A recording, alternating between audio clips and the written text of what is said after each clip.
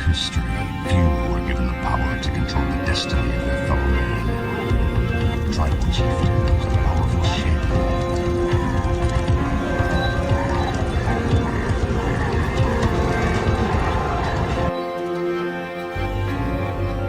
Information. The first principle of warfare must form the foundation of all your efforts. Know of course thine enemy, but in knowing him, do not forget above all to know thyself. The commander who embraces this totality of battle shall win, even with the inferior force. If I determine the enemy's disposition of forces while I have no perceptible form, I can concentrate my forces while the enemy is fragmented. The pinnacle of military deployment approaches the formless. If it is formless, then even the deepest spy cannot discern it, or the wise make plans against it.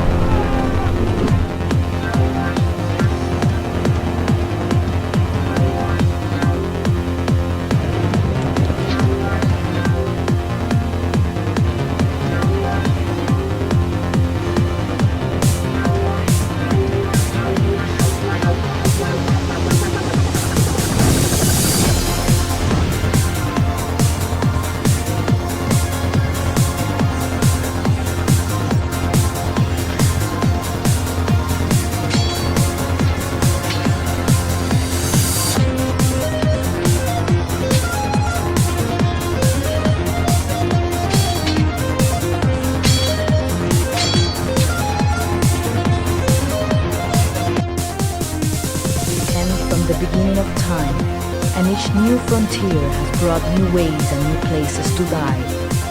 Why should the future be different?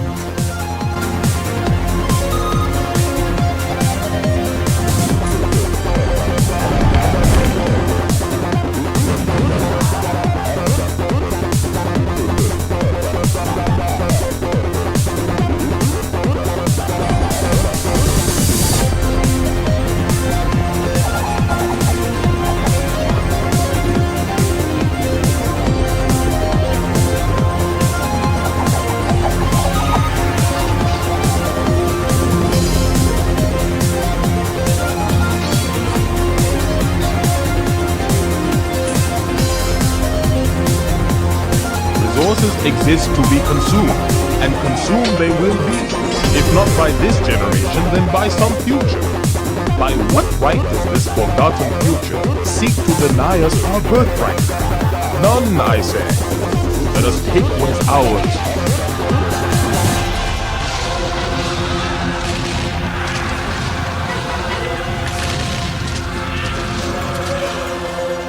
First triad of victory, for it combines mobility, flexibility, and initiative.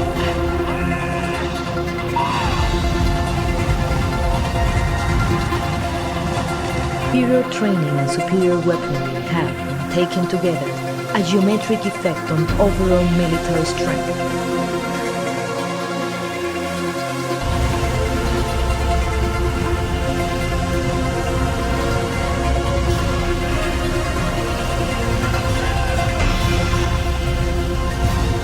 War is war, destruction is destruction. You think this is obvious, but war is not destruction, it is victory.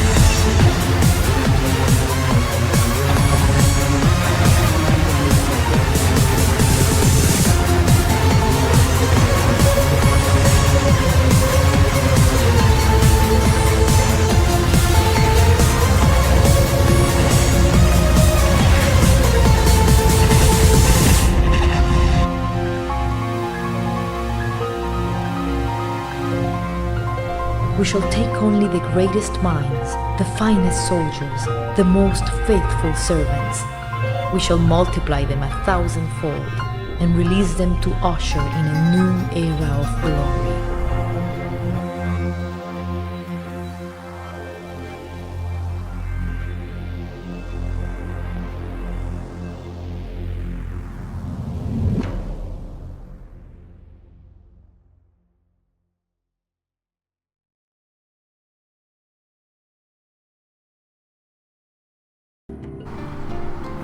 Alright, looks like everything is working, well, mostly. The chat box in my OBS is down, but I got Twitch up, so I should be able to see chat and everything. So, we started the Ottomans last night. We're going to try and finish that tonight. Might take longer since using a very different rule set this time around. We don't have domination. We don't have victory points on. It's all about conquest, or scientific victory, or wonder, or the pacifistic, cultural, maybe. So if memory serves correct, we are still at war with Spain. We got the French to go to war with them on our behalf. They took one city. Spain is not particularly strong. We did that for this very crucial city right here.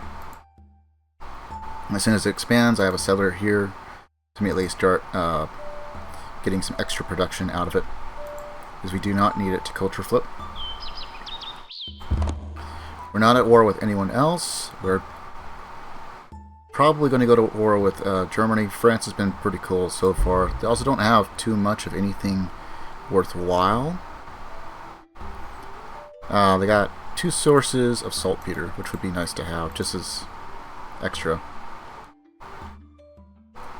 Thanks. I actually feel like I need to go in and clean up the audio a little bit on the intro.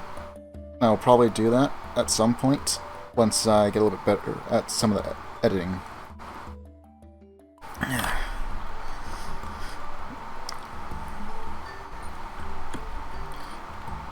I try and make some intros for some of the games that I go into, like Fallout, or this case I just made a generic one for strategy, because trying to do intros for games I probably have not touched at all, that I just happen to be able to get in my library, it's kind of hard to do. Like Fallout London, I made a somewhat custom one, but it's just the intro audio from it, because I know nothing else about the story or anything in the game, so... But I try. Alright, so we got our expansion. They got the observatory. They got the cathedral. Out of curiosity, because I do not know, are they at war? Oops. Samaria. Hittites. Yes, they are indeed at war right now.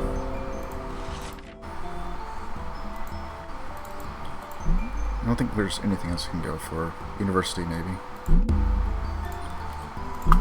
Would have been nice to get it.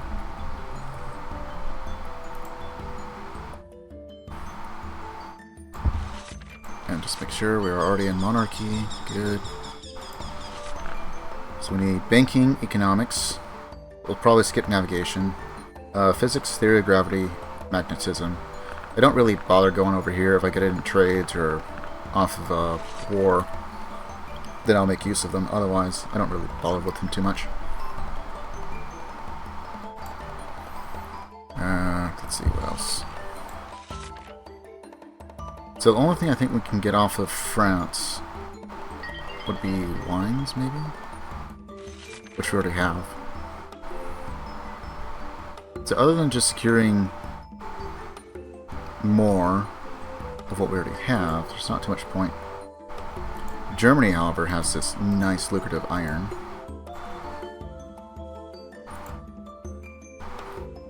And if we do take them all over, we are going to have to deal with the Hittites, who have they have saltpeter, iron, horses. They got everything they need.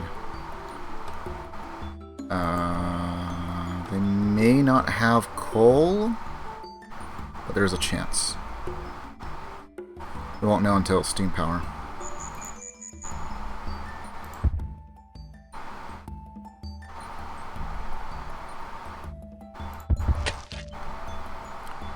Sure. Should be able to support that just fine.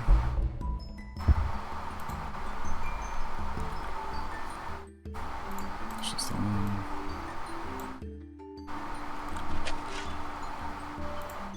Oops. What is that? Control X. Control J. XJ.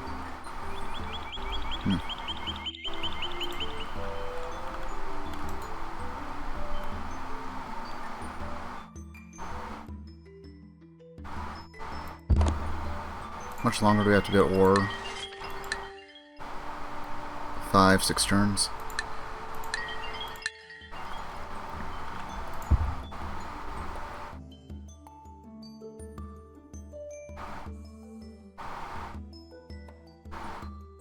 Is that even in anyone's box? No, it's not.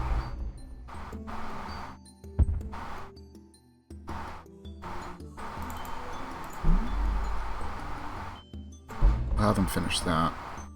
And then, I guess that should... I think that's only 2 turns, actually. So I might have them just waste a turn.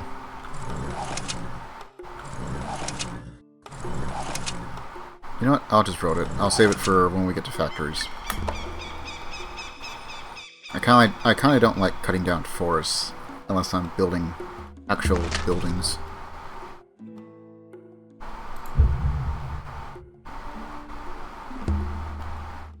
France and Spain. Okay. But we no longer have obligation.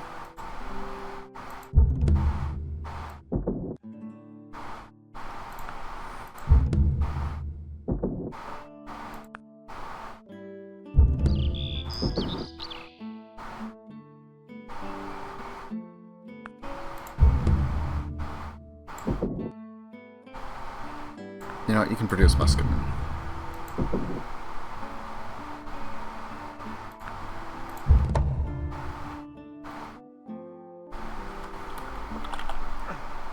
Oops. Messed up. Of course I have it.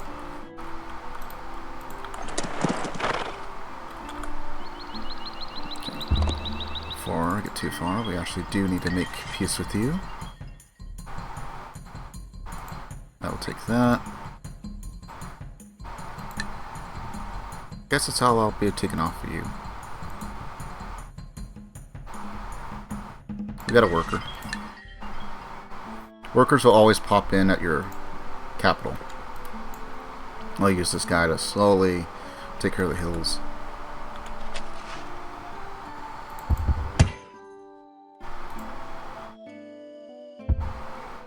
The extra workers are nice, but they are much slower.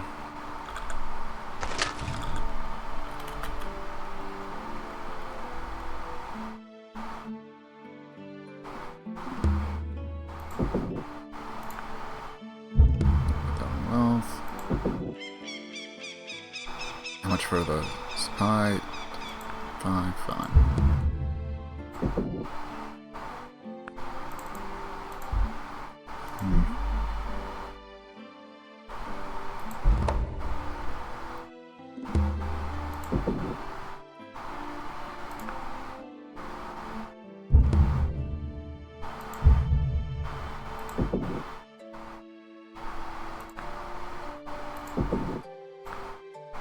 You know what? On wealth.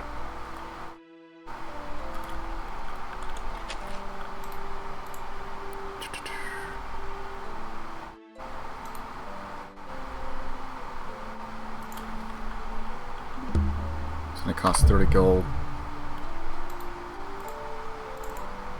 Just to make sure. We did get that, right? Yeah. So that would have cost 60 otherwise.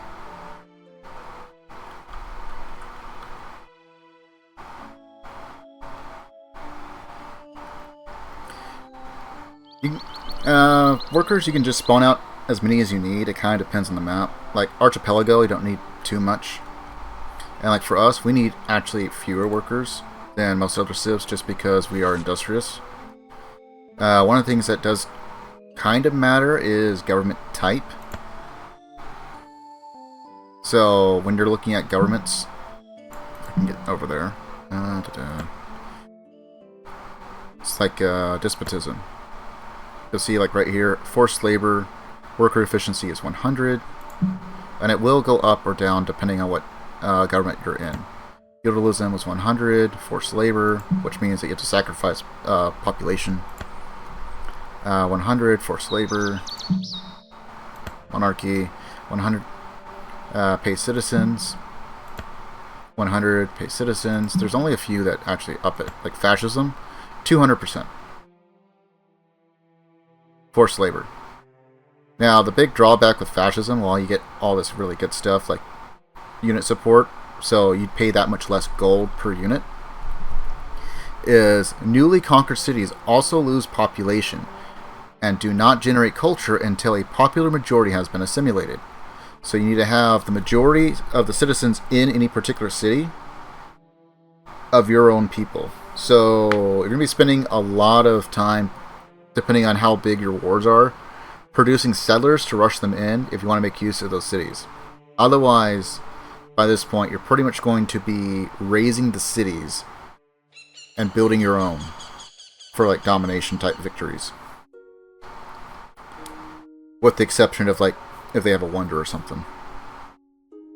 The only other thing I would probably do, other than just straight up raising the city, is take over the city and then sell everything and then abandon it. That way you get a little bit of gold out of it. You're not going to get too much depending on what's in there, but it is an option.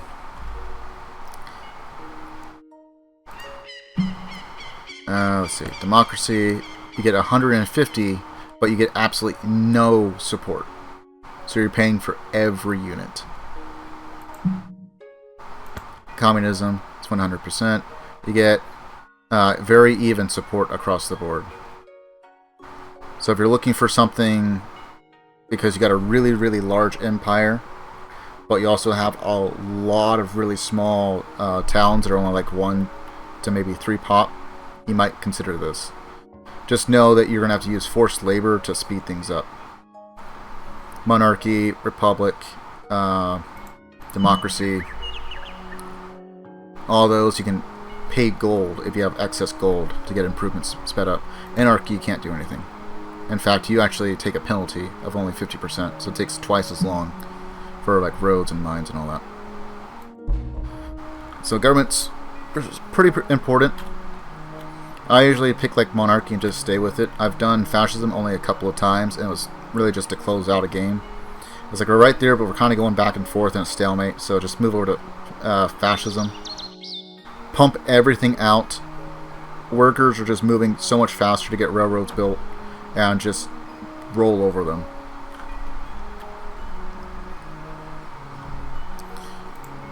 And that's kind of like, I think fascism's probably best if you're just trying to close something out, because long term, unless you're doing a bunch of small wars, probably not super great.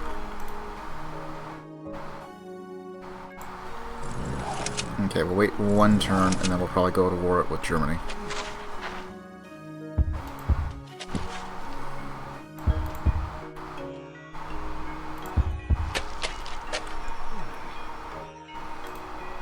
Now, one of the risks of going to war is, depending on how well liked a particular civ is, they will bring other nations into that war. Which is something I tend to do against AI that thinks it's going to do a runaway, like the Hittites a couple of times, where I'll just get as many people as I can to go to war with them. You know, they have a couple units maybe like out my border. I usually try and pick the country they're going through. Because at the very least, they gotta, all those units are going to be attacked by them, and they can no longer just freely come across into my lands.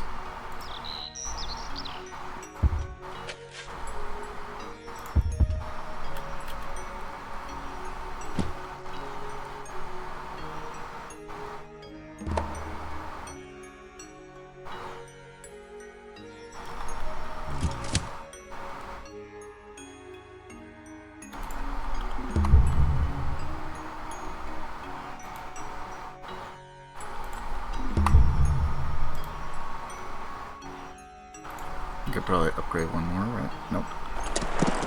Not enough gold.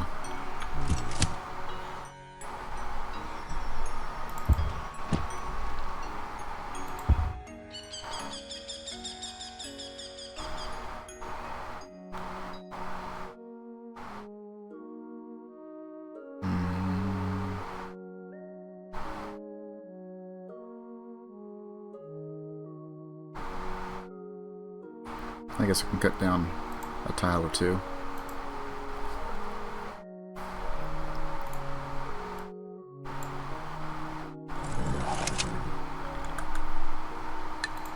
If you're trying to calculate how far you can go with roads, it's twice.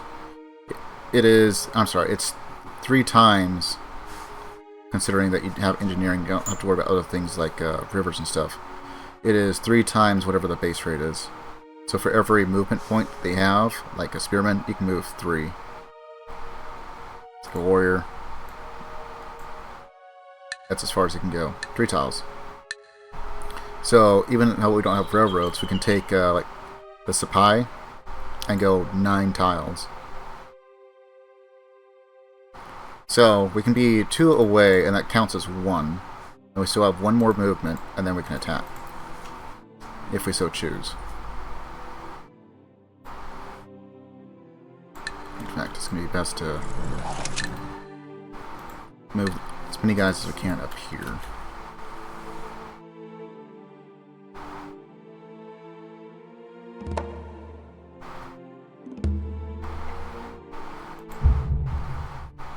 Should be maxed out.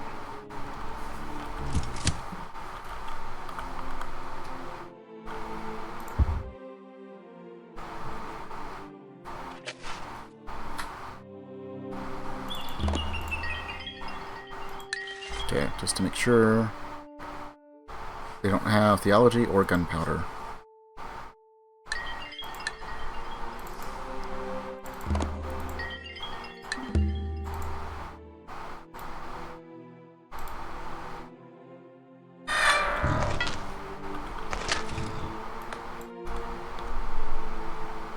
Oh.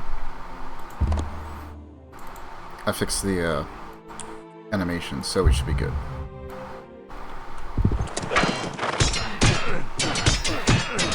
I thought I would just save it across all games, but apparently not.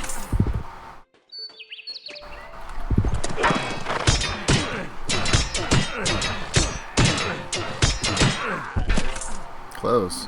Okay, we can keep it. Like, the majority of these people probably won't be that upset.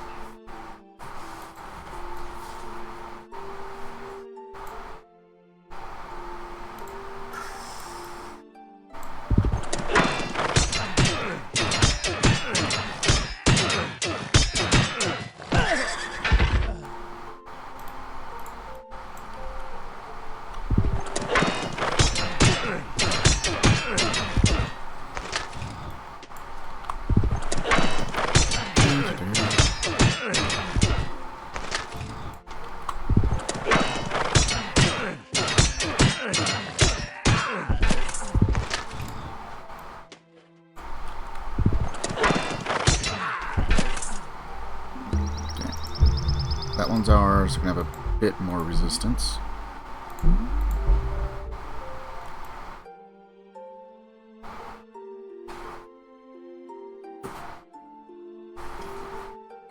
You know what? We'll plant next to it.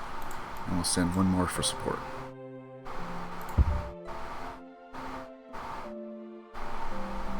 And we'll slowly but surely get over there.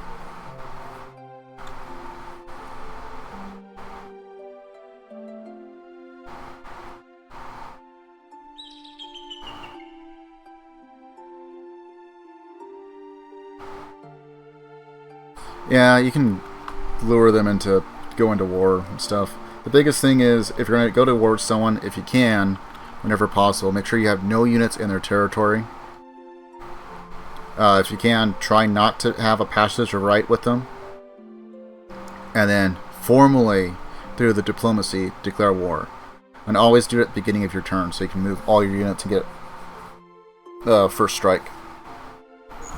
Because the last thing you want to do is have be at war, and they got like units right next to your capital, unless it's just like a spearman with settlers and stuff. Let's see.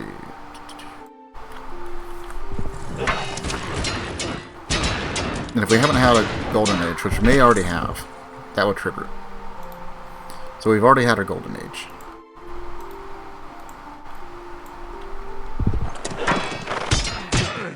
I could not remember. Because if we didn't, now would be a pretty good time to get that. Get tons and tons of gold. So we probably had our golden age,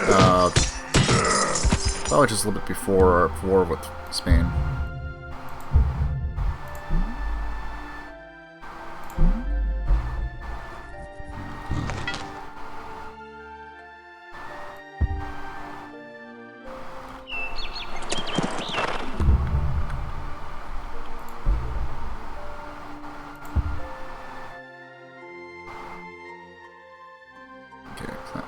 Lay the rest over there.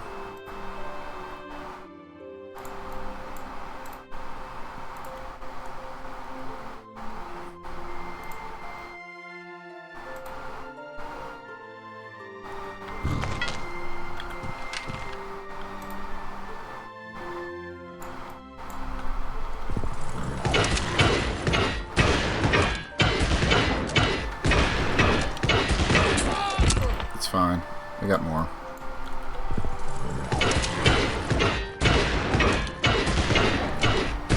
Might be on a hill.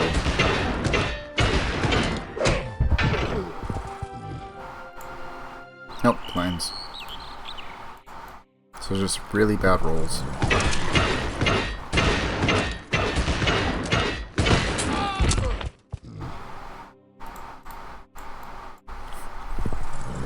Got a guy trying to be a hero. Okay, since that's not working, we'll try a different angle.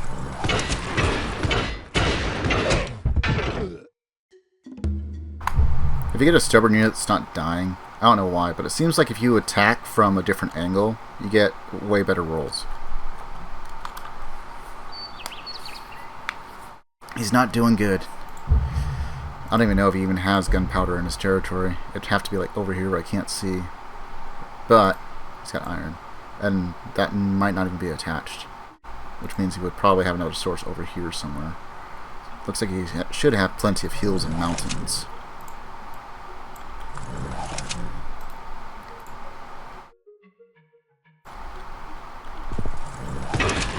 There's the iron that he's got. He will still have it from the capital. If I take that and take the other city, we should have pretty close access to it.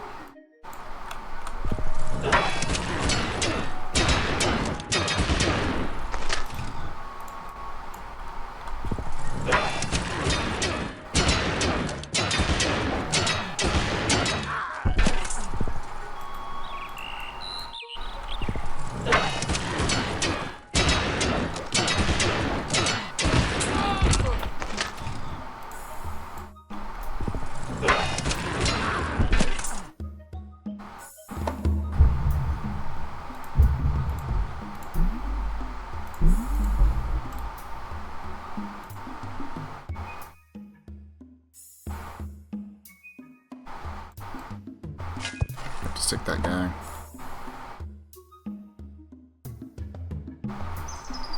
We'll disconnect that, and then we'll go right for the capital.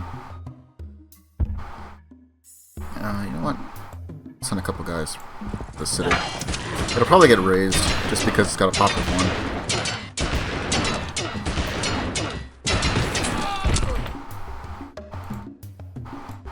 Their spearmen are extra tanky. Okay, did not have to destroy the city.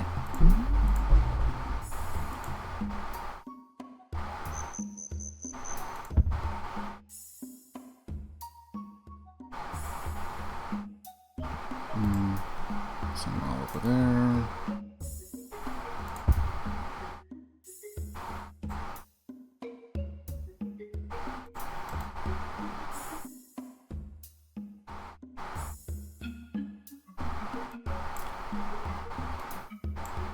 Send a couple over here just in case.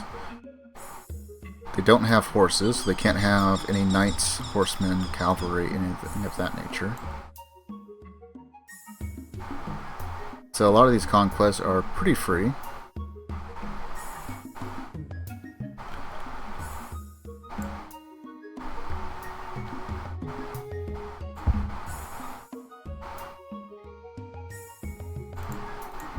You don't need anything else but dude, just a granary.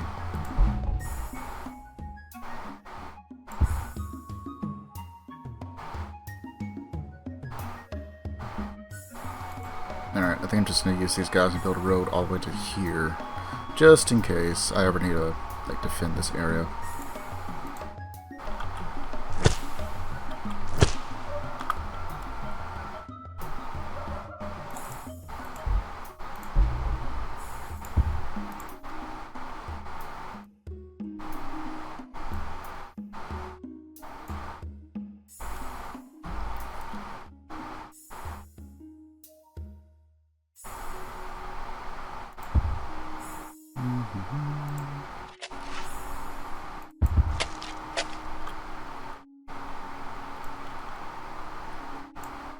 Alright, I'm doing that too.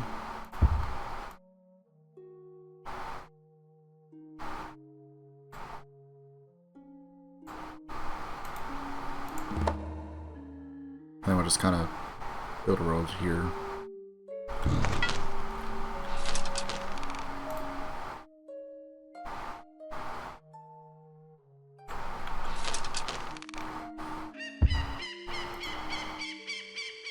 I'll just plant these guys here. There's a small chance. We got one guy that really likes us.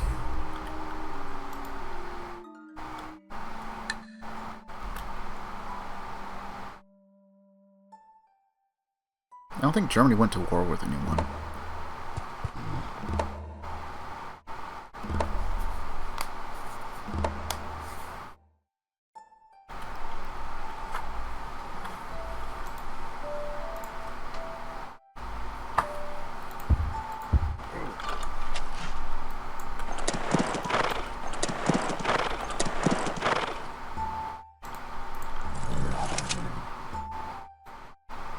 Actually, you know what? Send one guy over there. Send a warrior over here.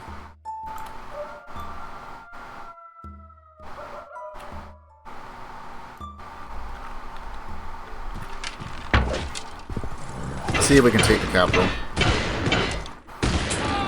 Really comes down to how many units he might have here.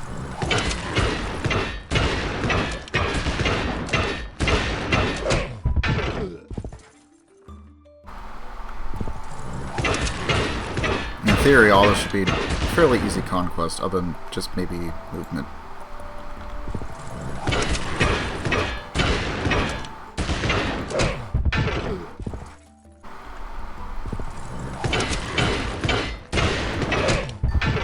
We should definitely be taking the capital this turn, though.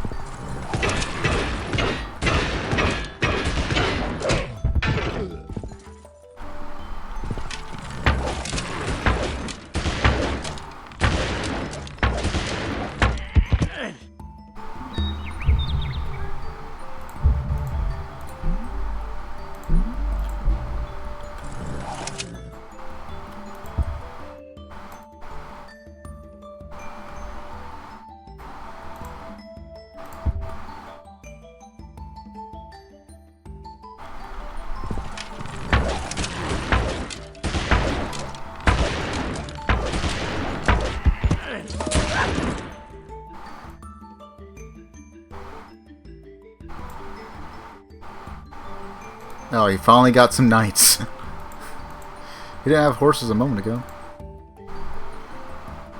I checked last night. Huh, weird. Maybe he traded for him.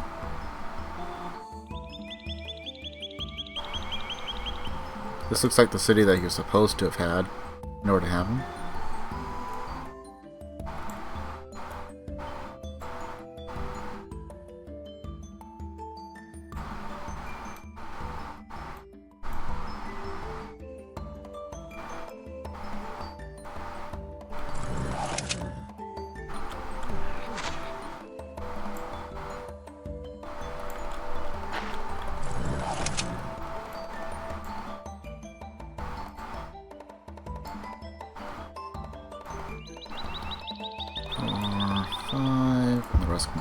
over here.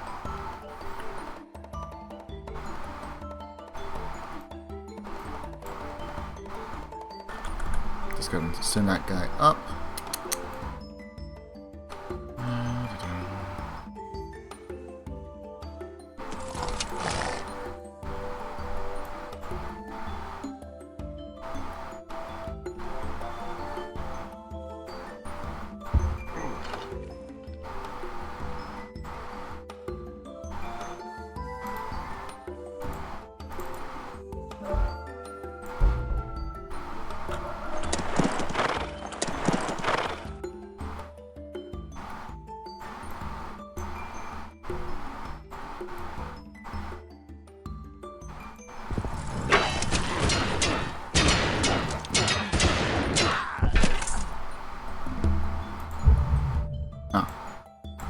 Expecting a little bit more resistance than that.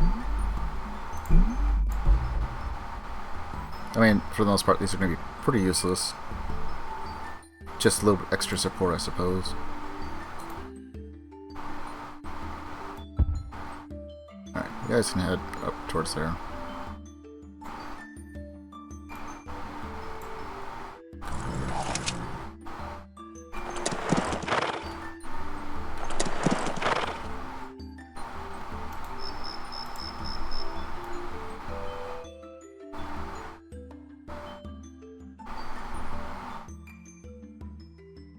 Cost 60 for those.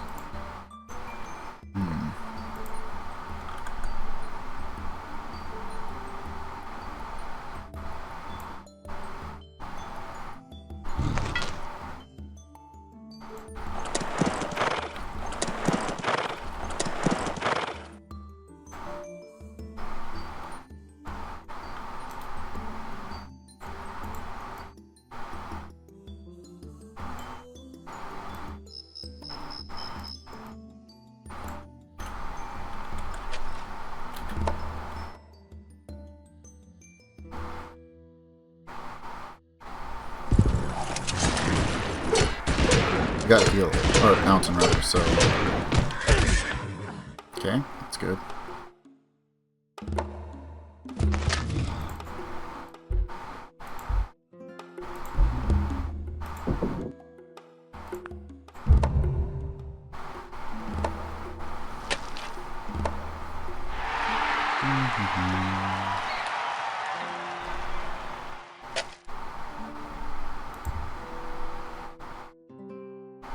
You know what, we'll just go ahead and start moving these guys over here. Just to be safe.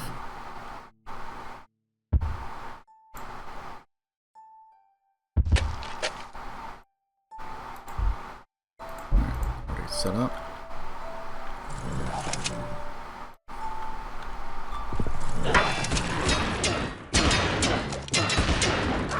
Let's have quite a few cities that already have New Berlin.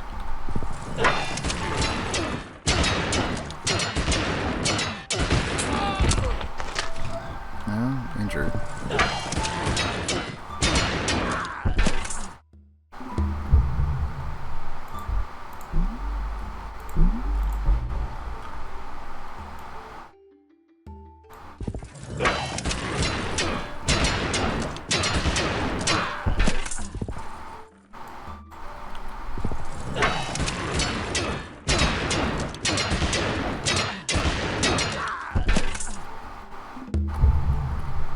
Oh hey, look, more saltpeter. He knew. He knew he had some.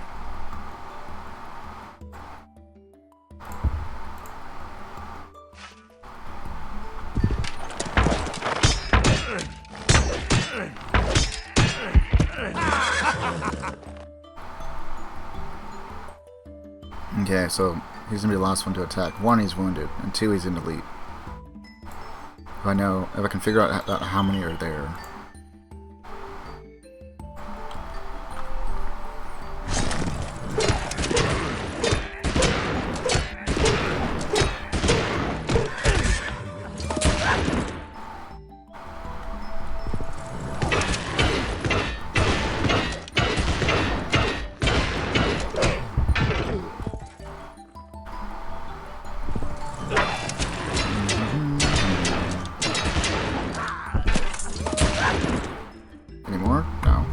Cool.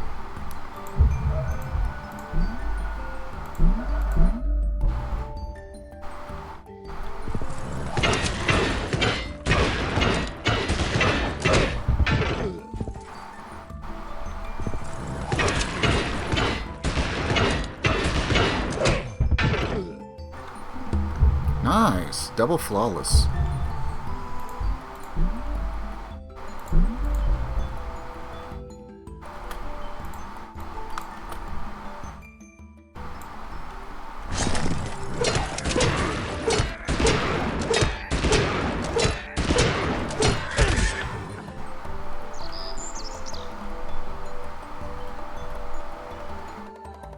Oops.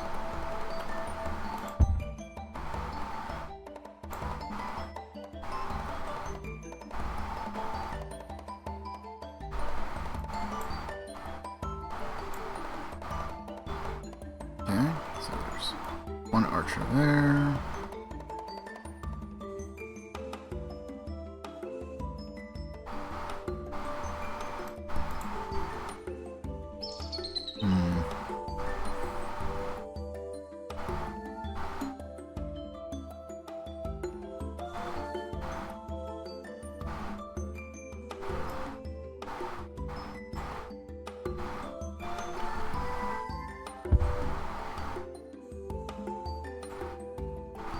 Korea's just kind of here chilling.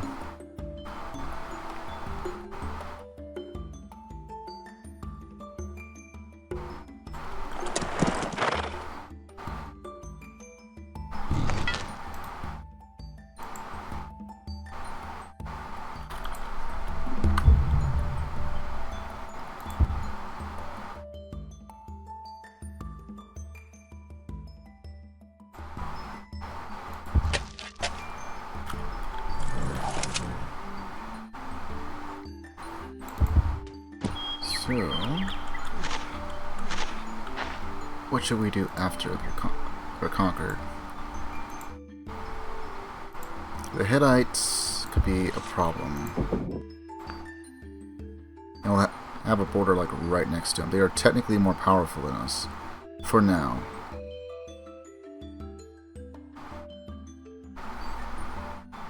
And on score, it's us, Egypt, and then the Hittites. Egypt is industrious. The Hittites, I can't remember what they are.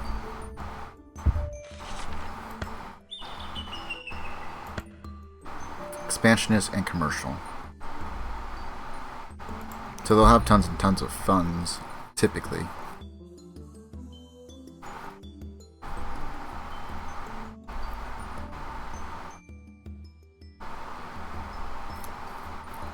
One, two, three, 4, 5.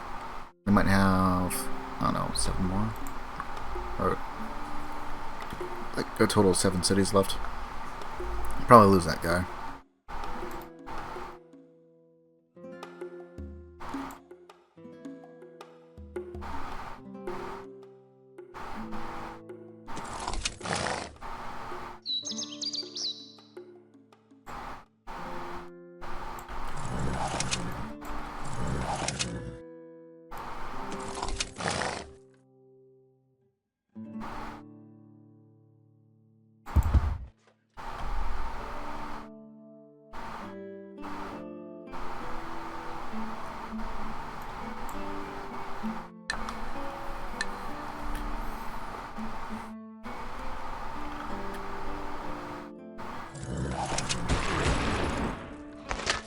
Okay, did not attack, which is good.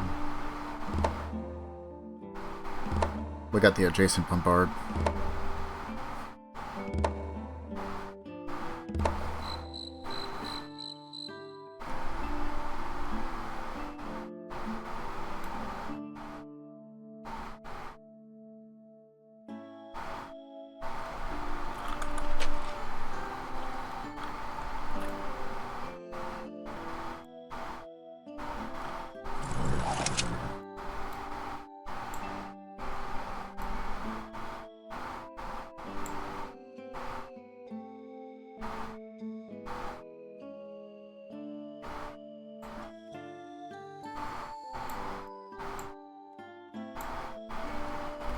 Okay, so that keeps them covered there.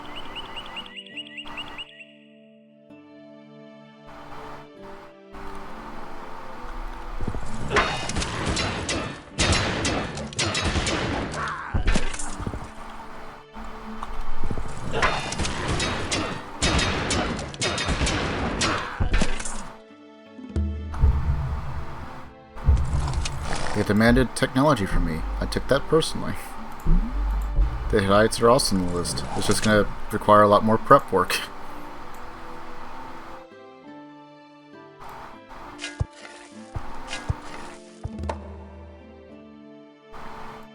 These belong to me now.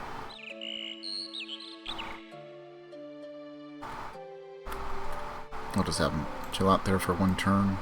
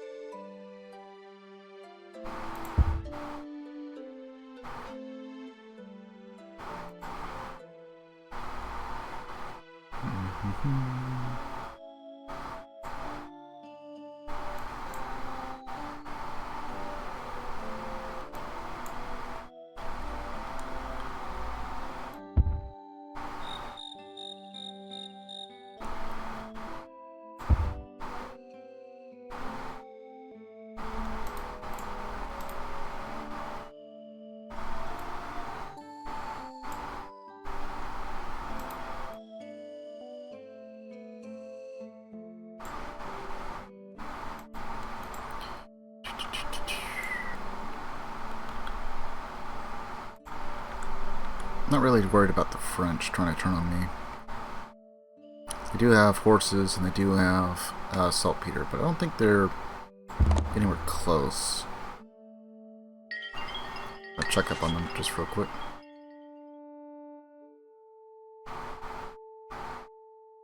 About 2 techs away. If they get 1 away and we're done with Germany, I might turn on them.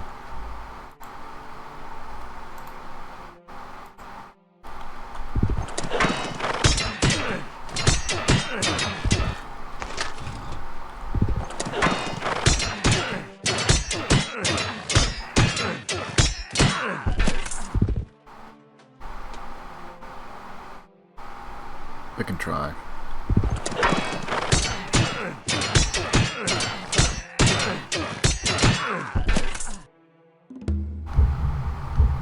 No leader, but maybe one step closer.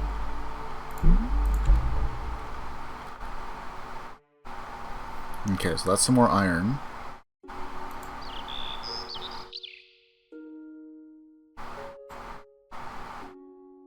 I don't think that's a clashing one. It doesn't look like it from here.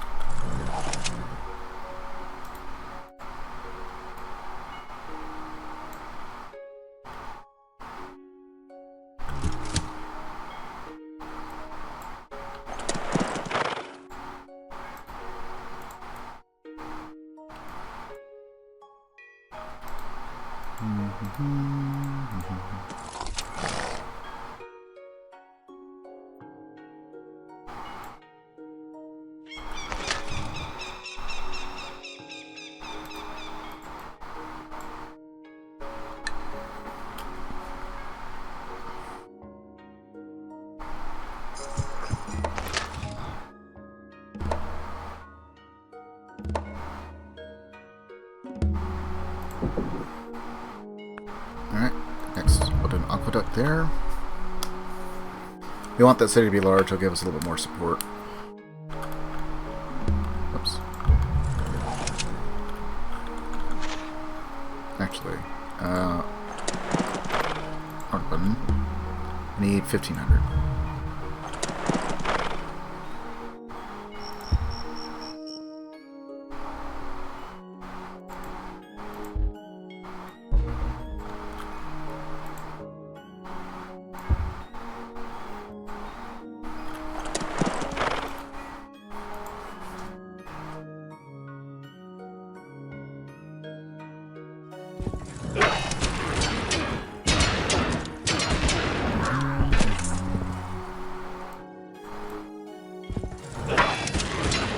This will teach them to demand things of me.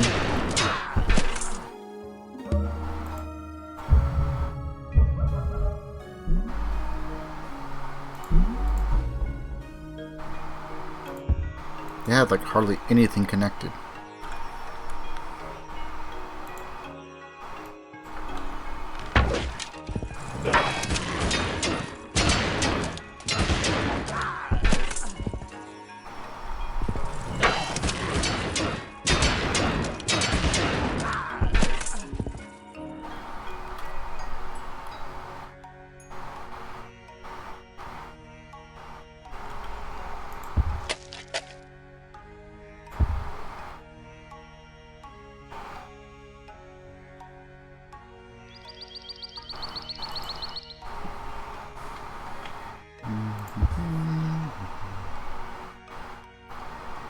I guess we'll just send them over there and speed that up.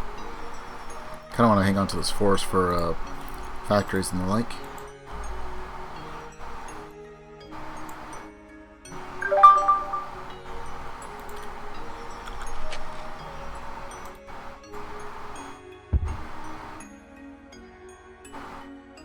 What do I do with this?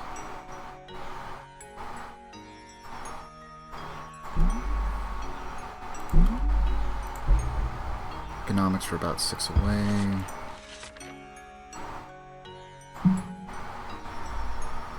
Five. Alright.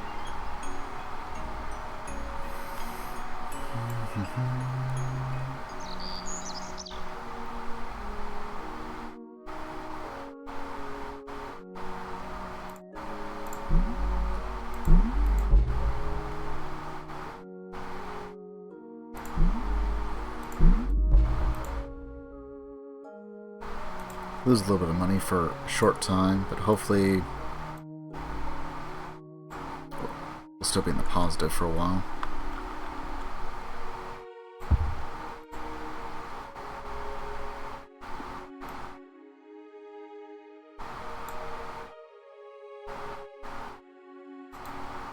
That's a Hittite. Still be enough land somewhere.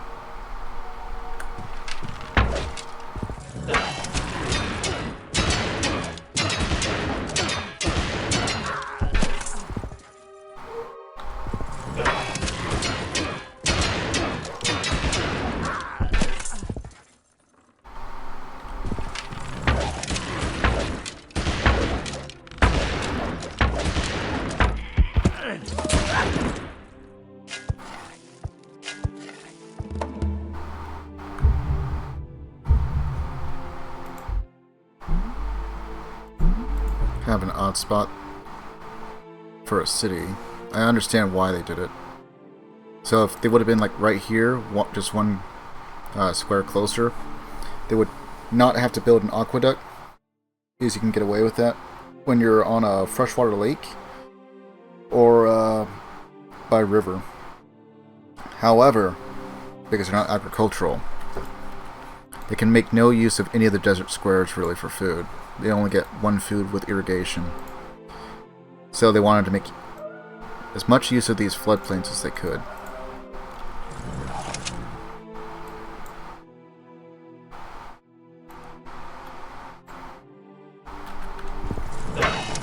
Unlikely we'll be able to take it, but maybe.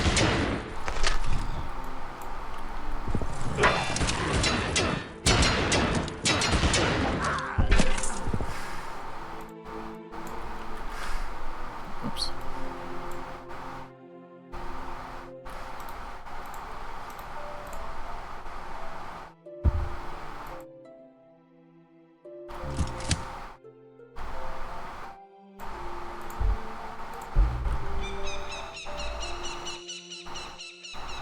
I'm gonna park this guy like right here, just in case.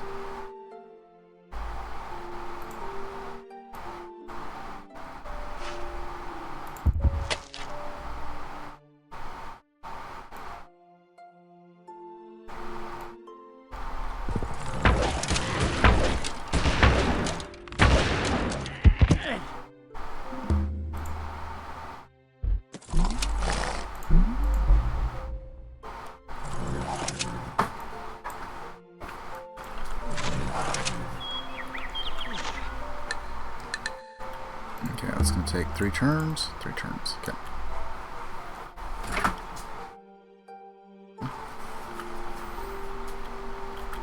Just the doggo.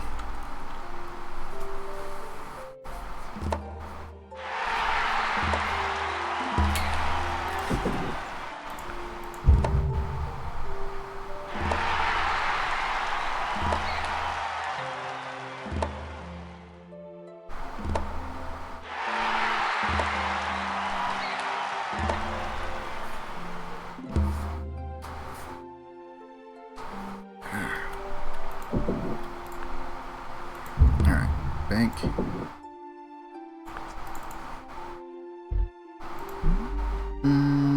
They're probably fine. Still library.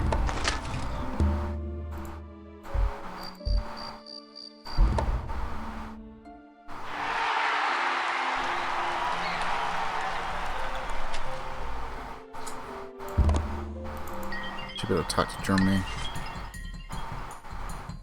They got one more city after this. Like a whole 13 gold. Wait, what? Oh.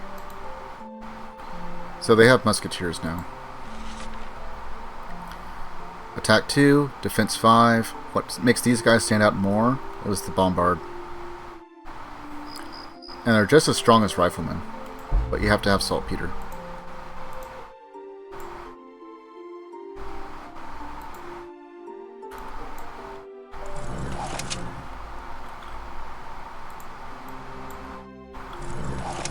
The only real downside is if they haven't had a golden age yet, they will be going through one if they have one victory.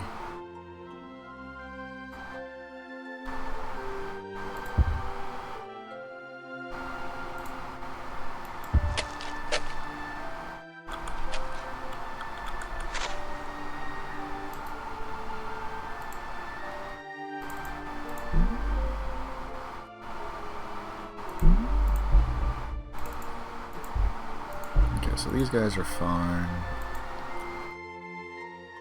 Whoops, misclicked.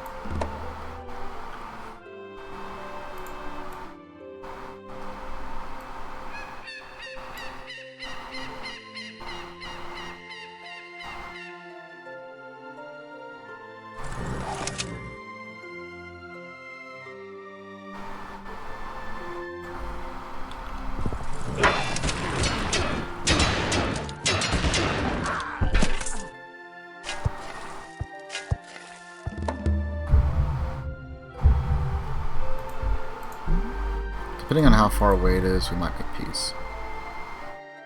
Alright.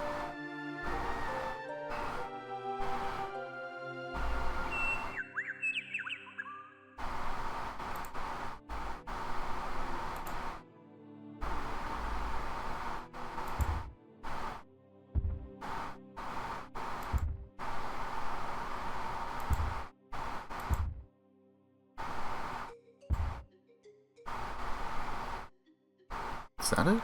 I think it is.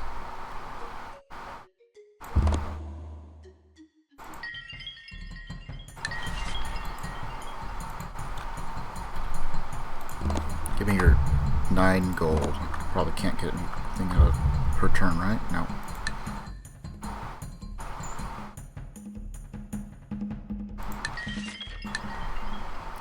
Can't finish them off.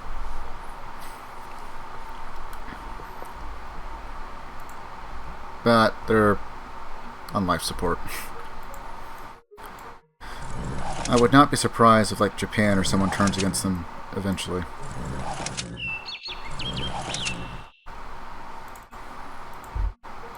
Let's see, it's still resisting, they're going to still be resisting.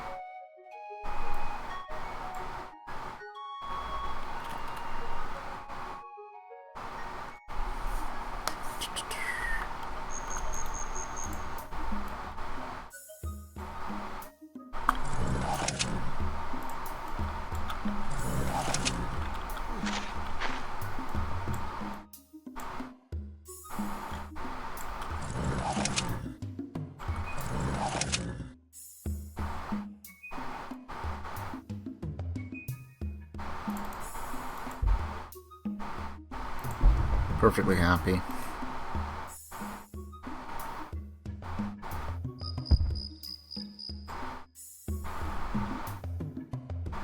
Okay. So, how advanced are you, Korea? Printing press, music theory. Pretty advanced. Pretty advanced. They also already have banking. They already have banking, astronomy, chemistry, metal augury. They don't have military tradition. And they have both printing press and music theory. So they're going to be going for free artistry, probably. Probably.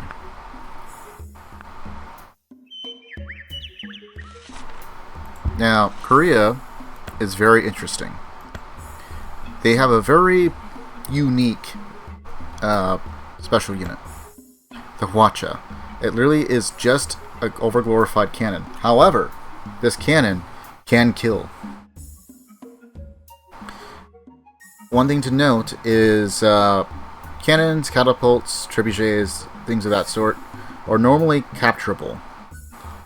This, while it has no attack or defense, so it can't defend itself, has to be defended. But if you do overtake units that are defending it and take the square with it in, it will self-destruct. You cannot capture them. Which also means that if you're playing as Korea and you were to lose that square, you cannot even attempt to recapture those cannons. They're just gone. So I'm pretty sure these have lethal. Let's see. Replaces the cannon. Has a siege weapon of choice. Is a more advanced artillery unit capable of bombardment adjacent targets. Want to have no attack or defense value, so they should be protected by an escort. Further, they are wheeled units, so they cannot enter mountains, volcanoes, jungles, or marshes unless following a road. The Hwacha has both lethal sea and land bombardment.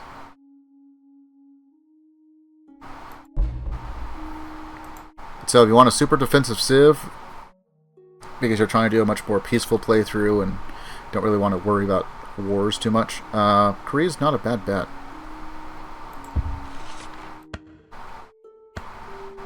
Also, they're commercial and scientific, so you have tons of money if you play them right, and you get one free tech every era, and they build libraries, universities, and research laboratories much faster as well.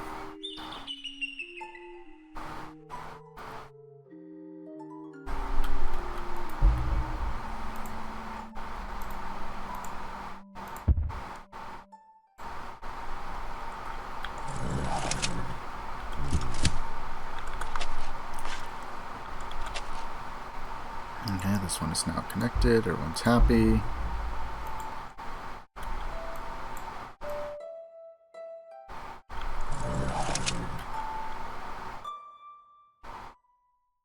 And even more, we have all these diamonds, all these gems.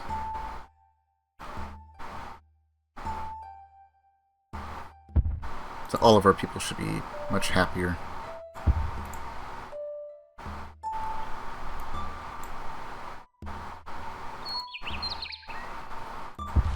Pretty sure those guys are still at war, right?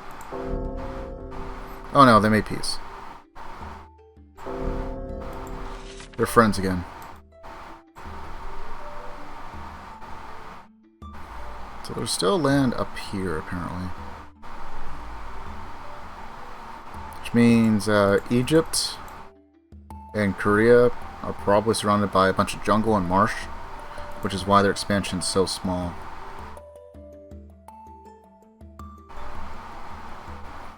Like, jungle can be potentially good land, but it just takes so many turns to work it.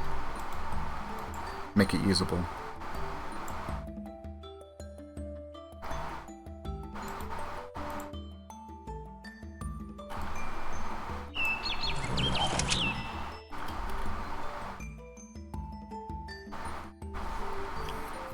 Okay, so let's have a settler in that group. Spain is beyond the curve.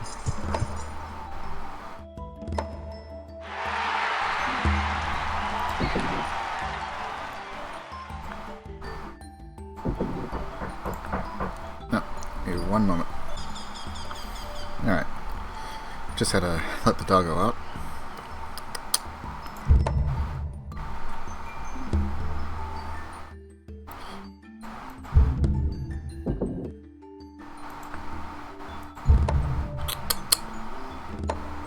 Is this just Nuremberg? It's over. Starved to death. They starved.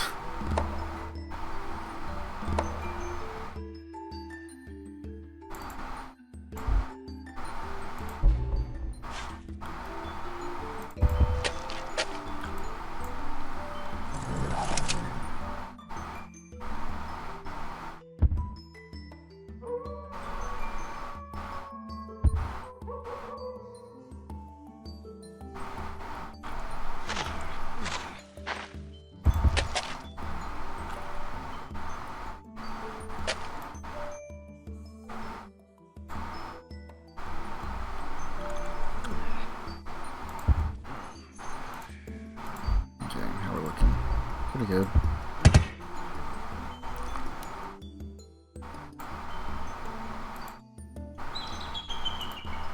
Settler. Oh, and they're Inca.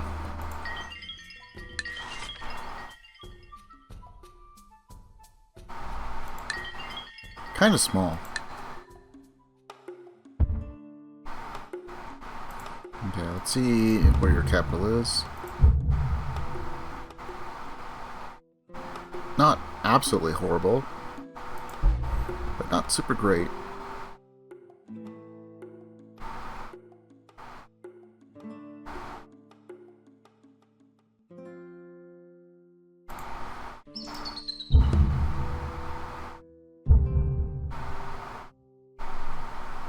Wow.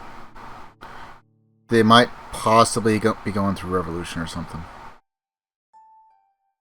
Because that's just bad. That is super bad. They've got to be going through like a revolution or something.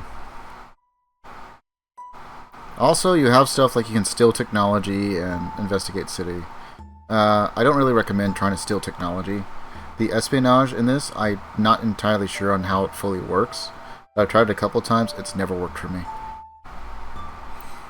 And when I tried it, it was like chieftain and warlord difficulties, so just... I don't know. You can plant spies and do stuff like that, but everything else doesn't really seem to be worthwhile. It costs so much for one. Like thousands of gold. And you could be using that gold for literally anything else. So...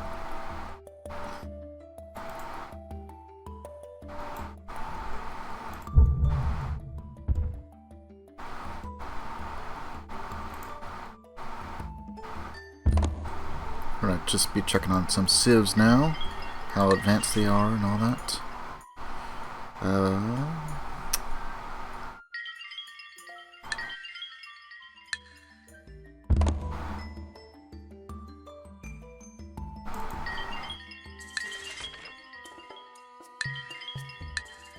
So it seems like everyone on the east is much more advanced.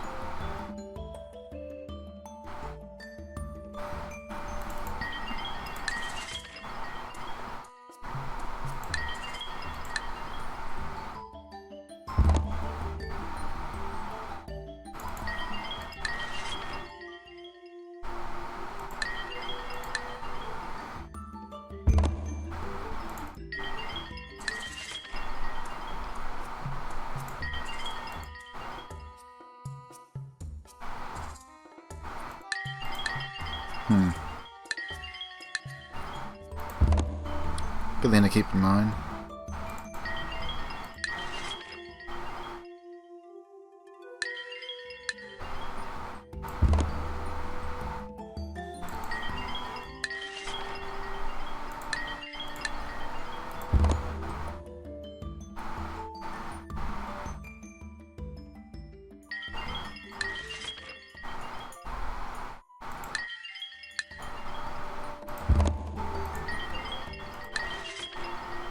Wow, China is super small.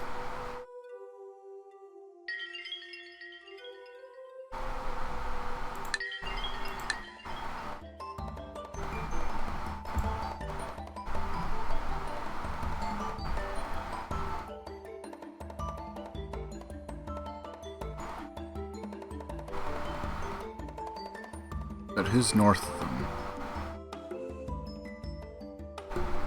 Rome or someone, perhaps?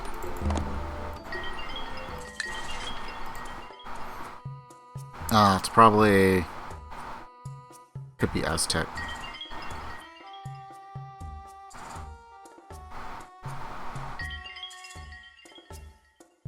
It's probably Aztec, because they're usually dark green, and Japan's dark green right now, so...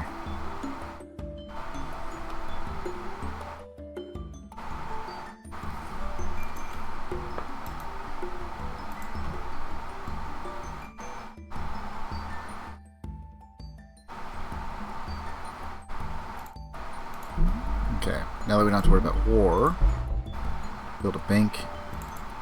We're actually going to build several banks.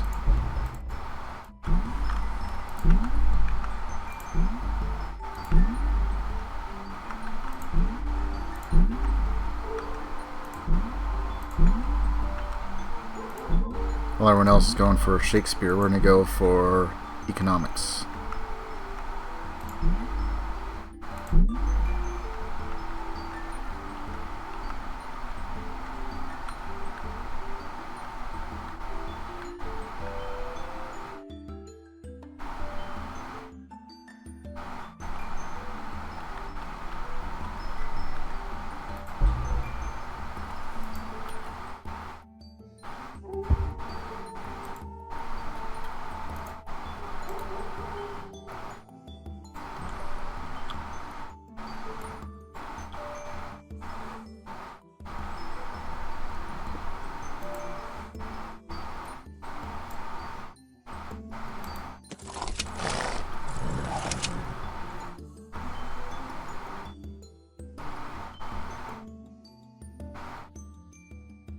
It's like, I get why they built here. I understand the AI's logic, but up here would have been better. Oh, they're still revolting.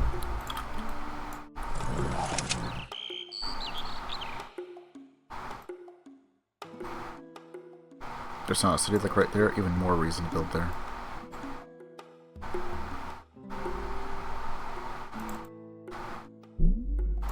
You know what? Build that. I'm gonna sign a settler up here. I'm gonna abandon this.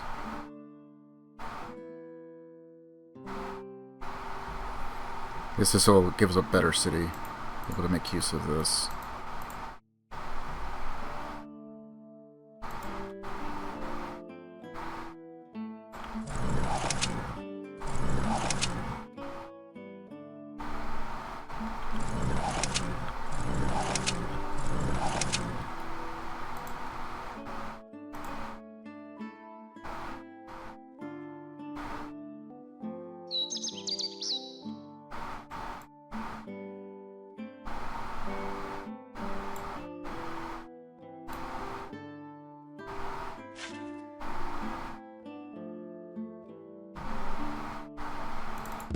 How many cities do you have?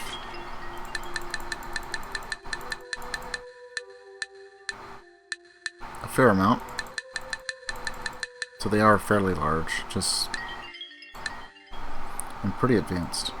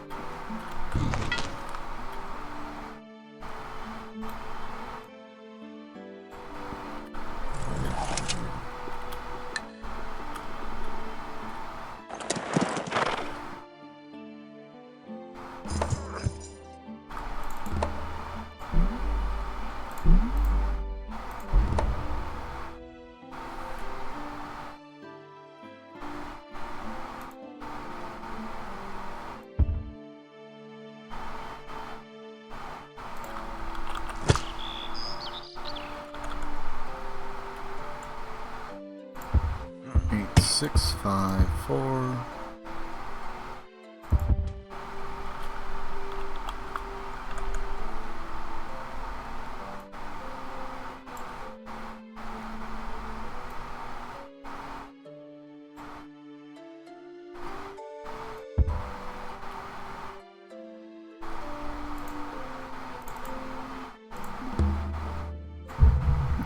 buy that. And then we'll probably buy this one here.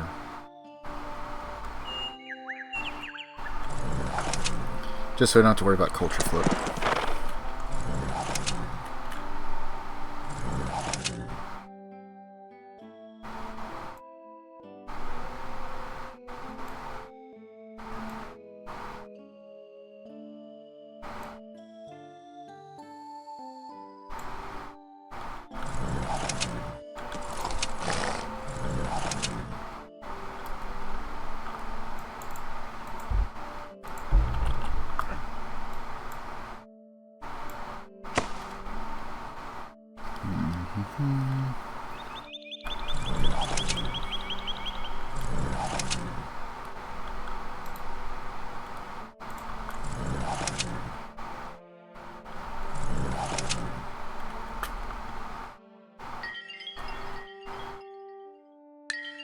I'll give you that for now.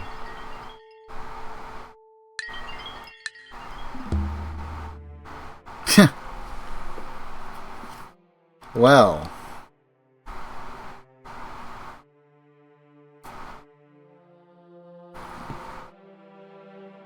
I'm going to assume that was an accident by the AI.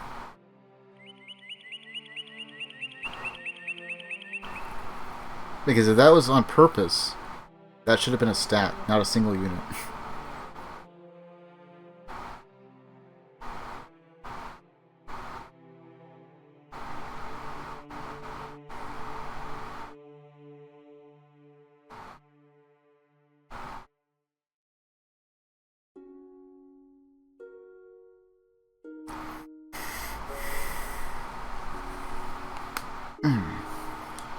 It was on that day war were declared.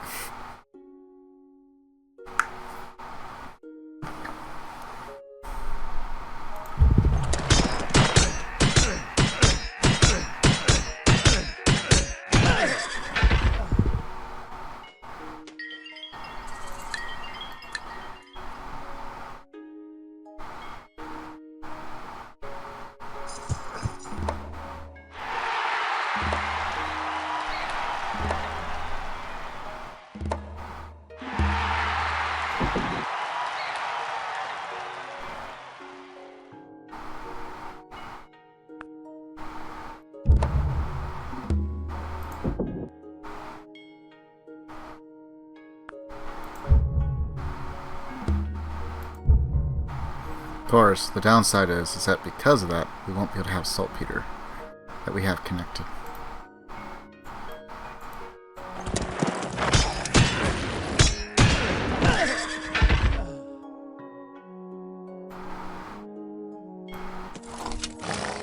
We'll attempt.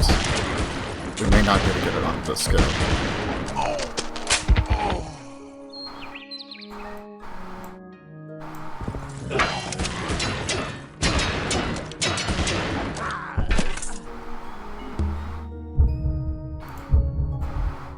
And it's fixed.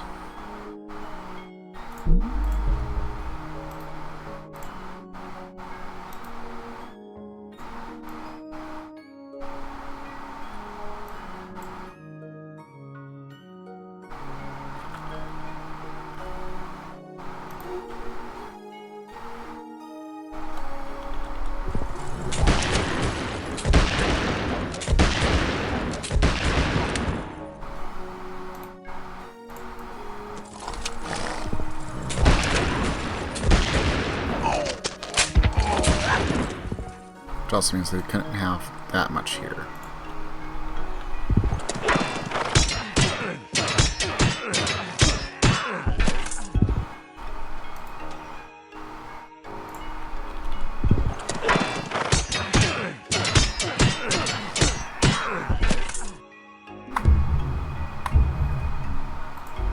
They brought it upon themselves.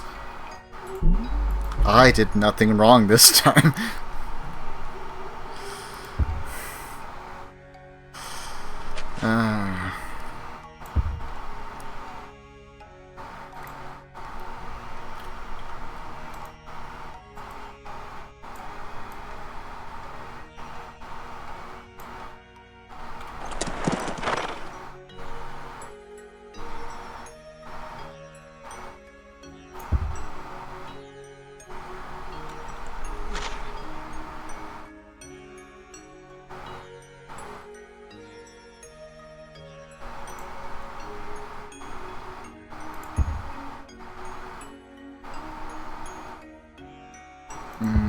have to do this manually, I think.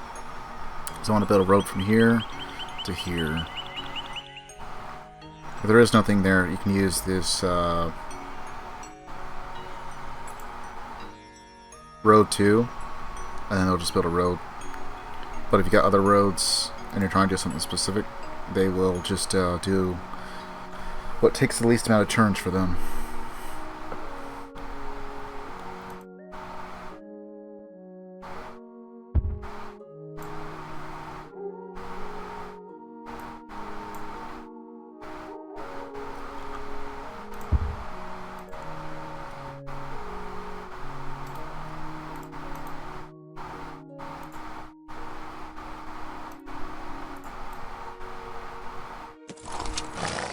Oh, that one is going to be annoying to attack. Because I still have force around it, so...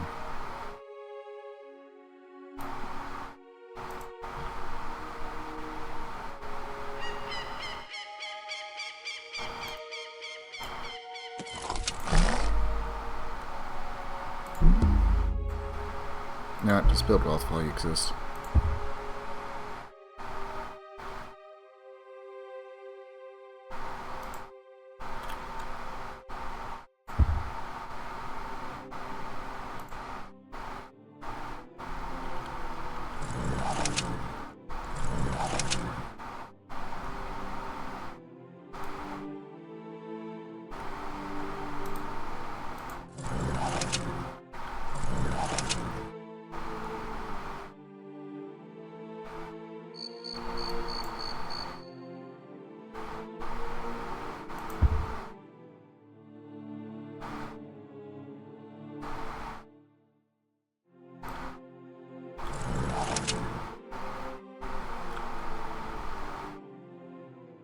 Good news is they don't have iron, so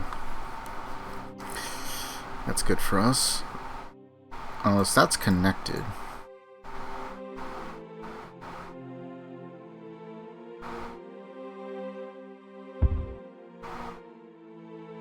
Yeah, a little risky.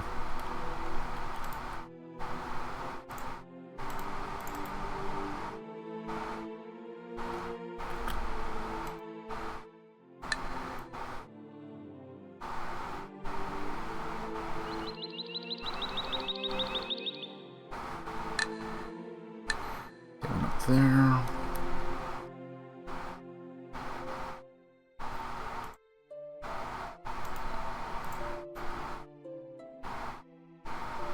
How many horsemen do we have here? A few. A few.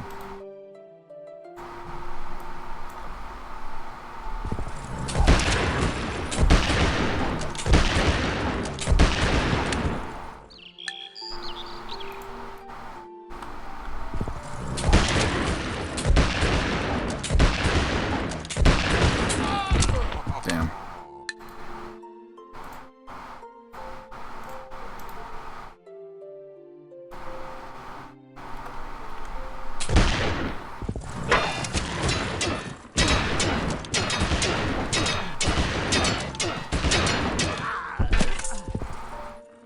Yeah, we can probably still attack from here, right?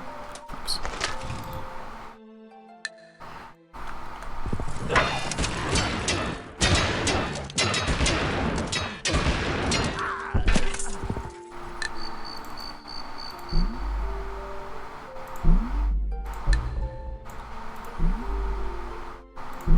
It's like, and I was going to be peaceful.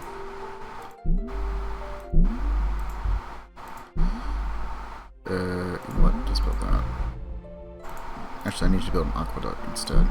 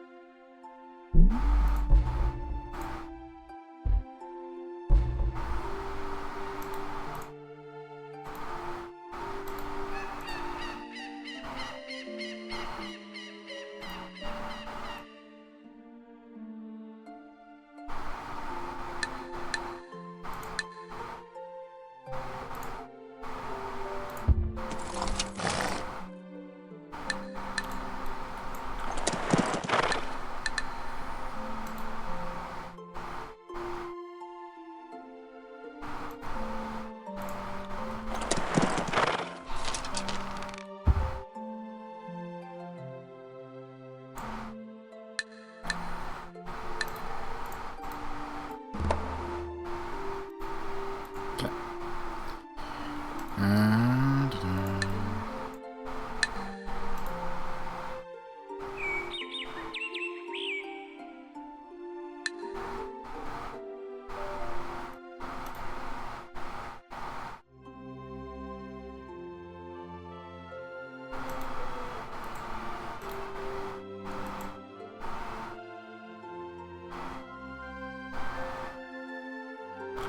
know what? I'll place them there just in case I gotta move them.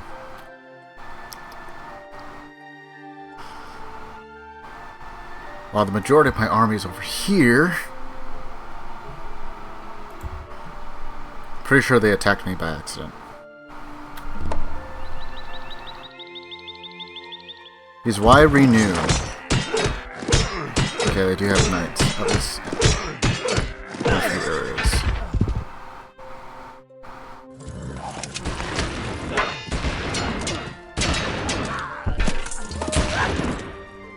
When they start attacking you with spearmen, they either think that they can actually win, or they're getting desperate. Okay, physics, theory of gravity, all that.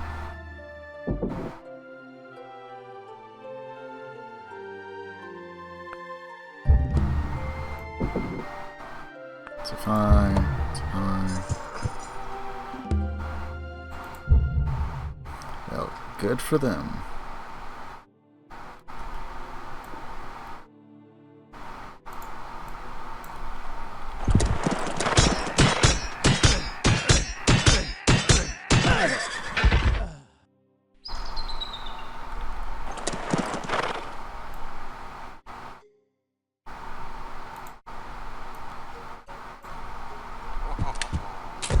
Oh, they pumped out another one.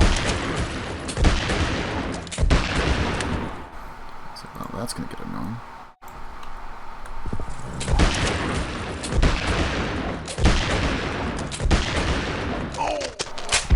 Okay, the veteran is dead.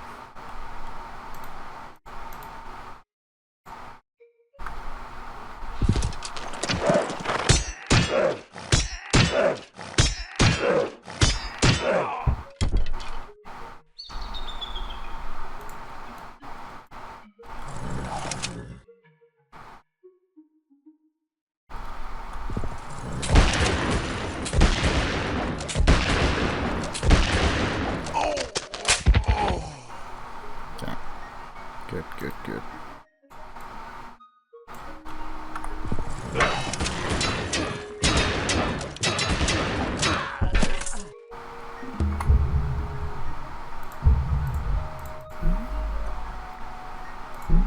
Also, each city I take lowers the amount of support they can have for their army, which means all their troops are about to get very, very expensive.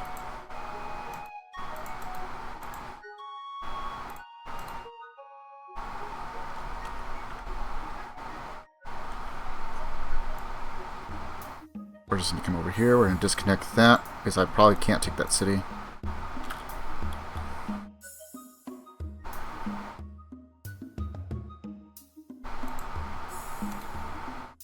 Speaking of,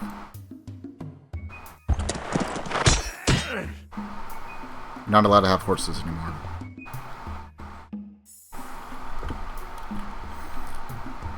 Deny your enemies nice things.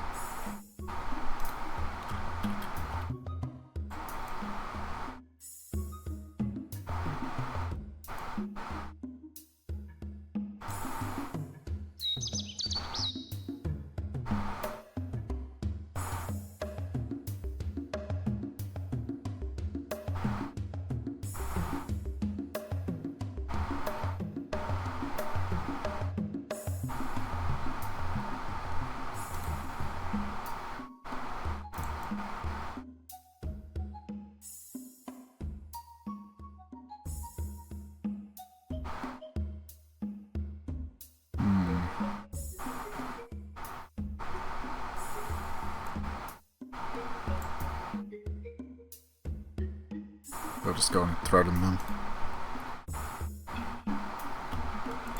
What was it? 52. That's exactly 52. I can get one. We're fighting a war on a budget.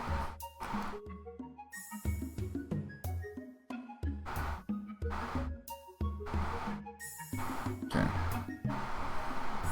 Place those horsemen there. I'll probably retaliate on that one. Definitely gonna try and attack that again.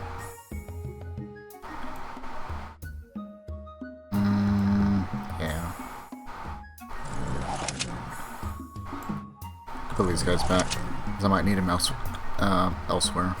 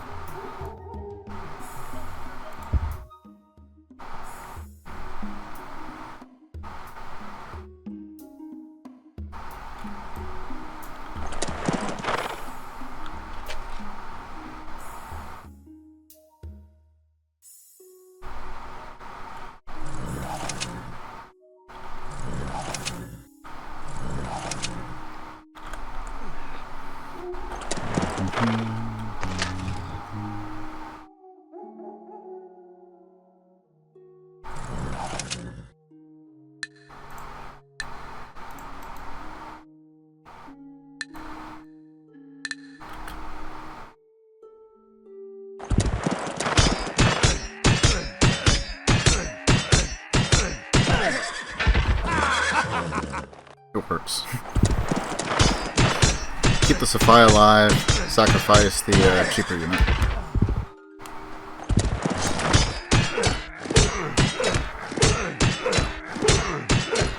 Oh, we almost saw the rarity where horseman actually beats the knight on defense.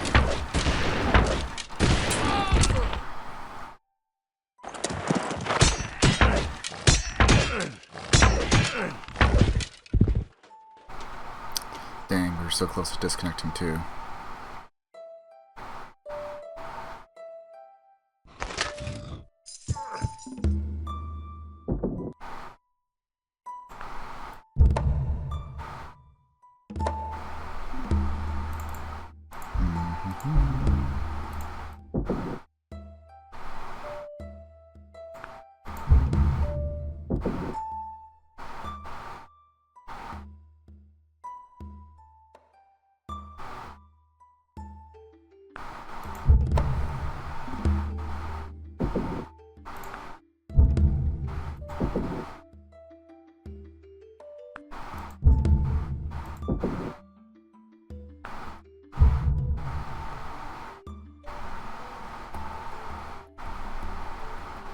Alright. Go for that. Smith's Trading Company is very powerful for funds.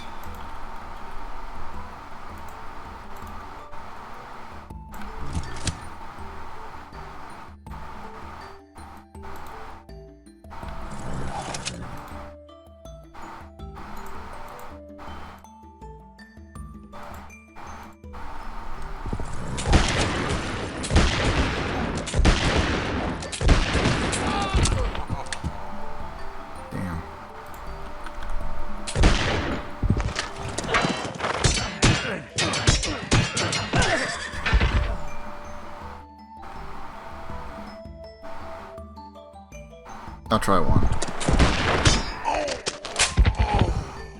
The lad.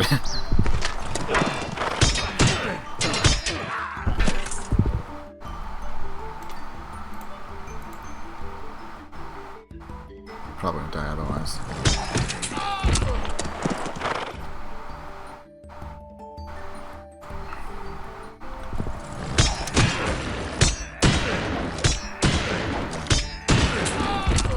Really?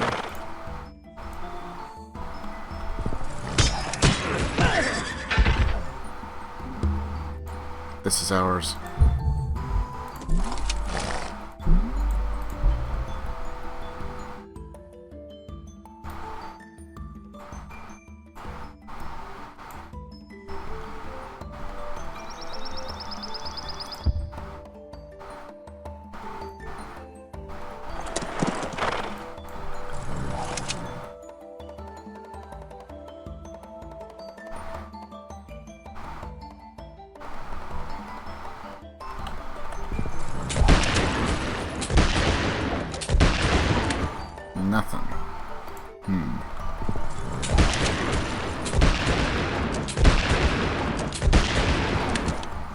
is wounded.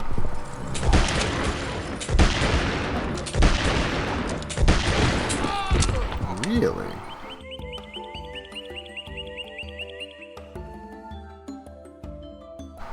Yeah, that's forced.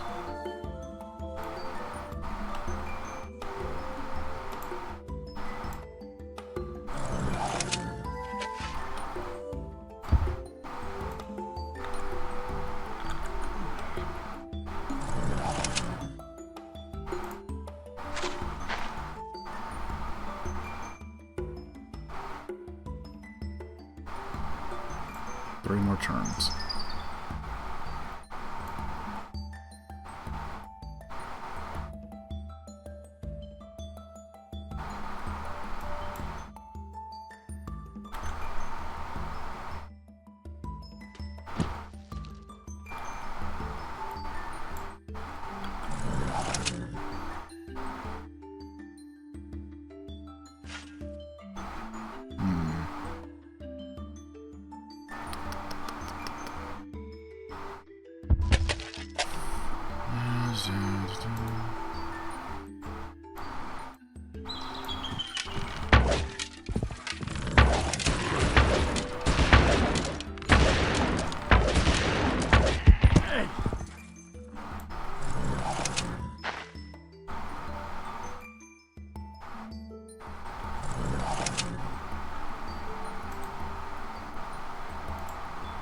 I don't like your longbowman being right there.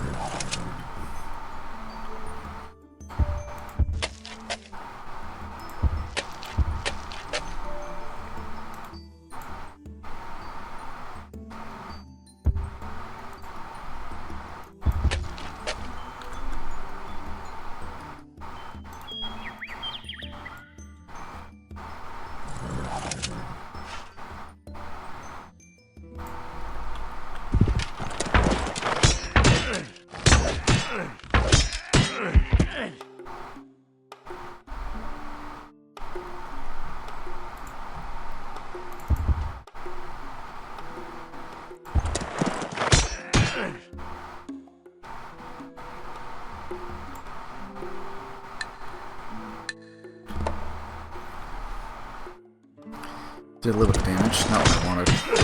Aw, I was hoping. It's like maybe he could have killed it one night.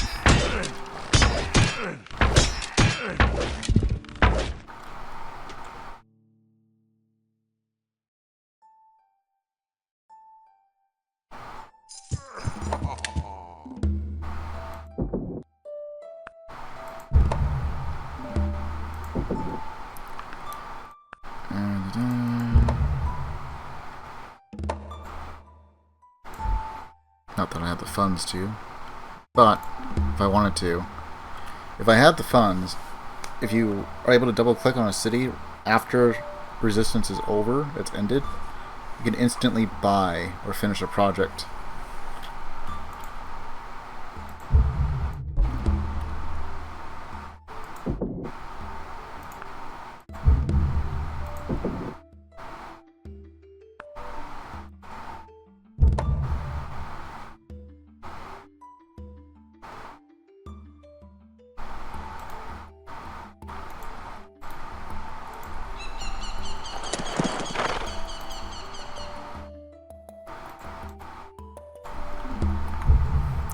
Those guys.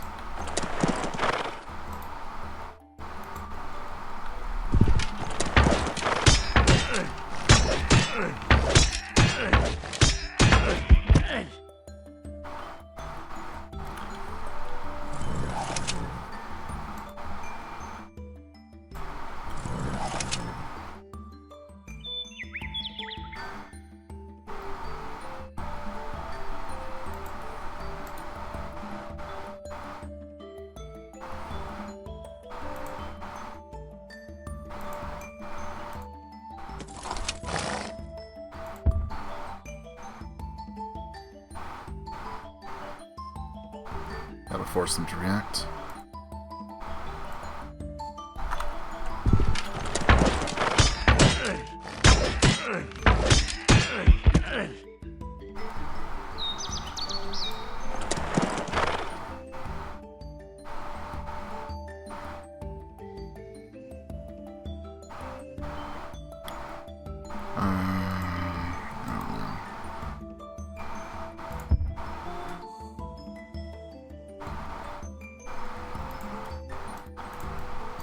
take that just in case.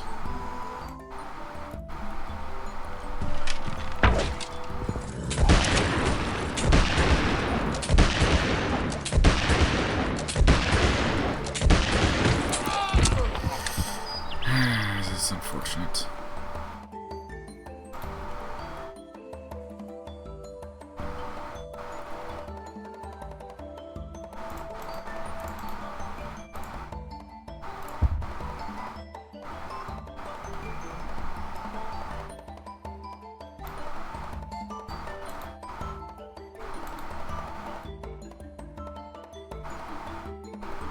Biggest problem is just surrounded by forest, so I can't attack directly from one of my cities.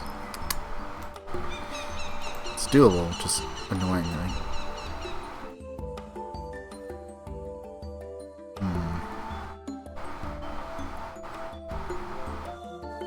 I'll probably sever that one and then just go up, conquer all this up here that I can, and come back down. Oh wow, the French ended up with it. It's probably not linked. And even if it is, I can cut off there, and that would cut off the rest of this. Where all the production is anyway.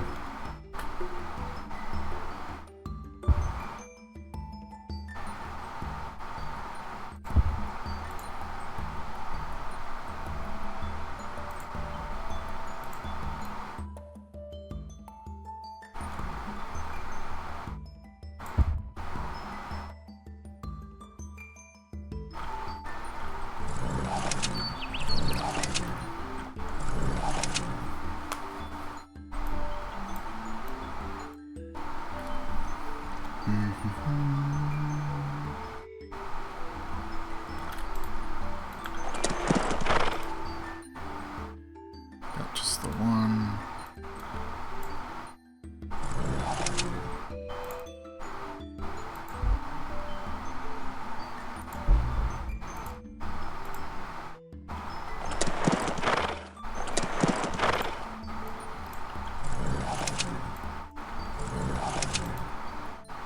I'll leave it like that, just in case.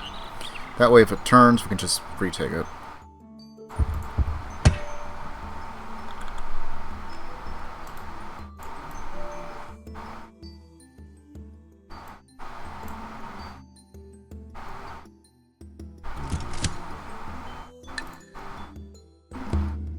Two.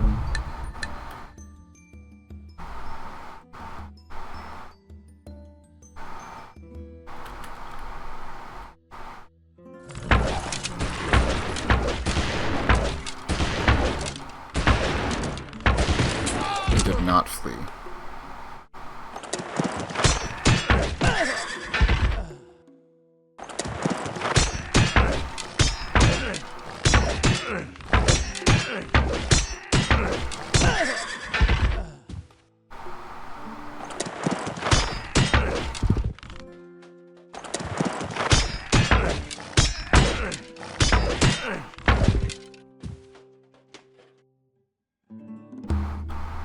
Japan declared war on the Inca.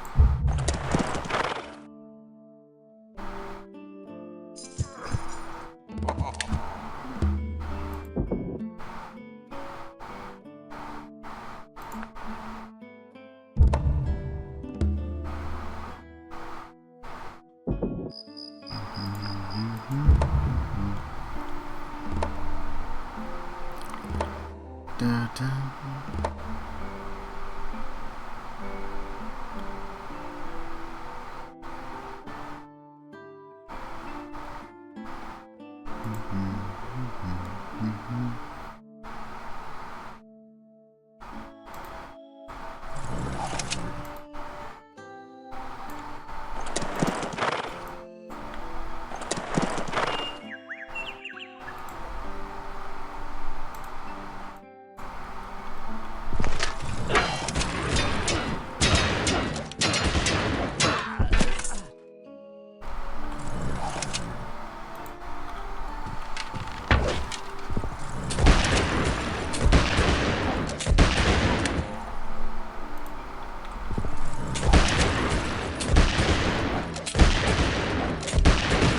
Really? This guy just refuses.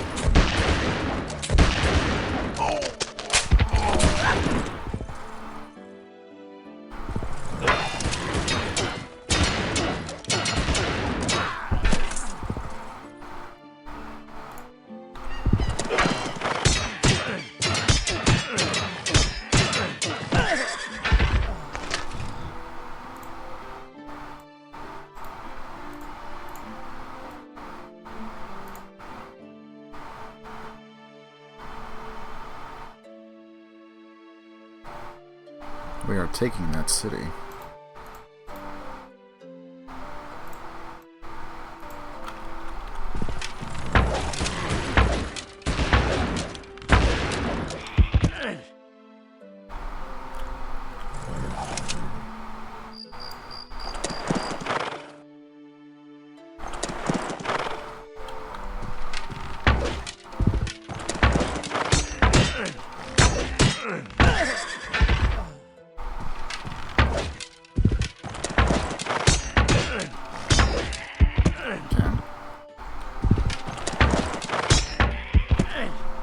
Both.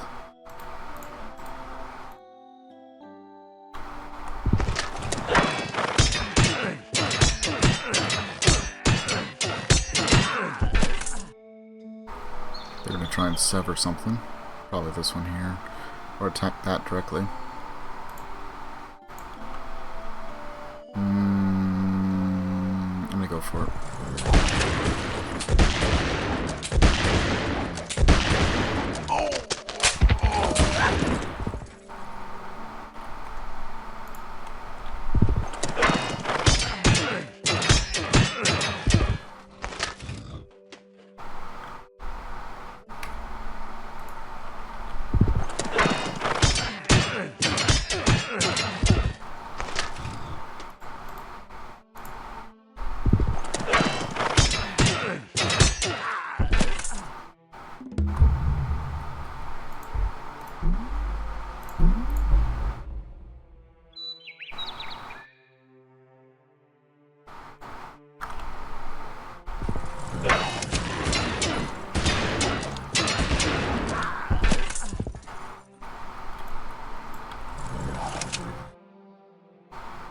I don't know where they took their knight, though.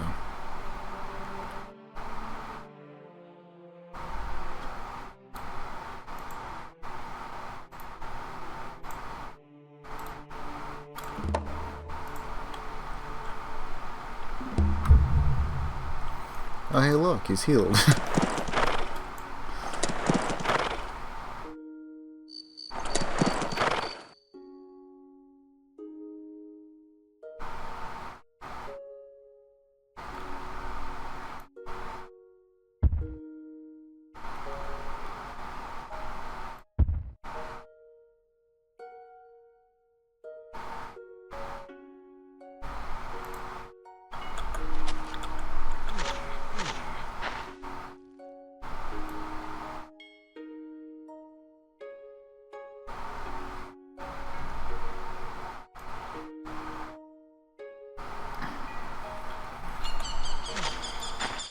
Alright.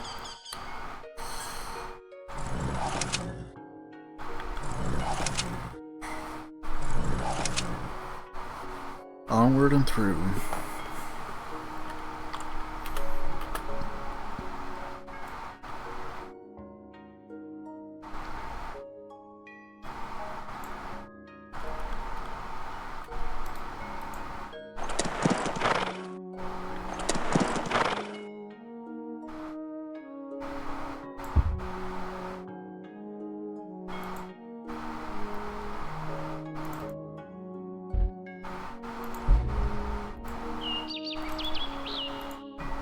And yeah, plant a couple of force around here. Just to get better use of the tundra.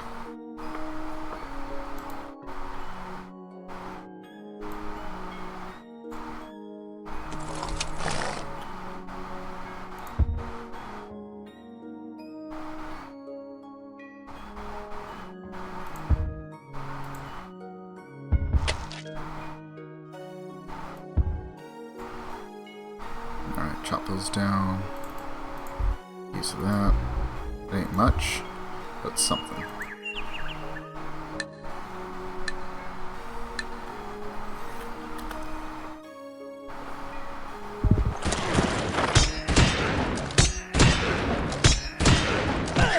A flawless defense.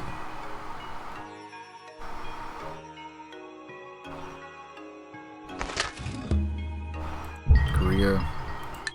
Why would I give you military tradition for a world map and my world map? Why? What would you give me for that?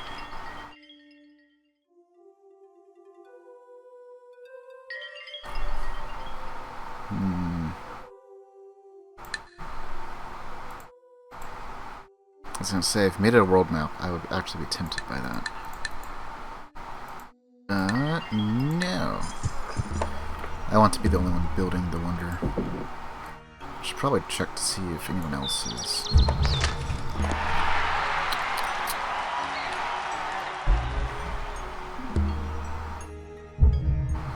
Gallons. Also, just to make sure we're still good. No. Let's see.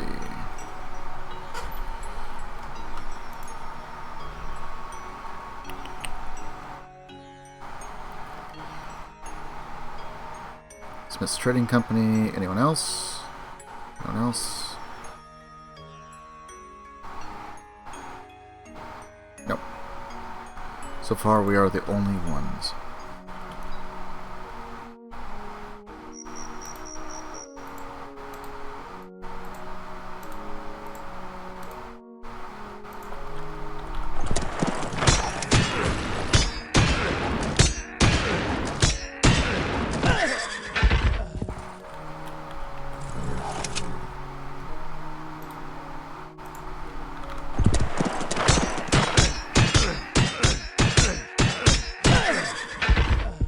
One knight running around somewhere. I don't know where it is.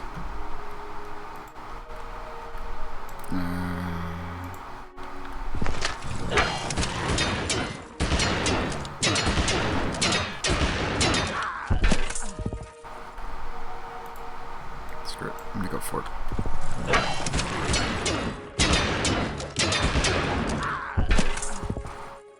There he is.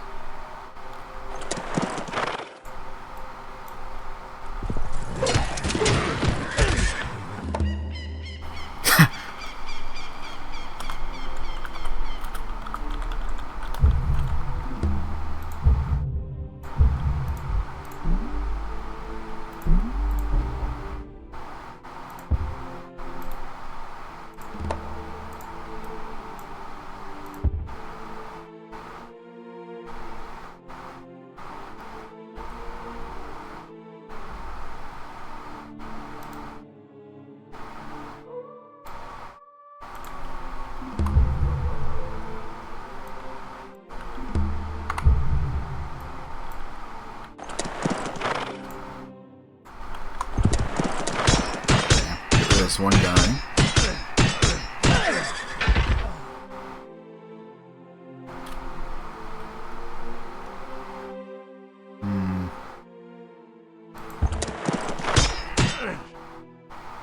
I'll just settle that for now.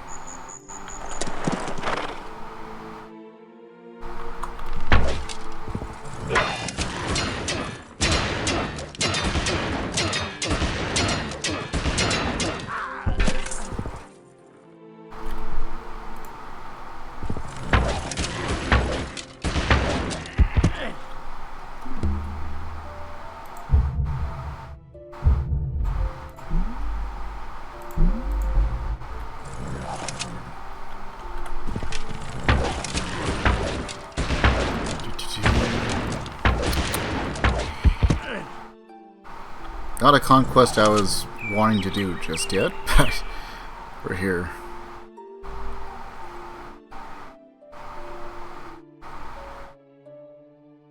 Okay, so if I can, I'm going to try and take those two and these. Anything that's north, like super north, I probably won't care about nearly as much. They got iron somewhere. Might be another city like over here.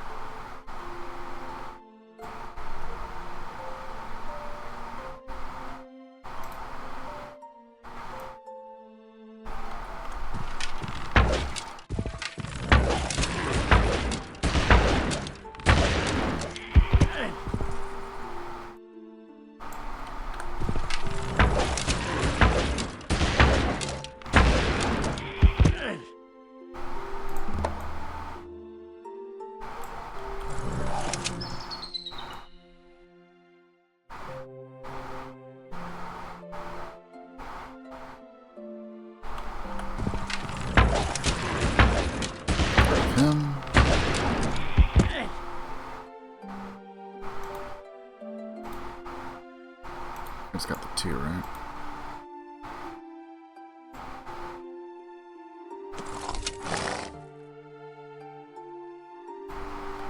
Yeah, we'll just leave it there for now.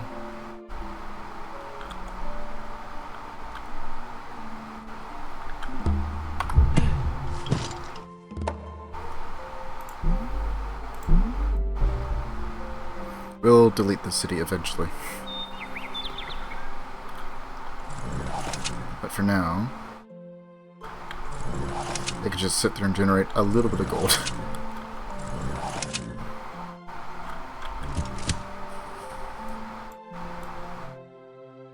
It's going to take like 10 turns and try and build up with some of the wealth we should be getting. The newly conquered German lands. But France decided we needed to go to war again.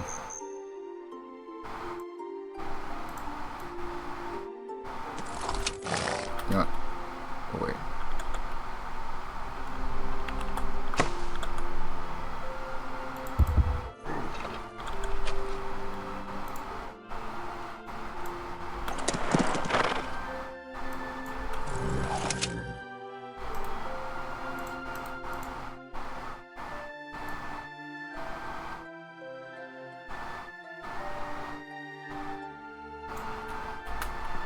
Okay, we'll wait there.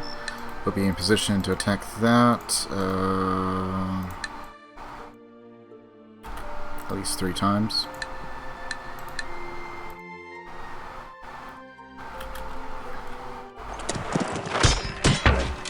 It's probably going to die unless he retreats.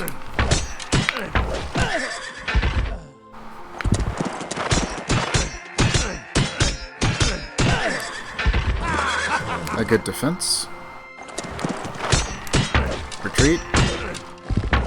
Okay.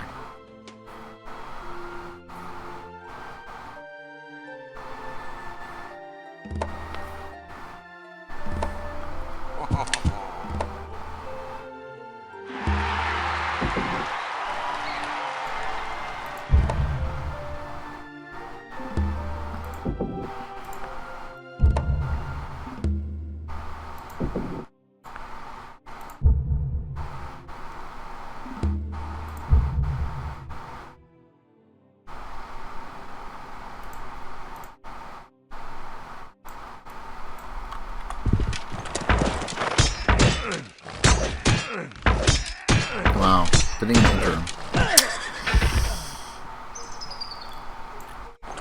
Only injured him. Only injured him.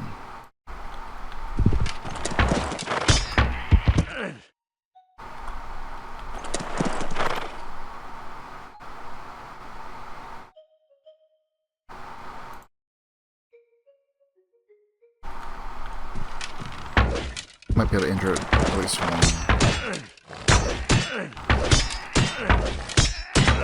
Okay, he got the kill. Even better.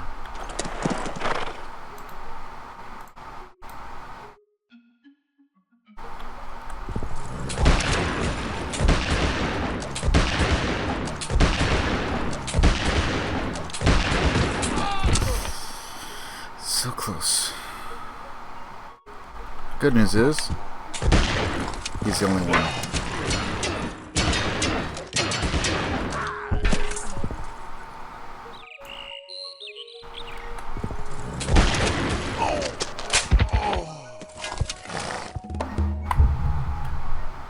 Bet they didn't see that one coming.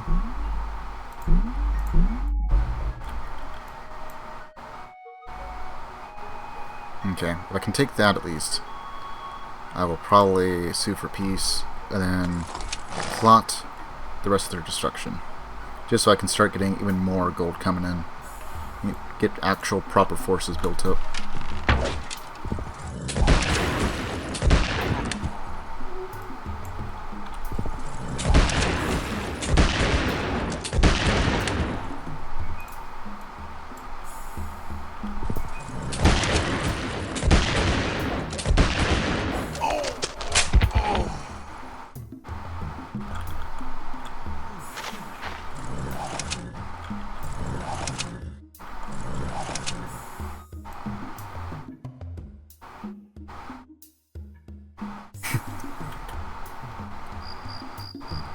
Just finds the one French ship. Hi.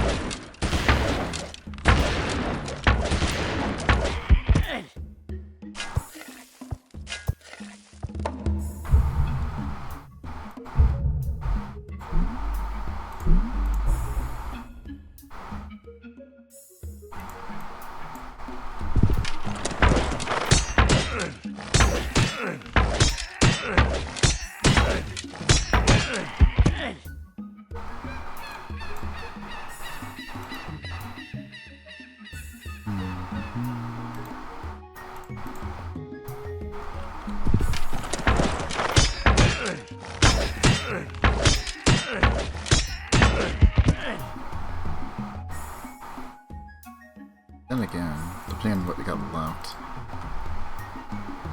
might be a lot of horsemen.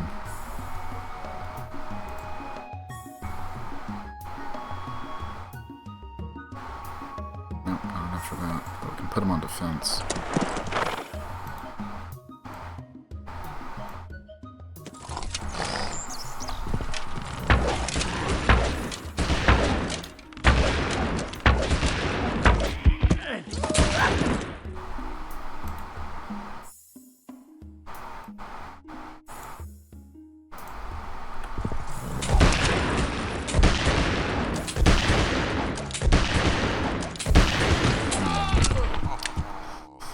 Unfortunate.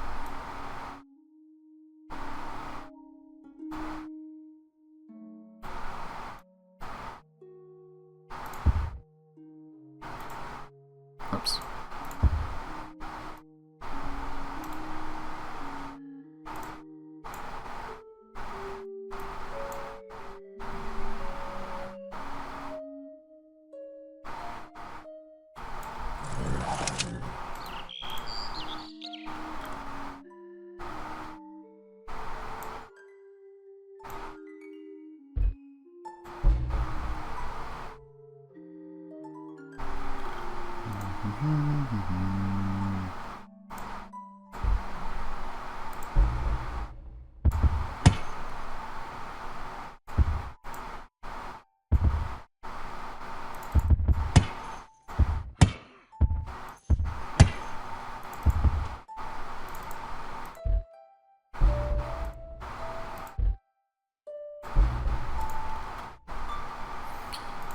Alright, who's uncovered?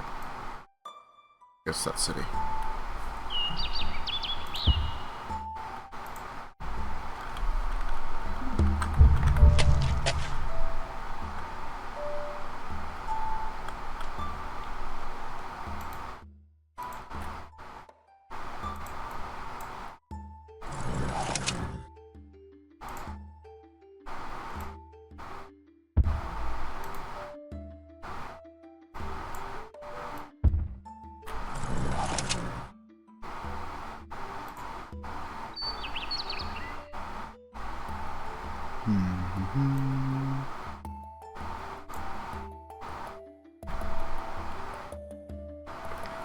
Now we can just threaten Dijon.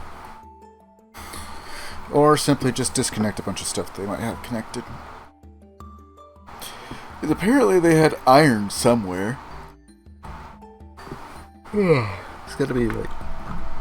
I'm not seeing it anywhere here.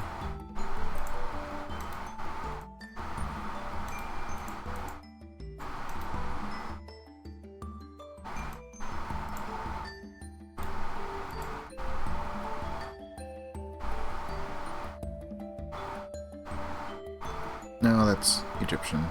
Just expanded out that way. Poiters, Toulouse, Dijon, Grenoble, or Grenoble rather. Rowan.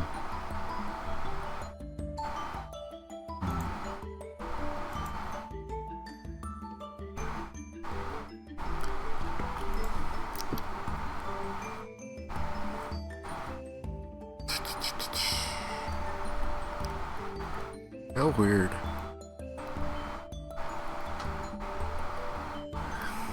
Unless you're trading with someone.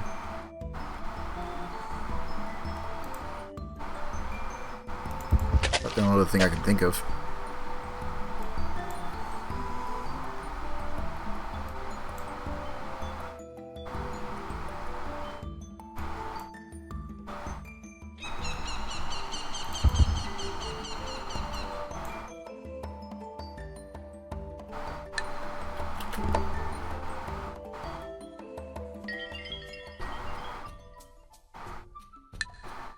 Yeah, anything else?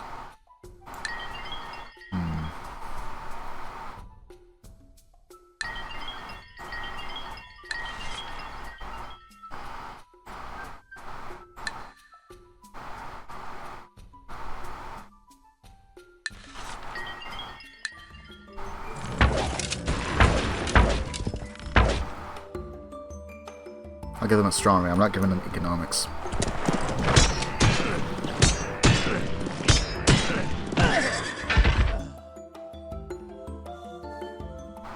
Interesting. I don't think I saw a thing of them being at war. Japan and the Inca was the last one I think I saw.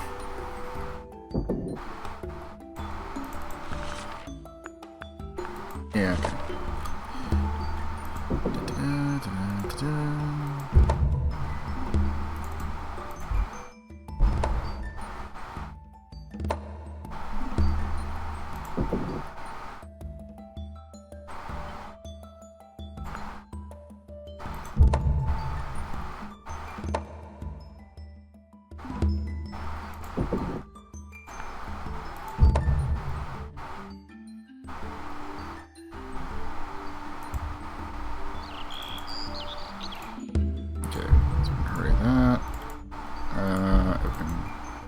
This one, we will hurry this,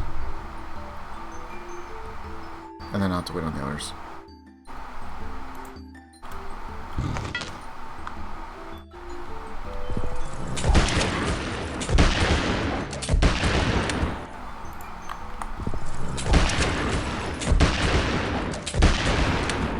Really?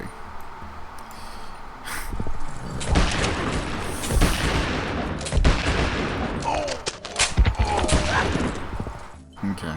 Then we can use the horsemen for the rest. And a flawless.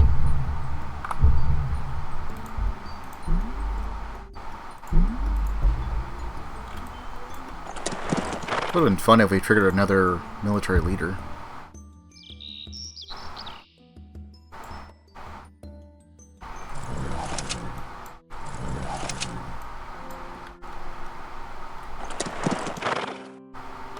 You know what?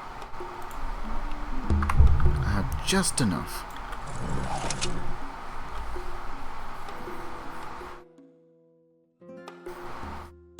Yep. They all make different sounds depending on the unit, and even more. I'm not sure what triggers it. I'm not sure if it's like different era or just very particular civs. But they will also start making completely different noises in combat or otherwise. The units are kind of funny sometimes.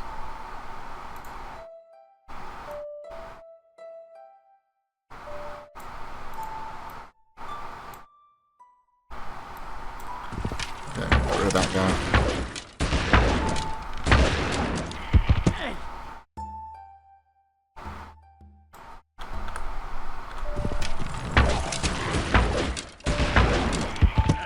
I mean, they're trying. I'm not sure why they attacked me still, but it was a very poor decision.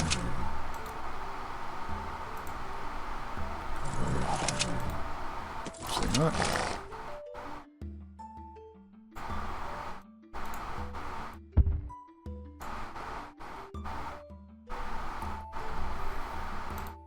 They will probably attempt to attack.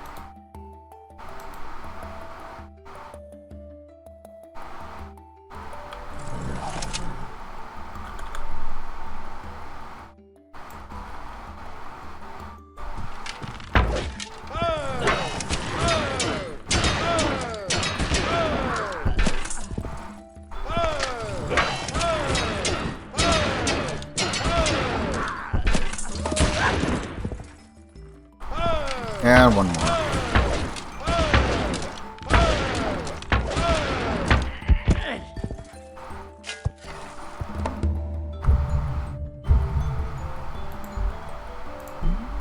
Now, one thing to note with armies is that depending on what units you put into the army will determine how many moves it gets. It's like this one has 4. And if you were to use just like regular infantry, I think you'd get 3.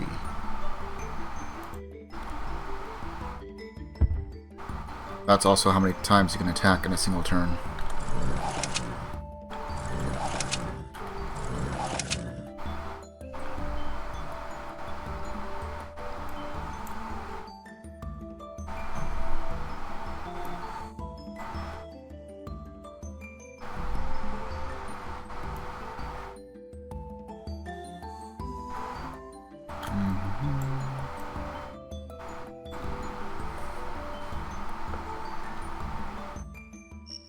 The Stacks of Doom, more and less tiles.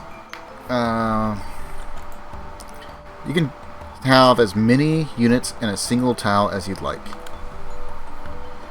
In the later civs, less so. Like, I couldn't tell you specifics. I'll pick them up every so often, but I don't play them that often to know them as intimately as this game. But you will always have whatever the highest health and highest defense will show in the stack first. It's like if I had, just in theory, army of musketeers for whatever reason, they would be in the front of this, so they would always be attacked first. Now, there are some special units where you can actually select what you want to attack. One of those in the normal game is the submarine.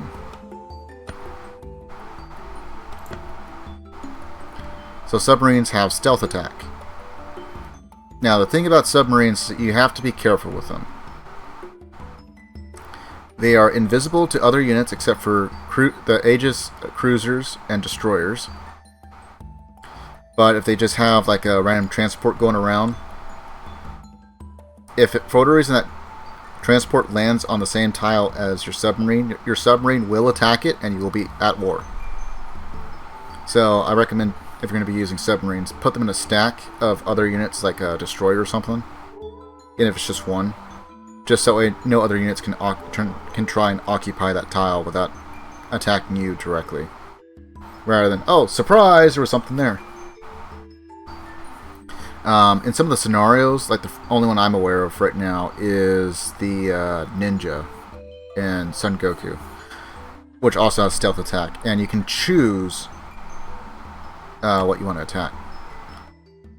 So stealth attack allows a unit to specify which enemy unit in a stack it will attack. So as long as there's a stack, you can choose whatever unit you want to, and you can cancel out of the attack if you don't see a particular unit that you want to go after. But you are going to want to keep track of how high is the attack of the unit that's attacking and how high is their defense. That will determine what your odds are of winning.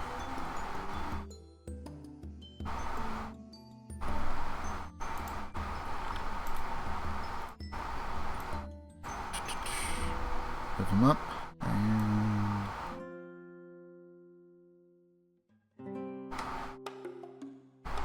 might go for tours.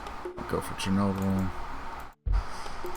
We just got to occupy this long enough for them to turn, and you know what? We'll actually pump out a spearman, since we do have a barracks in every single city, thanks to the Sun Tzu's Art of War,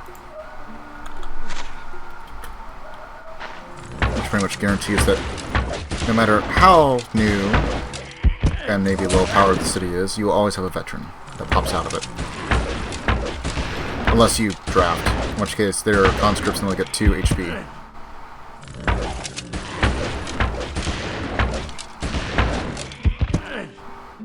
Good defense. Sumerians. We really want economics. We don't have saltpeter. I might be willing to trade to them. I don't really care about that, though. Heroic Epic, Military Academy. Okay. And with that, we will probably be able to dominate everything that we need to. I just need to get to factories as quickly as possible. And if we can get our income up, just so I can buy out some stuff at very select locations, should be good.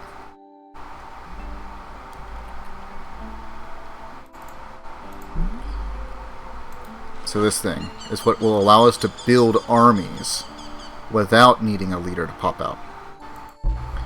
And the Heroic Epic requires you to have an army and have been in a combat and win. And from there, you get 4 culture per turn. This is something that every Civ can build, so just keep that in mind in case you ever do like multiplayer or anything like that. And it increases the chances for leaders to pop out. And there's only like 2 different kinds of leaders: the military leaders and the scientific leaders. Scientific leaders, I think, are going to be seen a lot less. You have to be, I'm not sure what really triggers it, but I think you have to be super advanced in a particular line of tech that no one else is. And even then, that it won't guarantee it. It just raises the chances of it popping out during any of those turns. I could be wrong.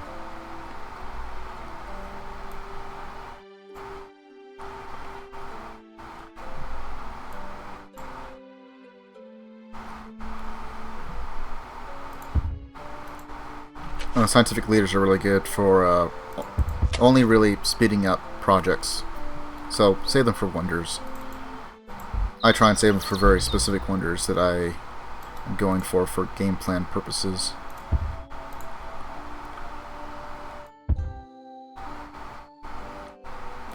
Or special cases.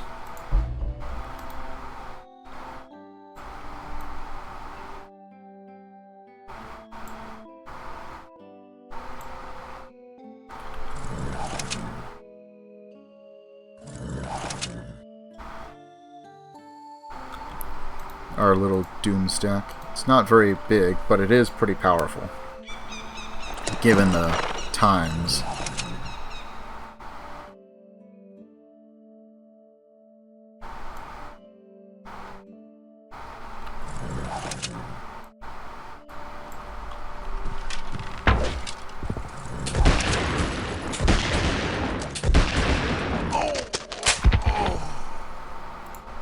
We found the first place that has more than 1 musketeer.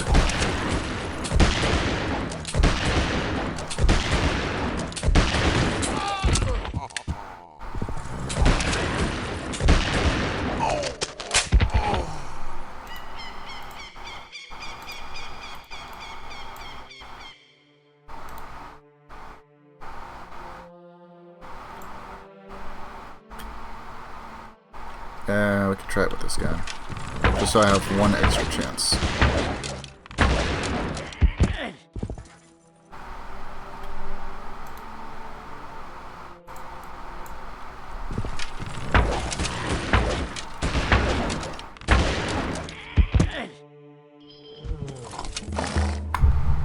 Also, one thing for movement. So like these guys have a movement of 3. Moving across hills costs 2. So if you have an army with a movement of 4, you can move across 2 hills. It doesn't really change that aspect. Even if you have just the 3, you can move across two hills. That's something that kind of helps with keeping track of about how far an enemy has for potential reach.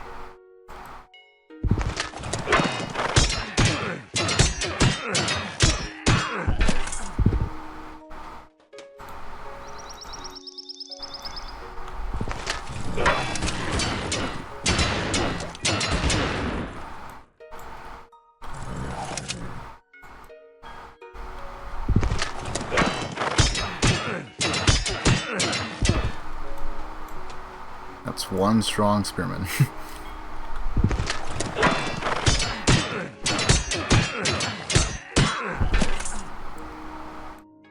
He was filled with determination.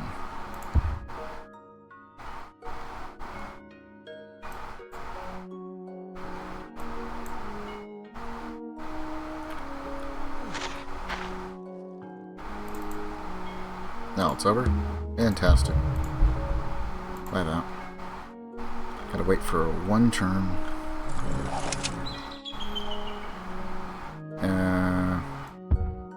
They have quite a bit of cavalry.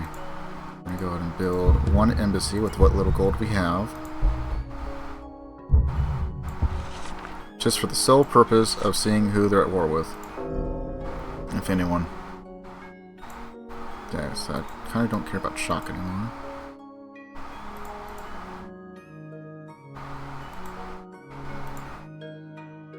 Inca.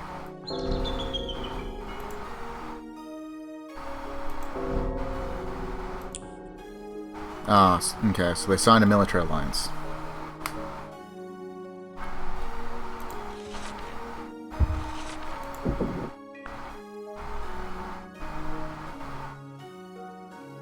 Let's see, Inca, purple. Yeah, so they're this purple. And, they're dying.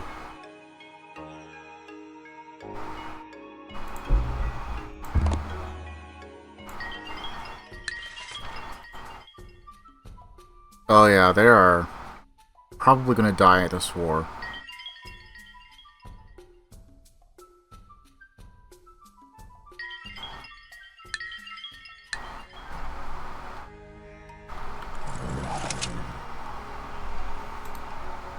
So, they do have cavalry, which is 6 and 3.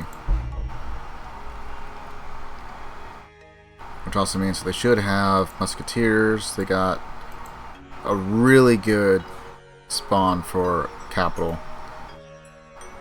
So the cows give you 3 food alone. Horses not too far away, so they get their unique unit very, very early.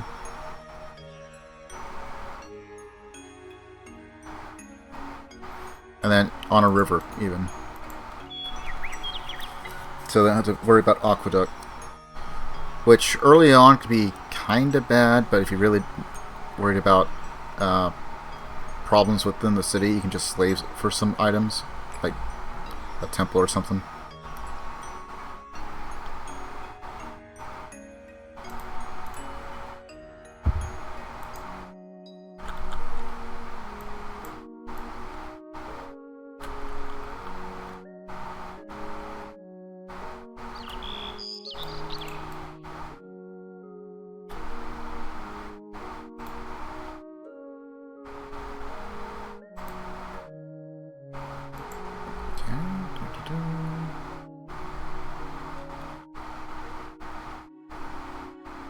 That is German. He just had a random pikeman all the way the hell up.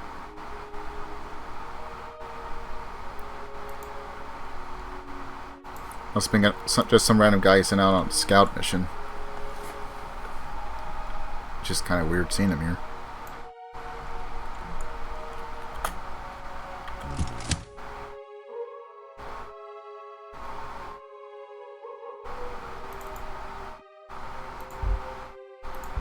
So, unhappy laborers. If you click on them, they'll tell you why they're angry or unhappy.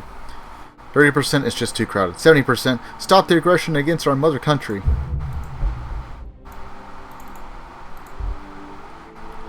And as far as civil disorder, as long as you have more unhappy faces than happy faces, these guys are just content, they're not happy, you will have civil disorder.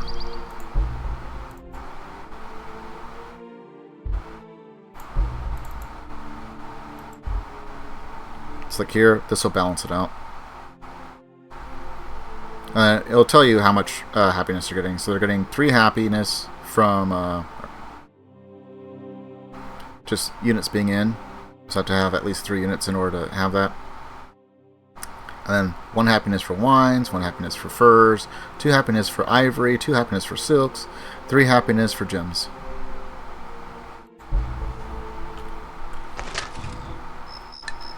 And then some other effects.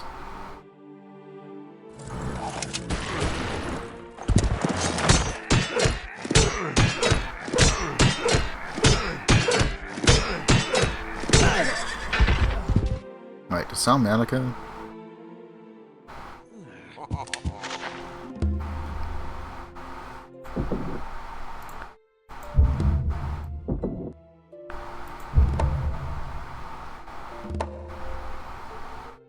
Yeah, maybe it's the Spanish city that had it.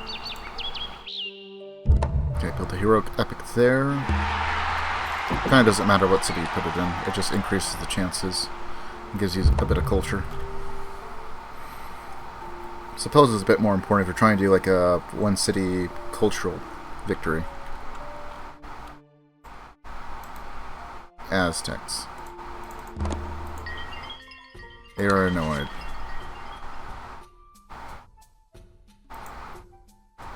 They have spices at least.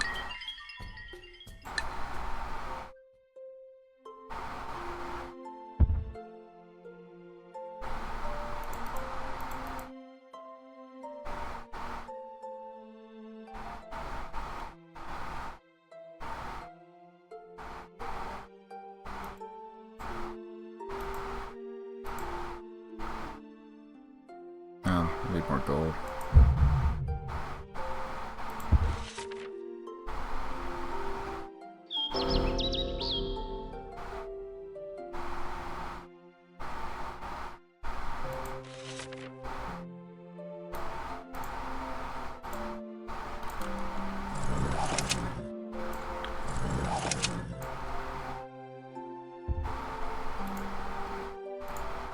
These guys are just kind of marching around. They don't seem to have too much, but just in case.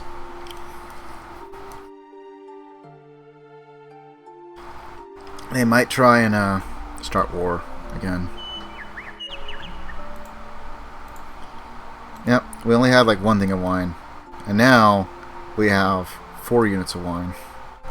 Or people can get drunk even more.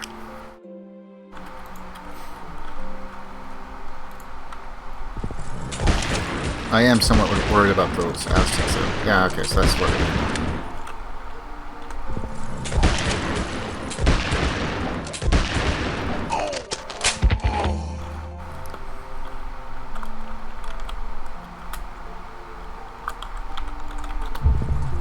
I'm just giving them names so I don't have to keep track of who's brought in another leader.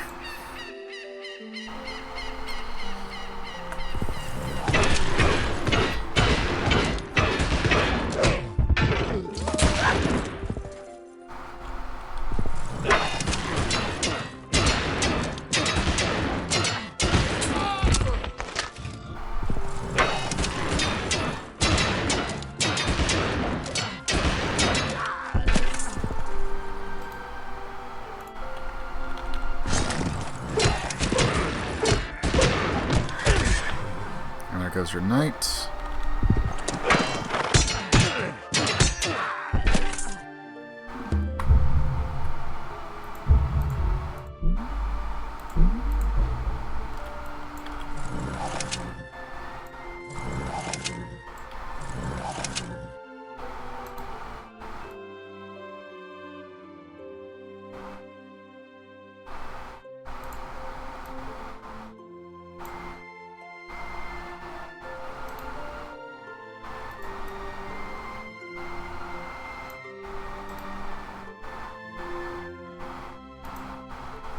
Okay, I'm going to keep those 3 there specifically just to make another army.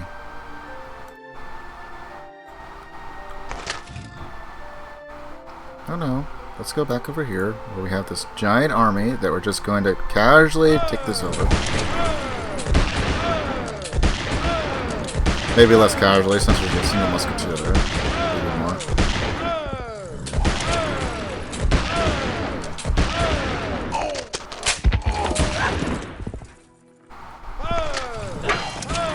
We'll try.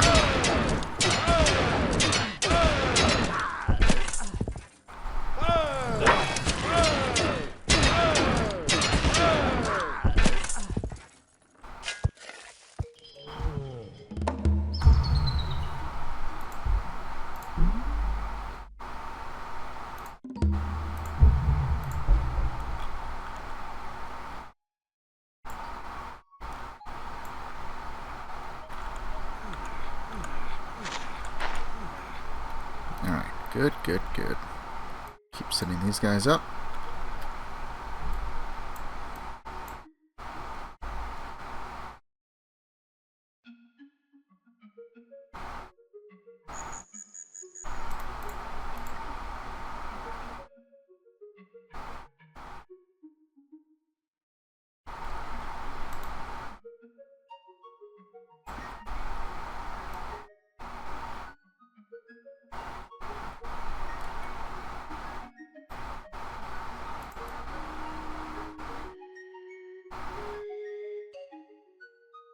Okay, I'm gonna put this guy there, I guess.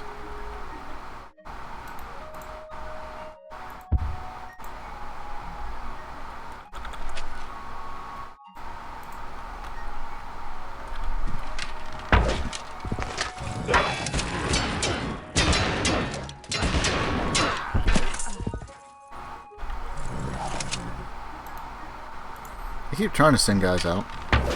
They just don't make it very well.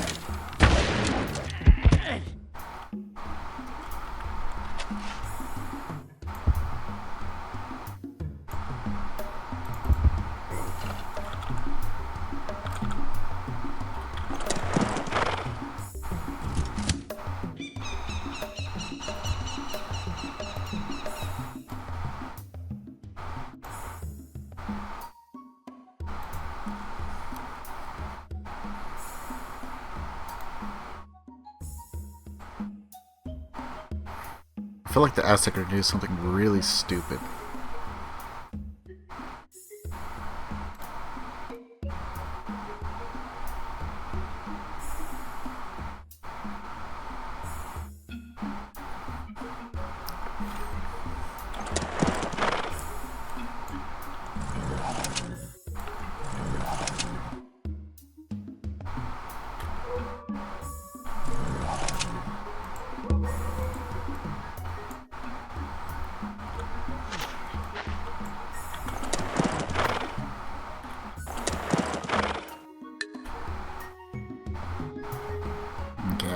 So far, they're leaving us alone.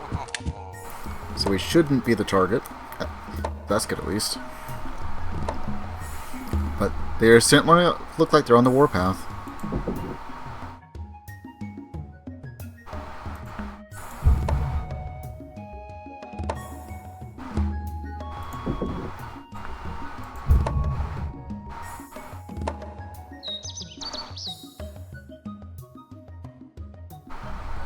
Even are the Aztec? Oh yeah, that's right. They're supposed to be up here, right?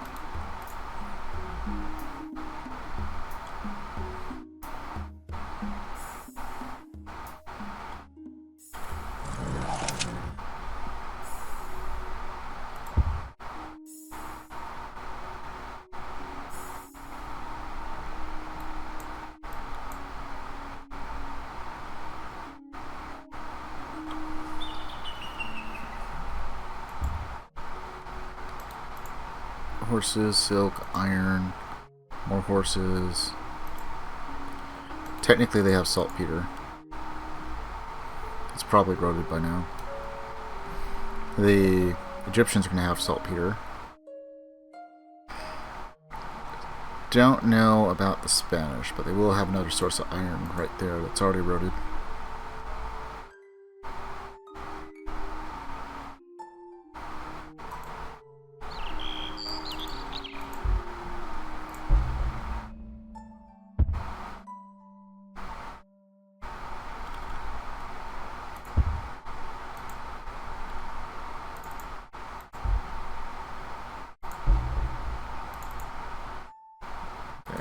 There.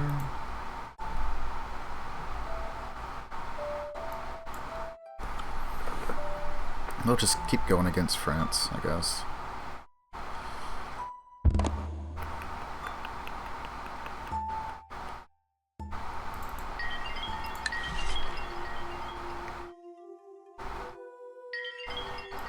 I'll do some trades. Cool.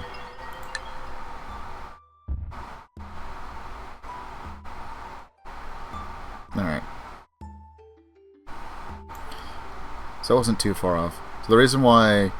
So they have a lot of research going on. They got some large cities that may not be the best at production.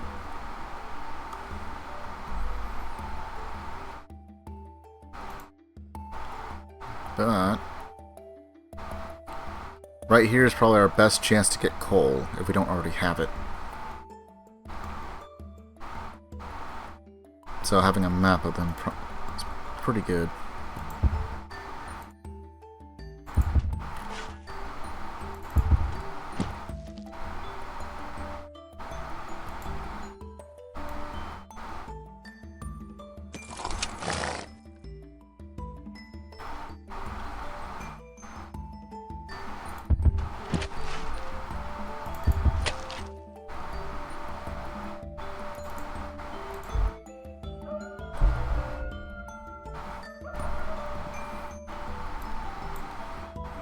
All these cities will become immensely much more helpful once we get railroads.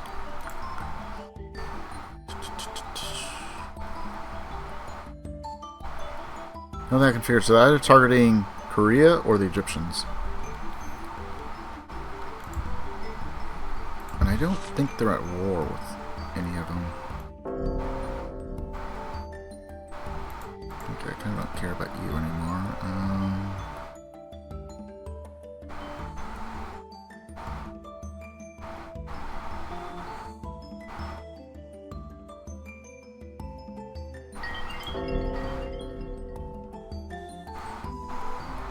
So they haven't declared war yet.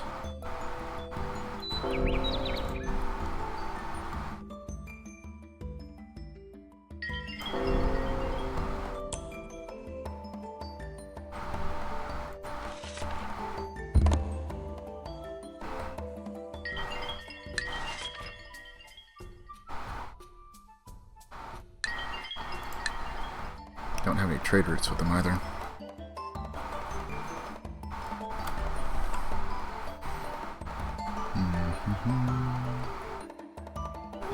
I'll probably have to do a passenger right with Zululand, or just declare war on them and take these 3 cities, or 4 cities rather. They're not particularly helpful, but it will deny saltpeter to them. So I don't particularly need it for myself, but it will keep them from getting too powerful. And if they're of some use to me, I could sell it to them. By which point I'll probably already have tanks.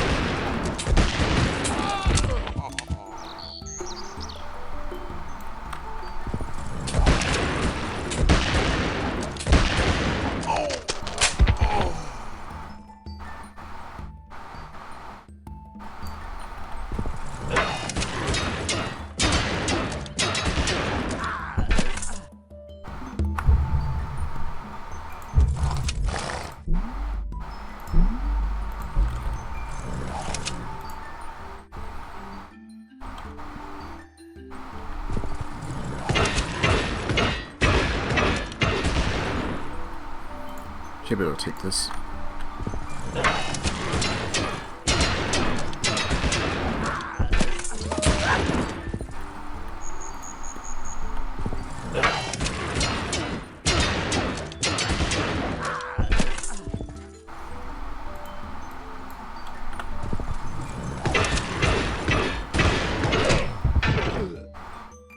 Alright, all ours.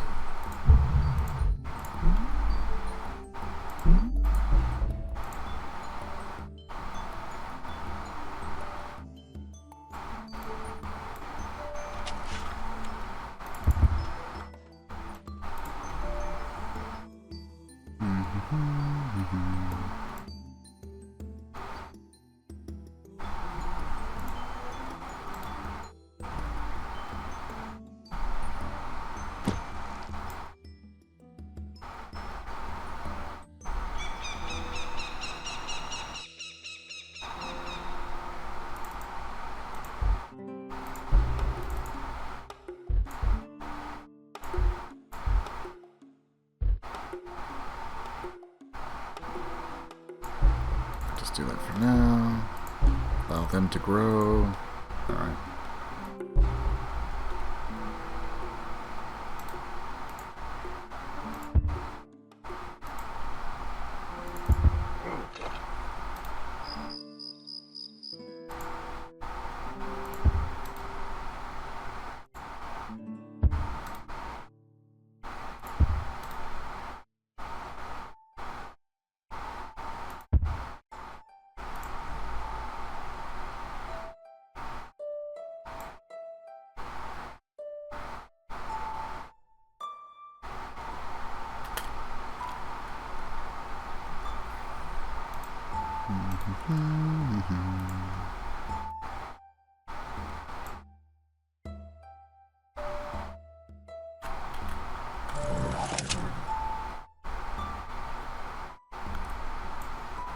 You know what? I might just go to war with Zululand for a very short amount of time.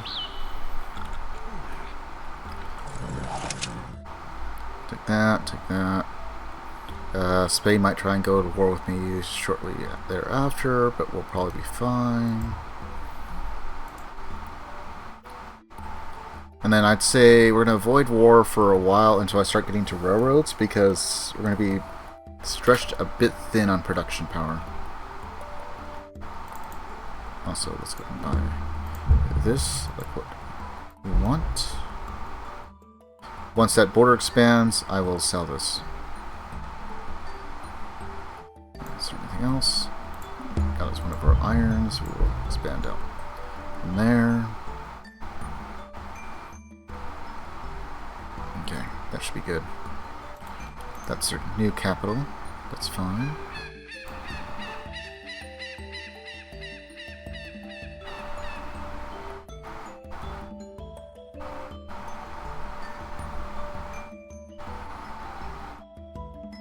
And they're also going to have a city over here at least. One for Zululand.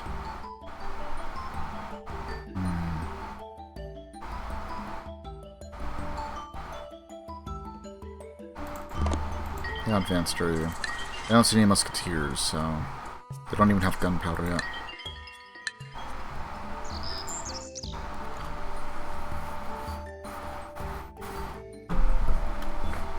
So it should be an easy conquest, and I just have to hold for 5 turns. I don't have to conquer them just yet.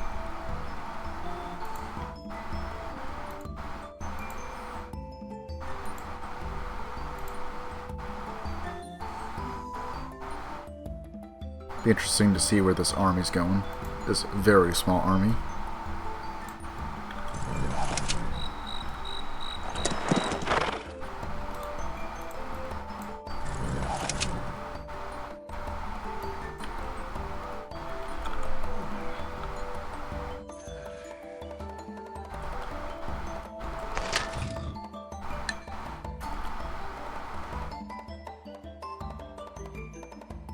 Maybe into Korea?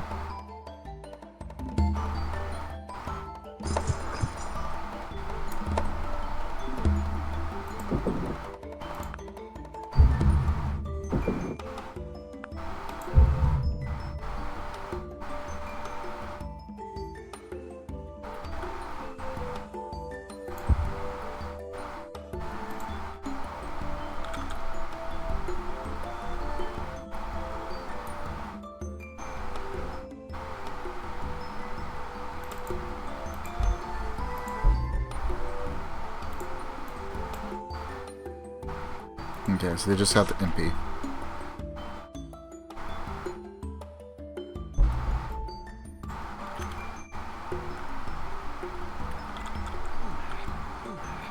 They do have some pikemen over here, but they haven't upgraded, at least for that city.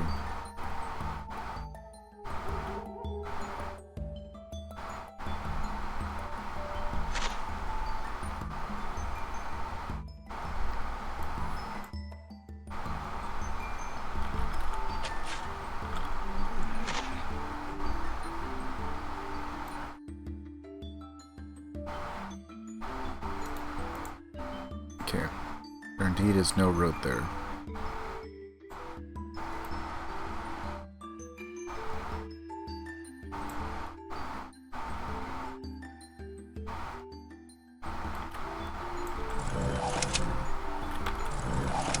We're just going to mass our forces first.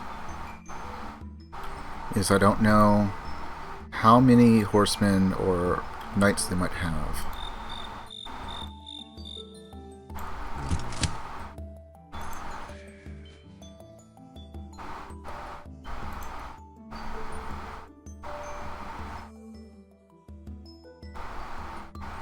Not really any land I can steal.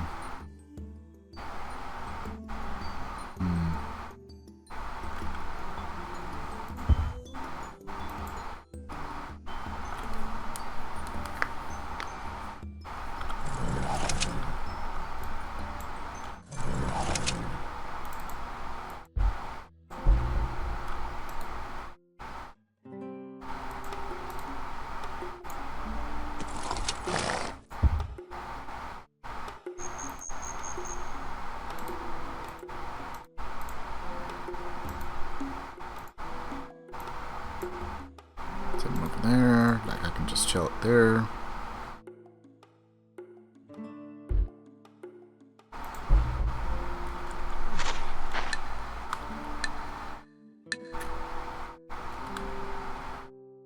Oh yeah, they're going for Korea.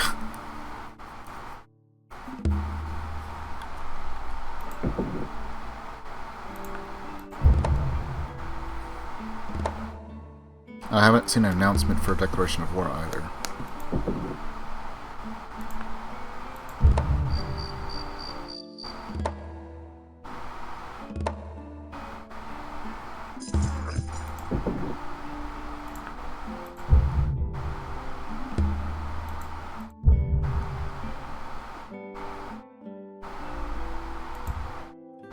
Is there anything nearby that I would want? This city might be exceptionally good if there's also coal somewhere around by, because we can build the ironworks.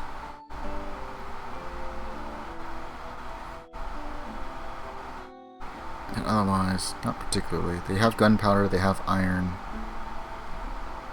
Not seeing horses. They got furs. We already have furs. We got dyes. I think we already have dyes. Spices is like the only thing I need, really. As far as luxuries go.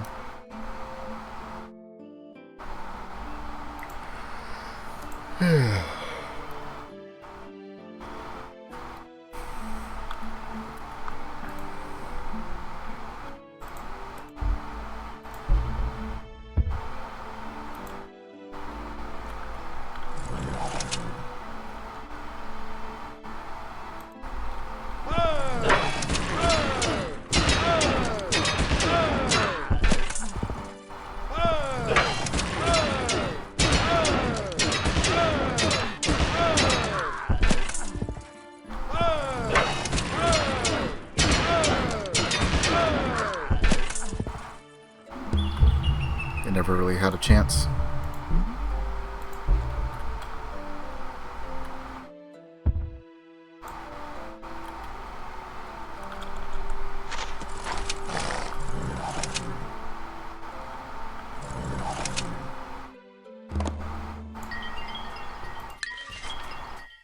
Did I? I have not. Okay.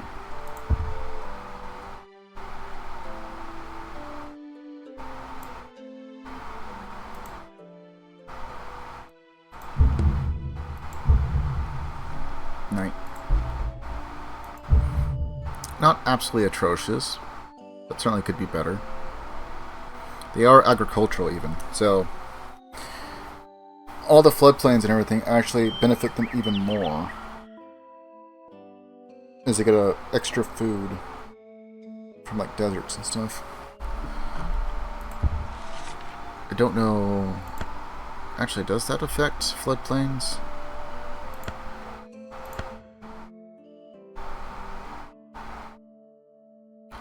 Agricultural city improvements are easier to build, and the center square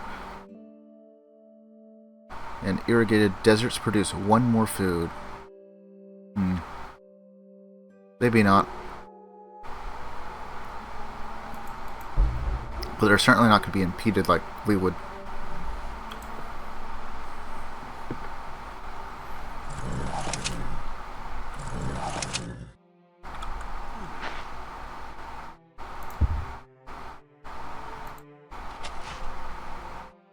awesome.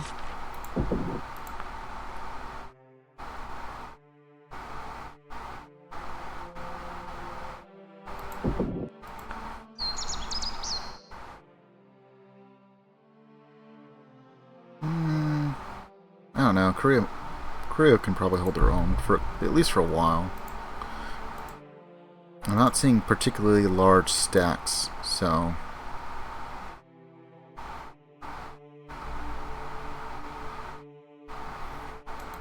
oh, if they have a city here, maybe they're just moving over units. But they don't have a passage right. Or rite of passage, rather.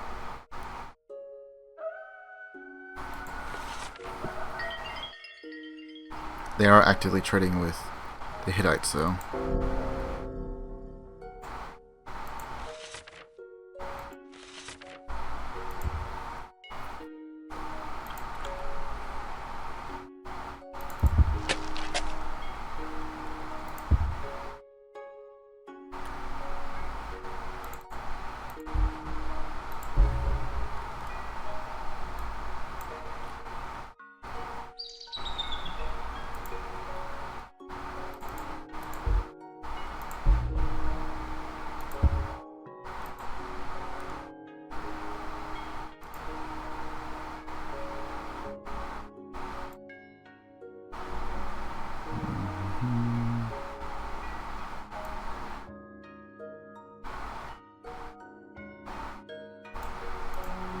Yeah, I'm gonna keep sending units over towards this city.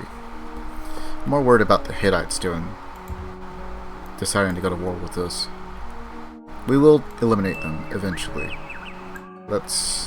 May require a lot more infrastructure.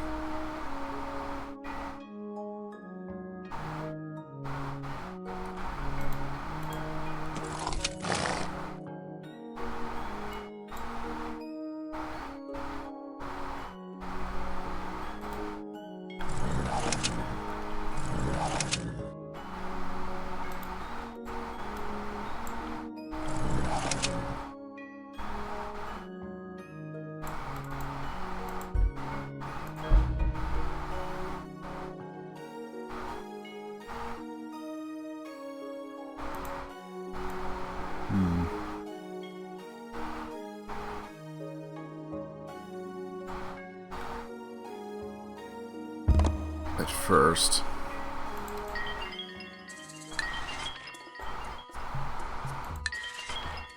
Alright, we're good.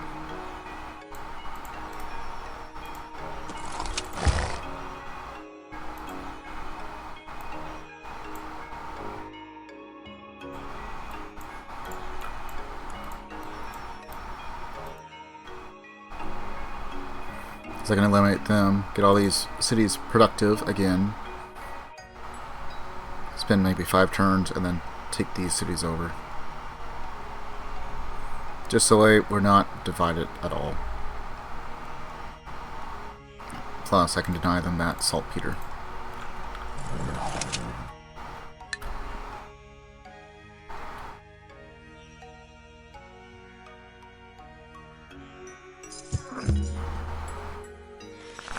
Okay, last tech.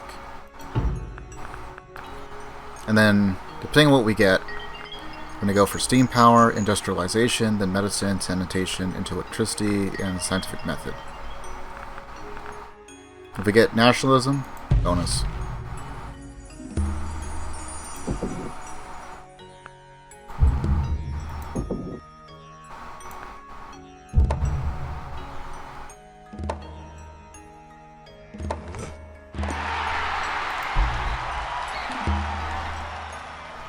Oh, grand. I have to compete for something.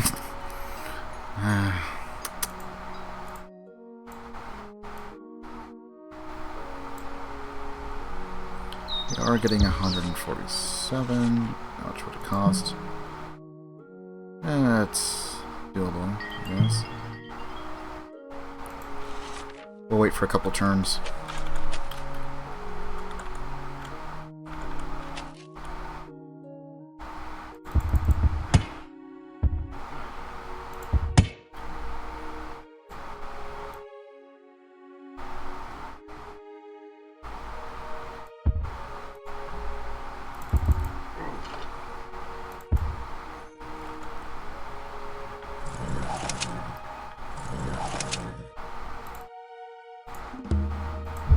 just a couple more.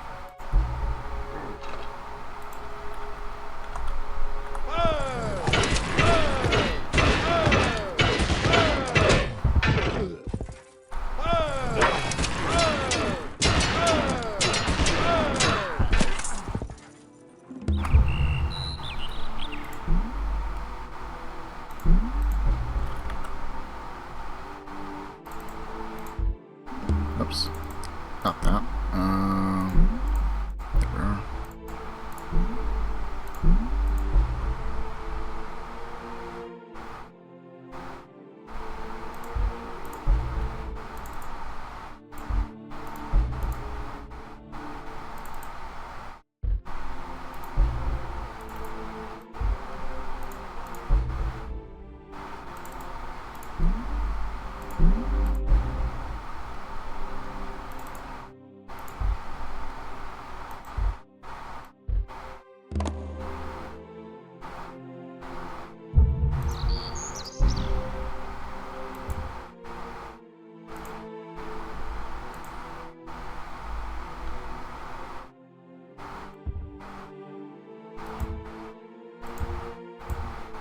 Oh, you know what it is?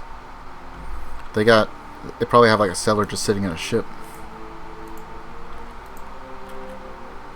Because otherwise, I should be able to see the next city that they got. Just like the Germans that are stuck over here now.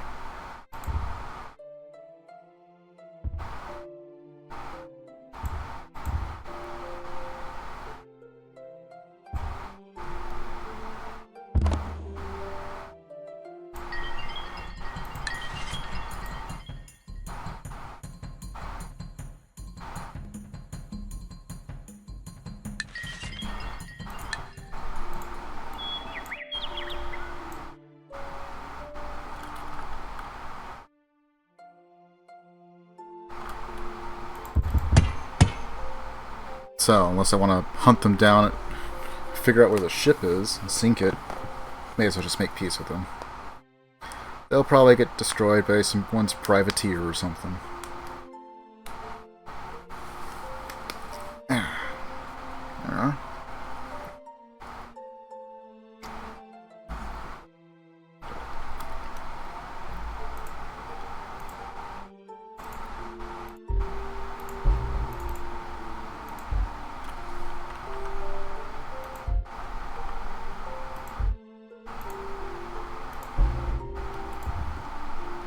Alright, Paris.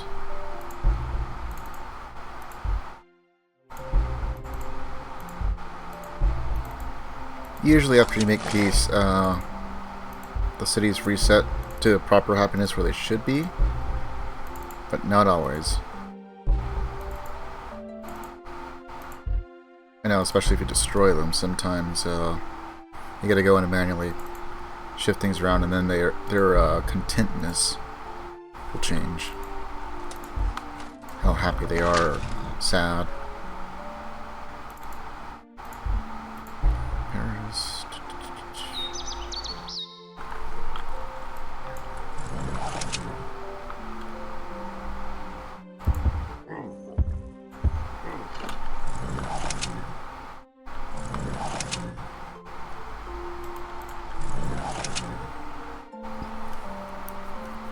Depends. So, with how much culture we have generating right now, we shouldn't have to worry too much unless the city is like way the hell away from us. But if you're kind of like this, where you don't have a whole lot of culture, then what's usually best to do is to raise the city and then build on top of it. Sometimes you don't get an option though. If the population is 1 and it's been relatively new, or just so small with almost no improvements, your soldiers will almost always raise it. And that includes even if the capital changed, so like if, let's say Zululand's capital moved over here, has a population of 1 or 2. Depending on what's inside the city, there is no guarantee that my soldiers won't just straight up raise the city when they get to it, without giving me the option to choose. Alternatively, if you're worried about culture flip, but the city has a lot of improvements in it, not counting wonders, what you can also do is occupy the city. Before the turn is over, sell everything and then abandon it. So you get a little bit of gold out of it too. I think it should be about the same amount of gold for raising it though. I'm not really sure, I haven't tested it. It's like if you were to go here, you could click over here, or like right click on one of these. Won't do it for that one. I gotta go to a city that I've actually built stuff in. So if I click on this, I could sell. I'm not going to, but I could. Usually what you would use the sell option for is after you build particular wonders, like Sun Tzu's Art of War, you'd go into other improvements like the barracks, because it's going to give me a barracks automatically, and since this is literally the city it's in, I can click sell. You want to sell this improvement for 5 gold and 0 shield. I can click yes, and because the wonder provides a barracks, I still have a barracks. So you could do the same thing if you did like Temple of Artemis, where it gives a temple to every city. If you built a temple in a city, you could go and sell it if you need a little bit of gold. Otherwise, one of the things that will happen is if you go bankrupt, it'll force you to start selling improvements from cities to pay for your deficit.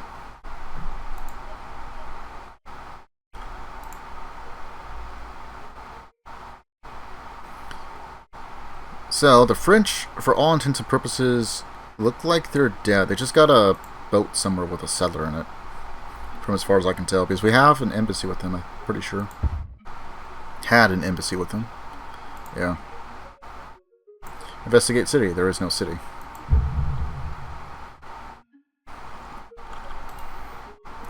Which is why it's also kind of a good idea if you're, especially if you're playing on larger maps, to just plant an embassy, even though you have no need or desire to talk to them and do any type of diplomacy other than just eliminate them or conquer them. Because you'll always see where their capital is.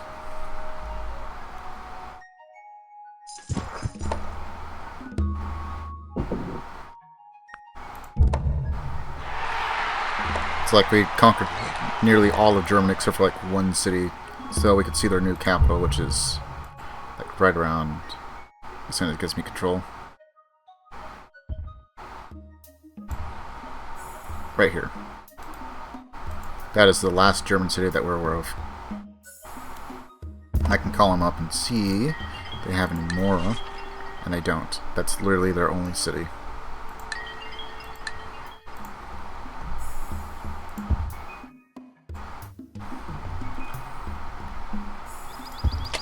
Now, if a city has a wonder, I would almost always try and occupy it.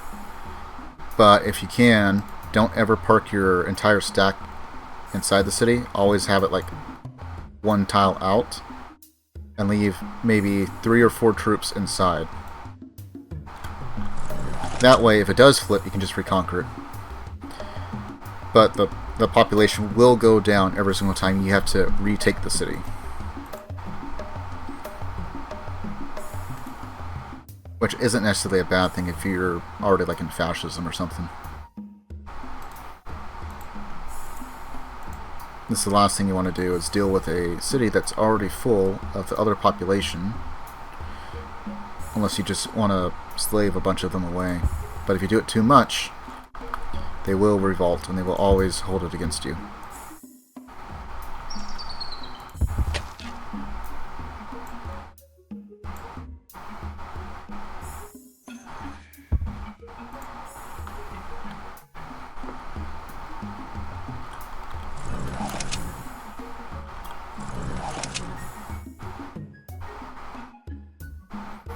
Okay, I'm just going to build some stacks up around here.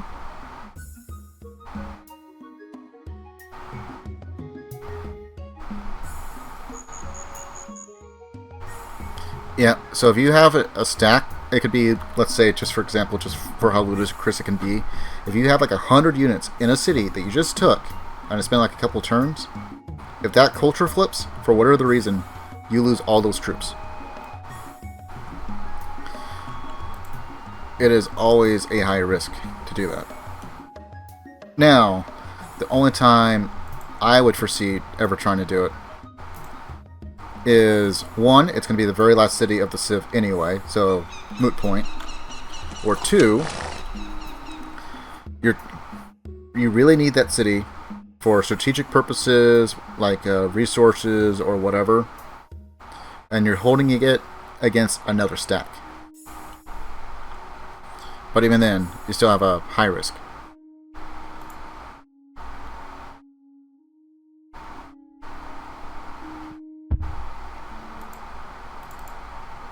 Like, this person's already happy with us, so we can just leave our stack here.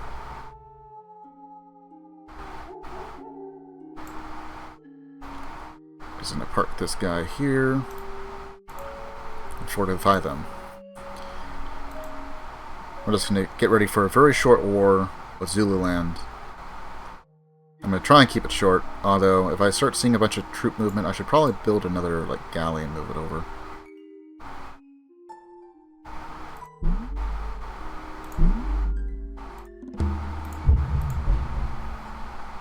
Just for vision, I can park it like right around here and see if they go up and down. They have pretty fast movement speed, so they will probably have a fast retaliation. It just depends on how much they got for military strength.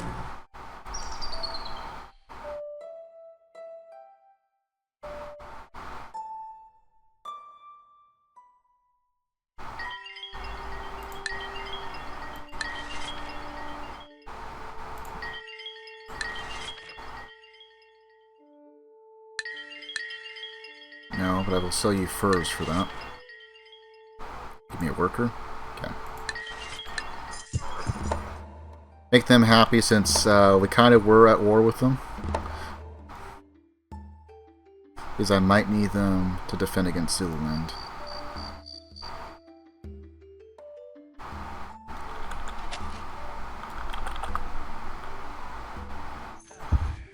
We should be fine, it's just a matter of how many troops they send at us.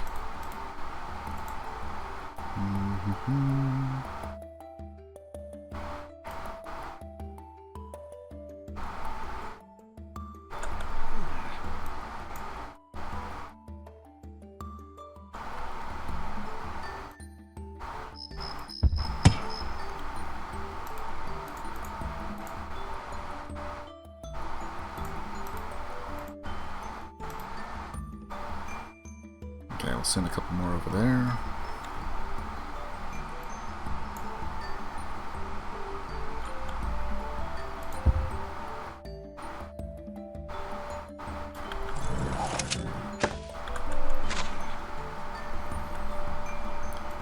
Where once we had no saltpeter, now we have tons of saltpeter.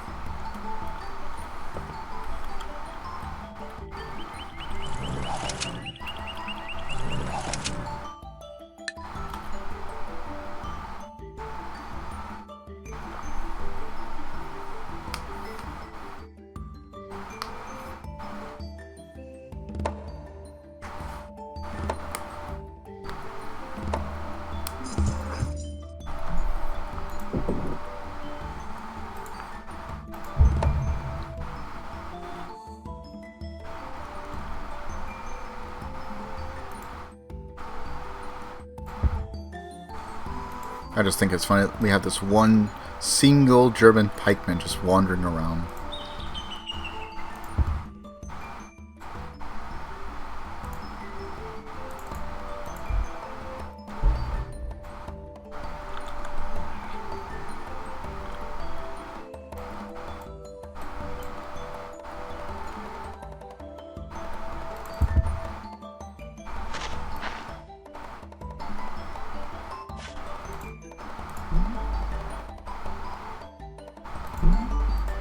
Go for a bank.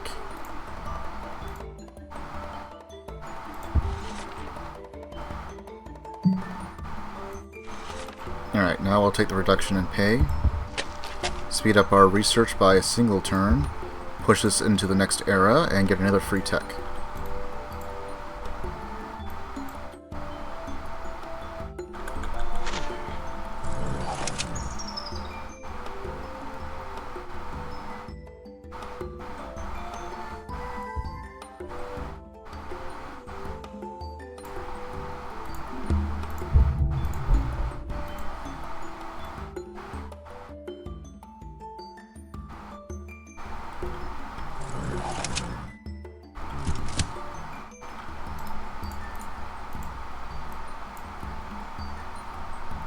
not gonna just leave our army idle.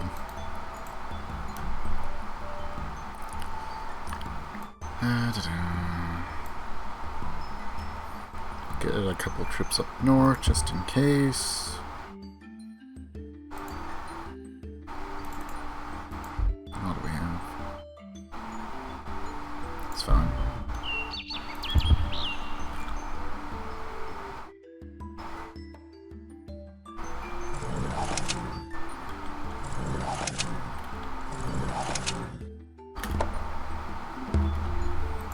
Byzantines, eh?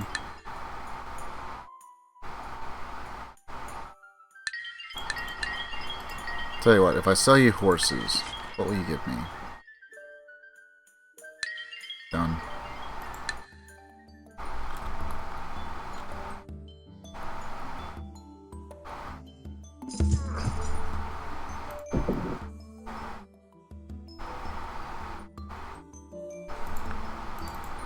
Should be fun and happiness, for the time being.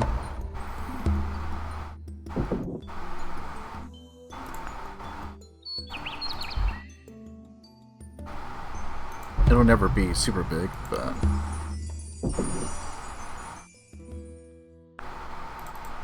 That's corruption. Actually not that bad.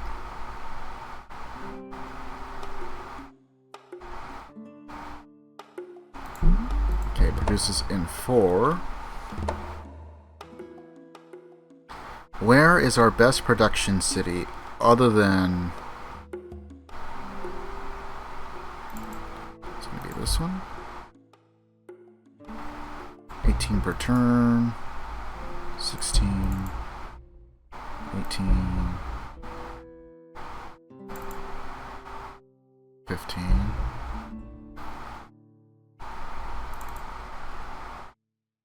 12, 19.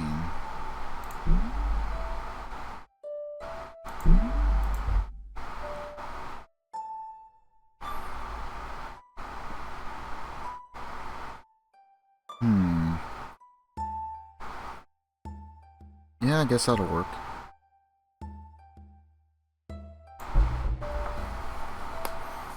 If I pick a city other than the capital, I can use the capital for the wonders, and then just pump out armies continuously from there.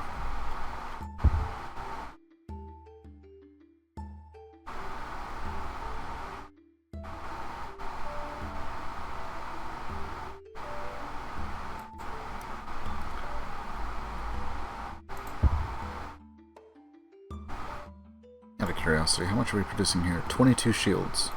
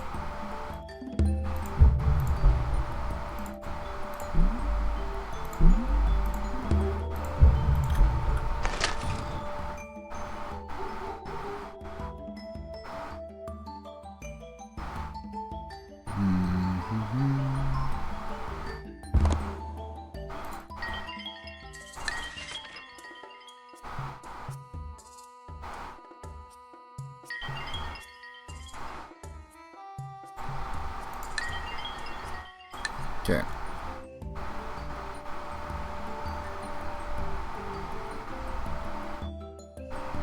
Wait for one more turn just to be all the safer.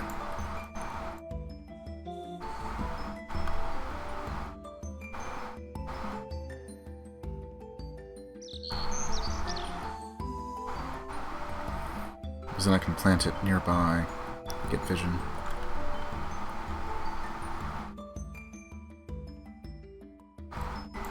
Alright.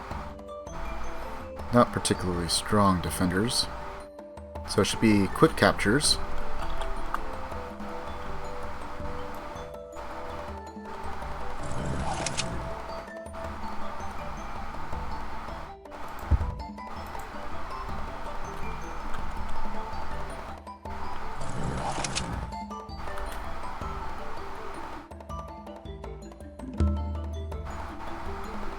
Rampaging Hittite forces have destroyed the Inca.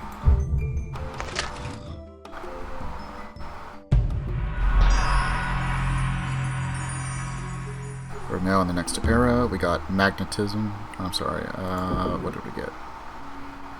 I guess we got medicine.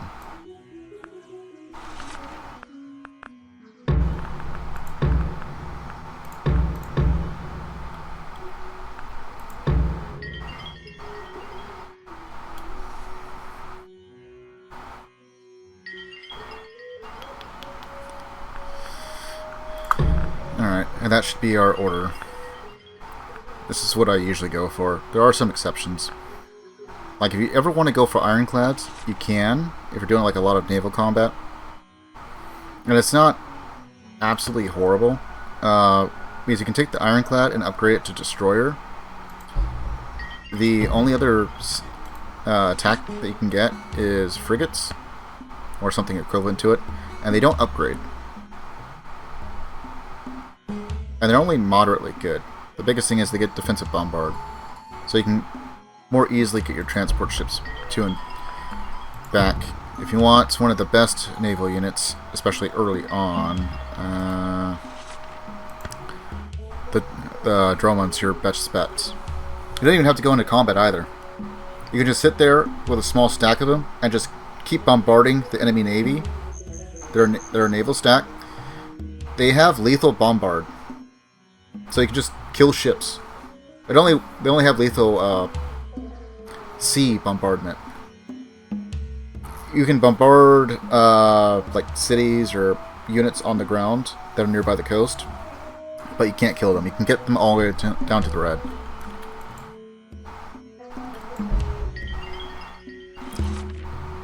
And even into magnetism, where people have frigates and stuff, you're not going to have the same amount of range, but if you just have a small stack there to defend your coastline, you can just keep, like, just go up to their man of wars. It's like, yeah, you can bombard us, but you still have to engage with us in combat. While I can just sit here and just bombard you and kill you.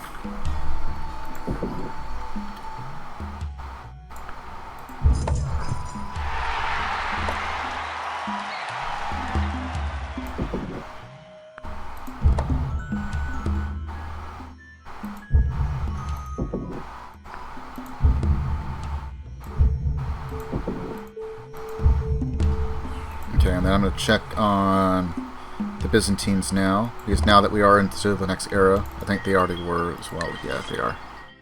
They got nationalism.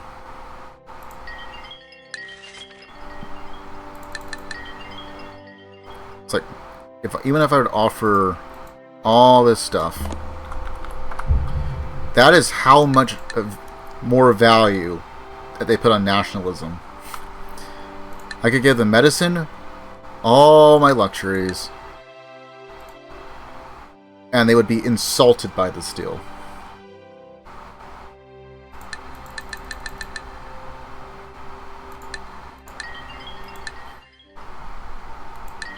They just almost absolutely refuse to trade it.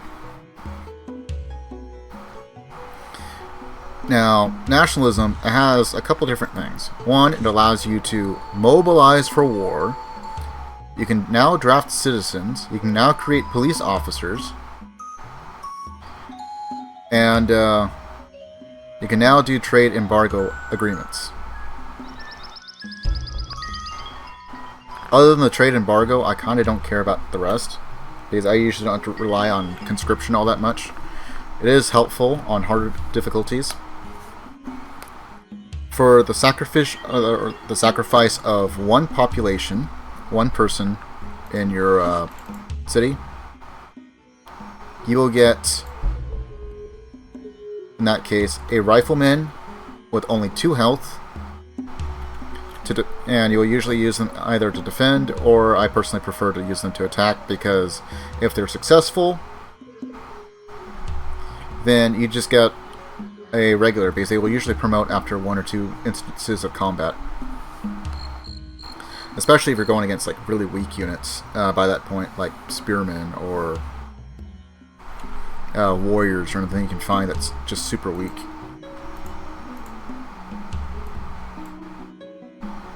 when I do have it, what I tend to do is if I have a city, when you're having to deal with like pollution and stuff, that looks like it's going to starve out anyway, I will draft a citizen from that.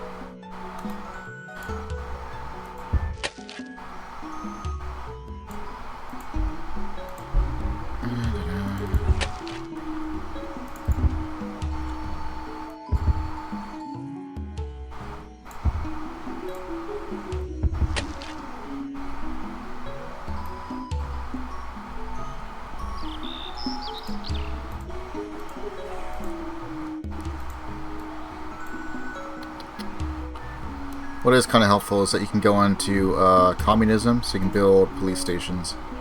I just think it's kind of weird that you specifically have to get the government type communism in order to have police stations. Oh. They expanded. Okay, I'll wait one turn so I can get my movement back.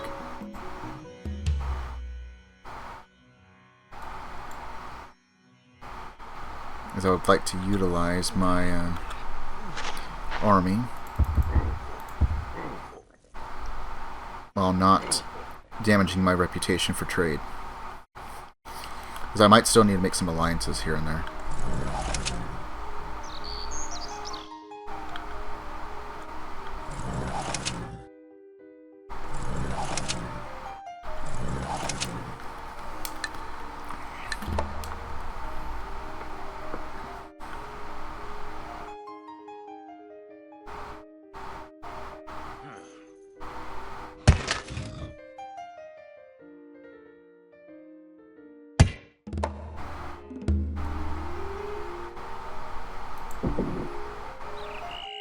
How are we? Everyone's happy.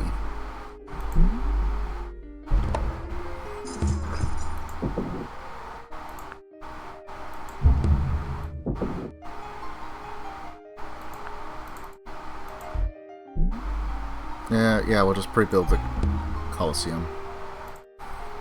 Because we're going to need that extra bit of happiness, perhaps once we get past a population of 12. Okay, how close are we? We got 4.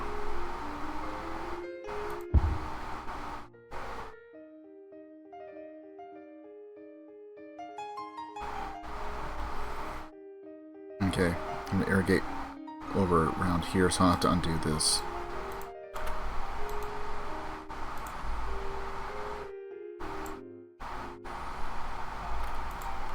I should not have too many of these, so.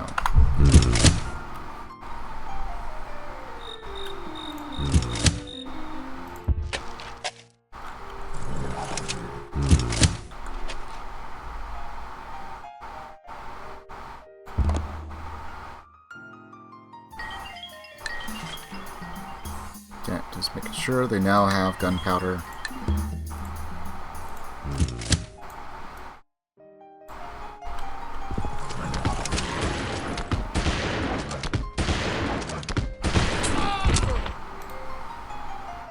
You hate to see it.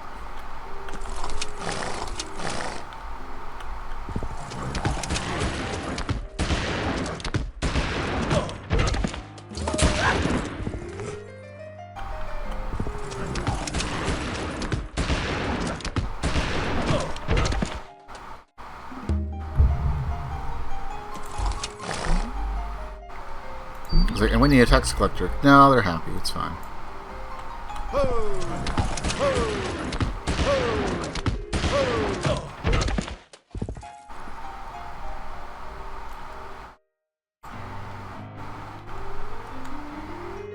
Just sit there for vision.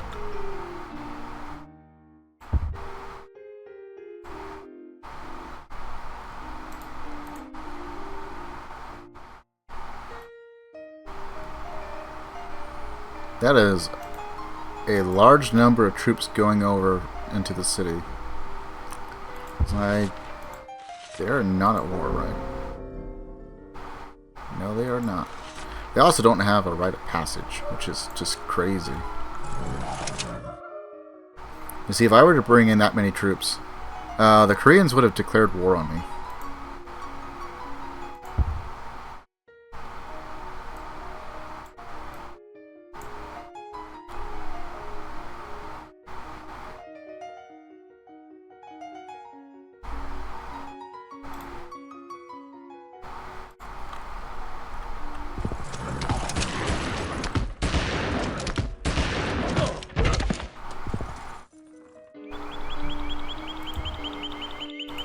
They're probably feeling all happy. Oh yes, we can finally make use of gunpowder. We got saltpeter right there. We just gotta go and build a road to it. And then I attack.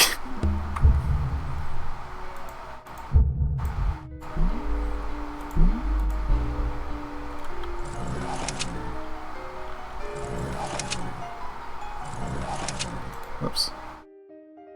Did someone say saltpeter?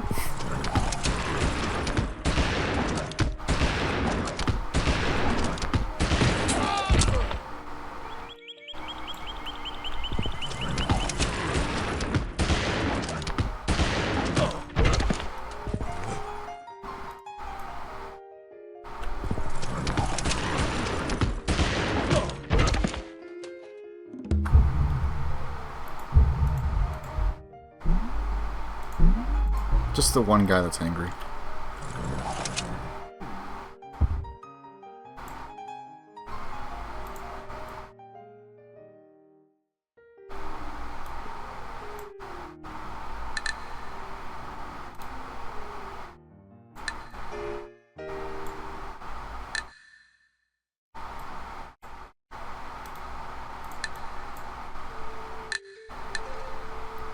Because there is this other city I could also potentially take.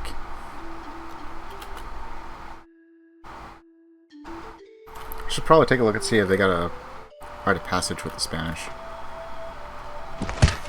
They probably do.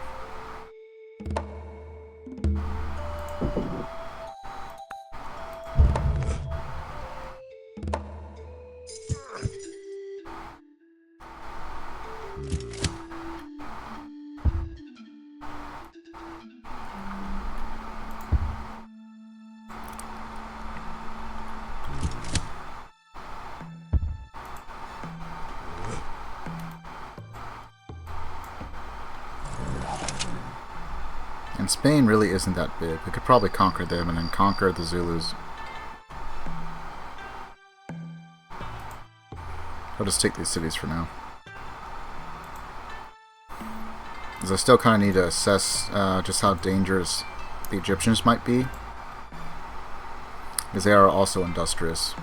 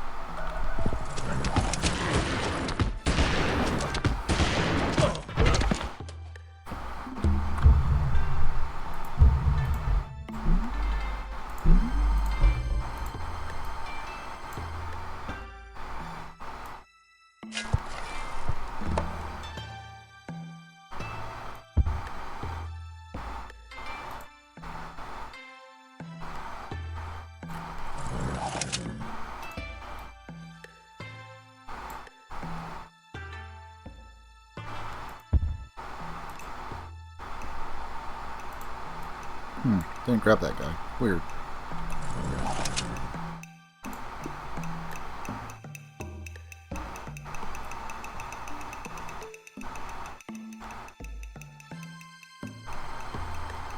Imagine you're this little tiny town and then you see like 2 armies just show up.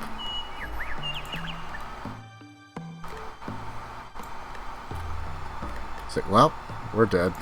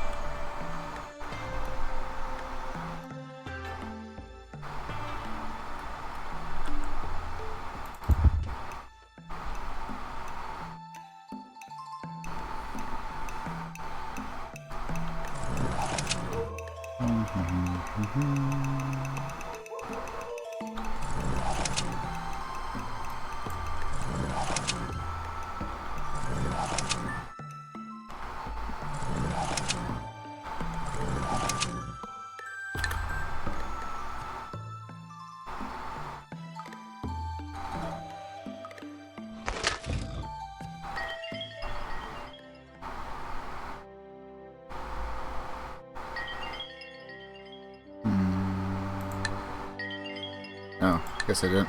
Oh well. Thought I did.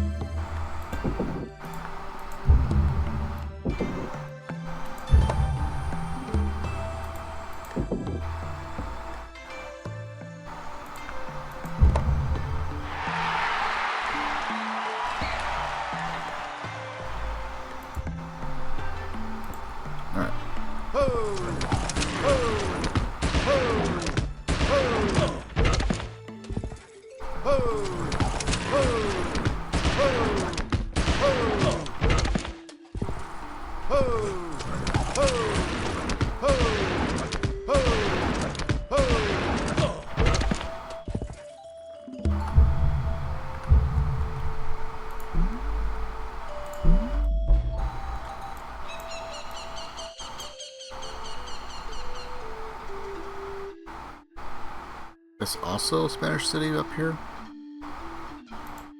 Probably.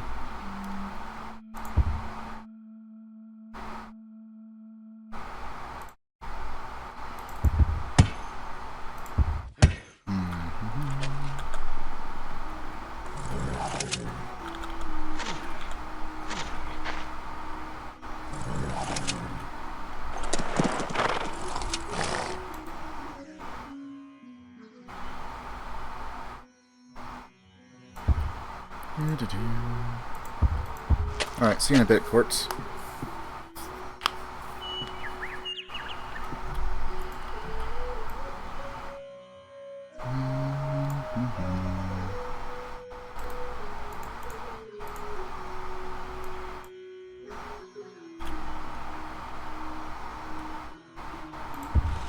Let's see.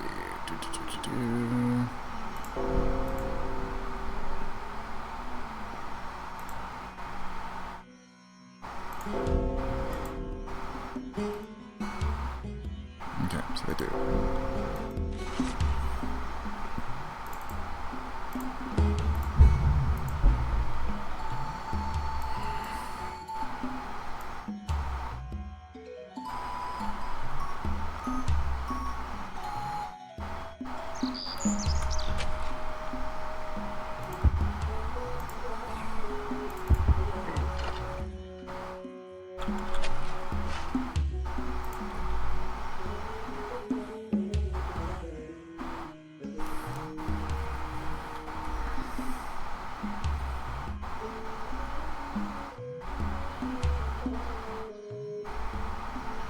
Then again, if I take that one city,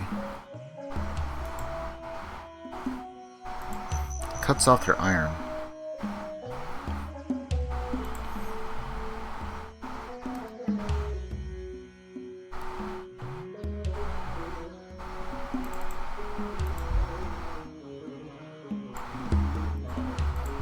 I'm gonna go and just buy that one out. I'll buy this out in a bit after the resistance is over.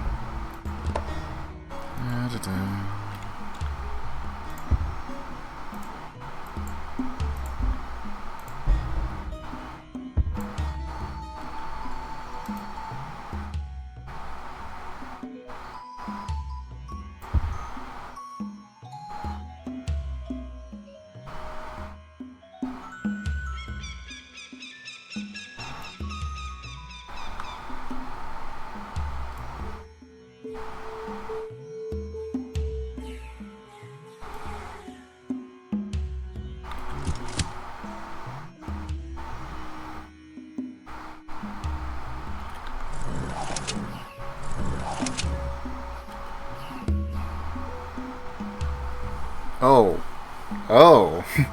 So they were going off to war.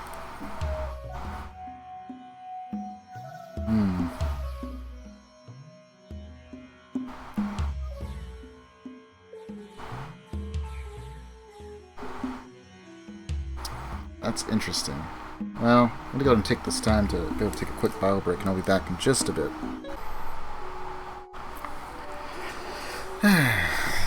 Alrighty then.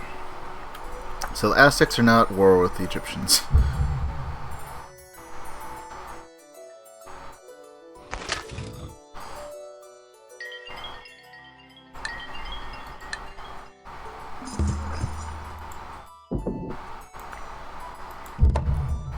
Build a bank there. Build a harbor here.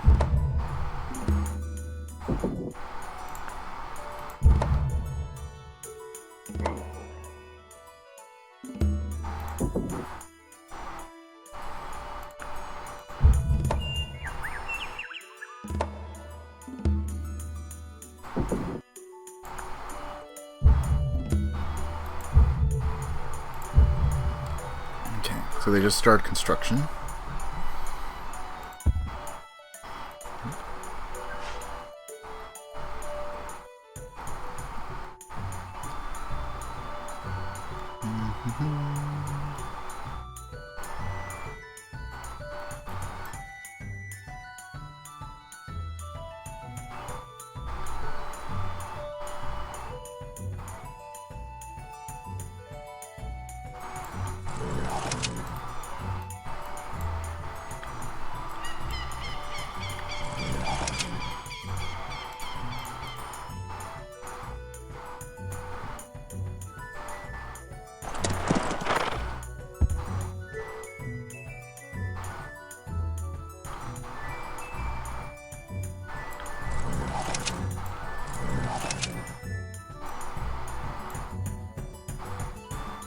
Okay, indeed Spanish.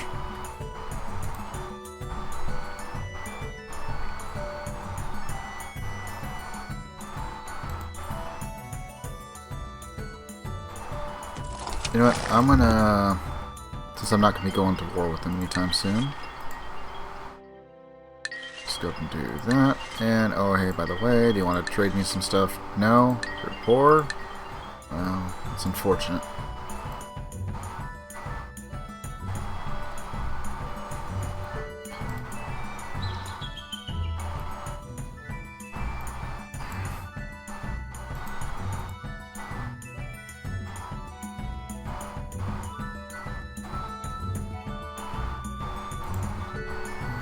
I want to know where they attack the Egyptians.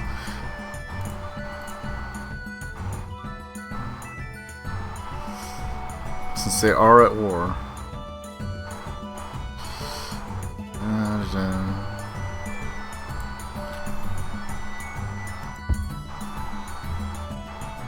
I'm guessing, but that they showed up with an army, demanded some stuff, didn't get it, and decided to go to war.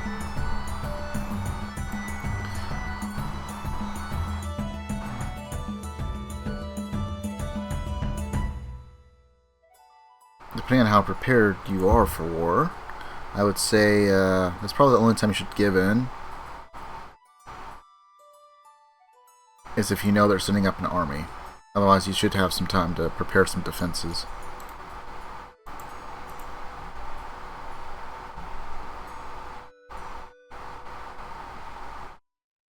The AI does like to just start sending small armies when they make their demands. Usually, not always. Sometimes they're just bluffing.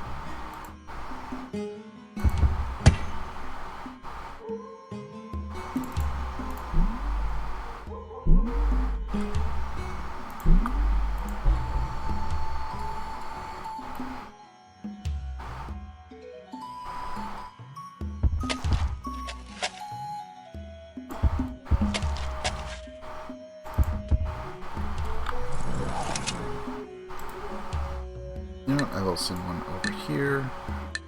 They're probably powerful, right? But they are not necessarily fully prepared.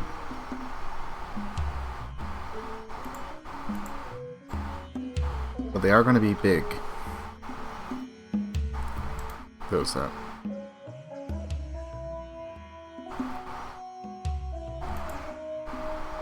Oh, I see. That was the second capital of the Inca.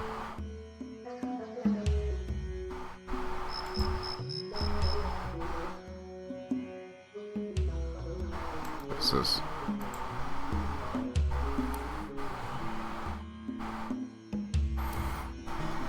probably the last capital of the Inca.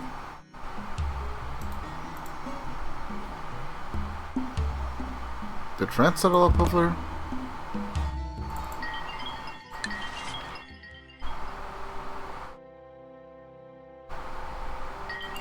Maybe. Hey, Hittites, you want to make a singular deal. Give me a world map for it.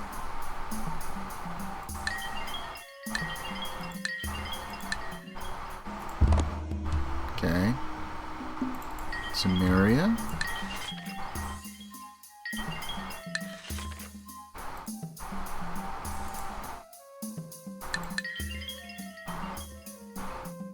Oh, no one wants to give me their world map.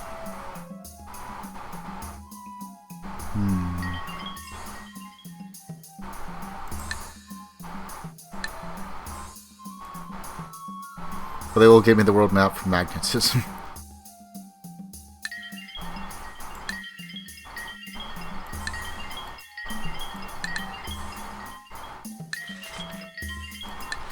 No.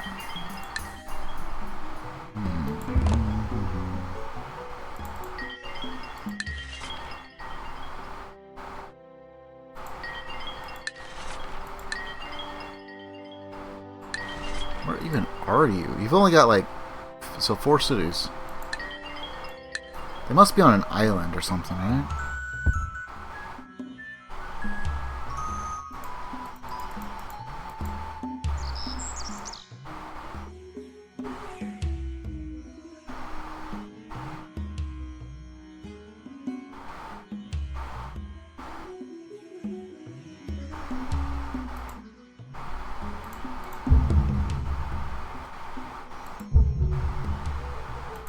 Kind of.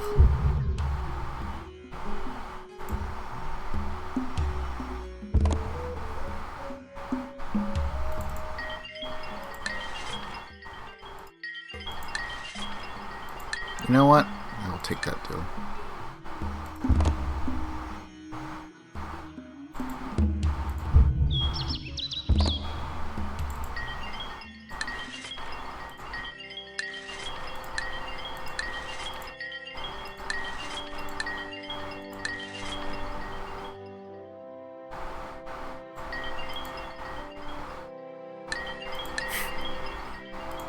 What'd you give me for this? 26.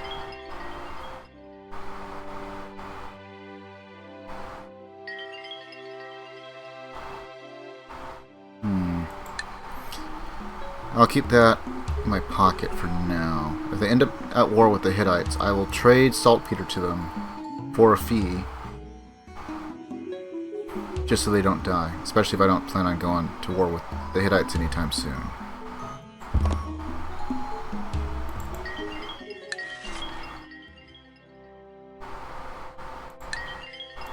That's right, I don't have navigation.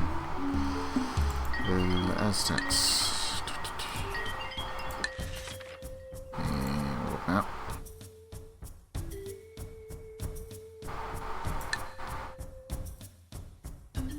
Oh, so if I throw gems in there, they won't take it.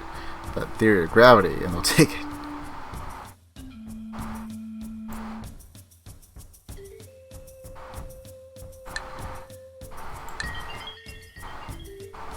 You know what? Do that.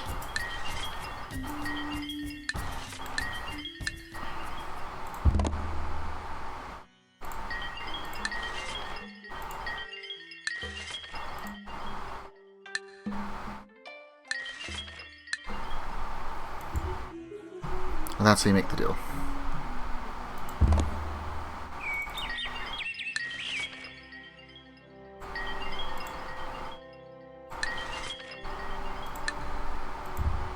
Okay, so they are indeed on an isolated island. Which is the only reason why they're not dead. Okay, so Samaria. Byzantines. Japan. It was entirely landlocked. The Inca were fairly large. But they were behind on tech. No, that's Chinese.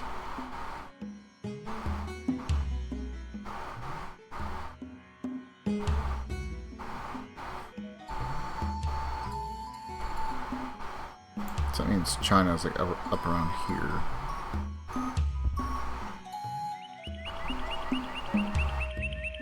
It's kind of funny.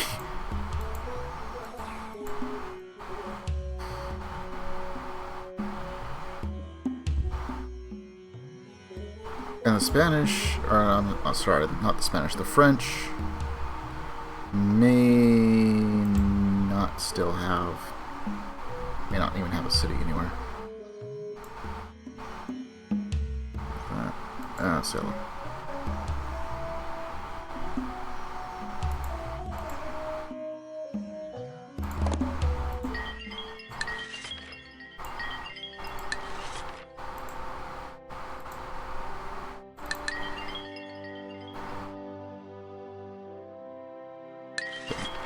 They're behind. That's fine.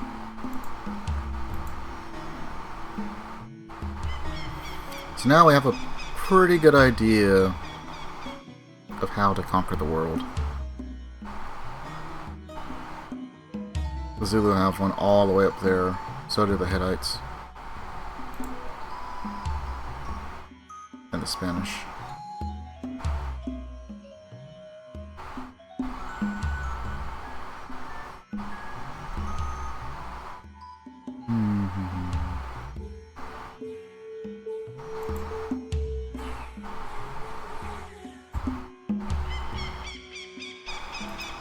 Yeah, so I don't foresee the French ever coming back. The safest thing they could probably do is land right there. That small speck of land. They're fine until someone gets frickin' Marines because there's no Vikings.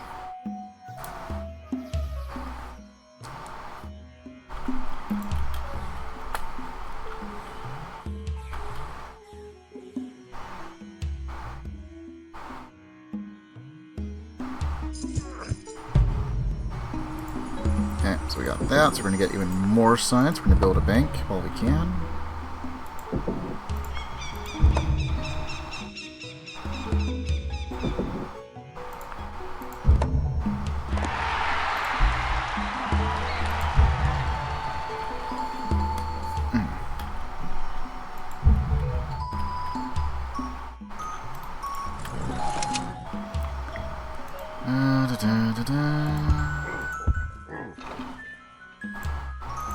Okay, this should be a far better city.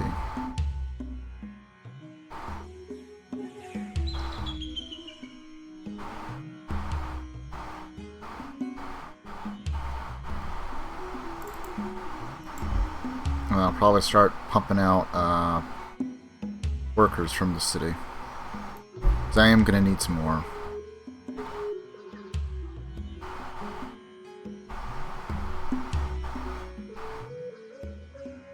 Maybe I ought to do it from this one.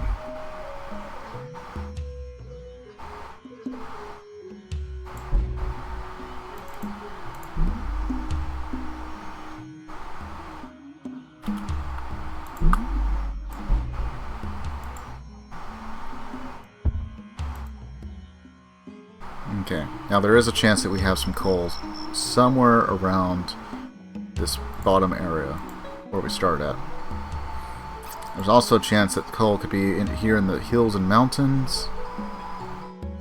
We have a pretty big area, but there is still a fair chance that it's just not here. Anywhere where we have to go into the jungles.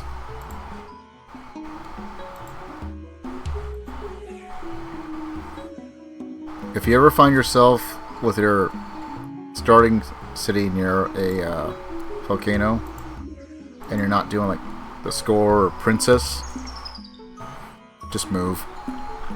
Just move like a couple tiles away from it. Otherwise, just if you are in one of those game modes where you can't move, reset. Because if that erupts and it takes your city, you lose. Especially if your like regent was in there for regicide.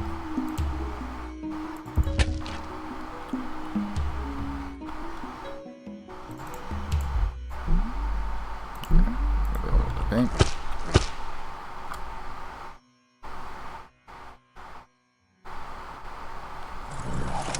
Let's keep that guy there.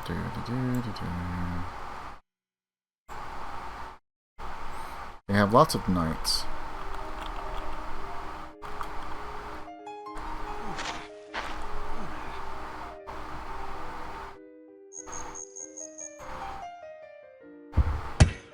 Actually, what am I doing? That's not going to be taken by any of them.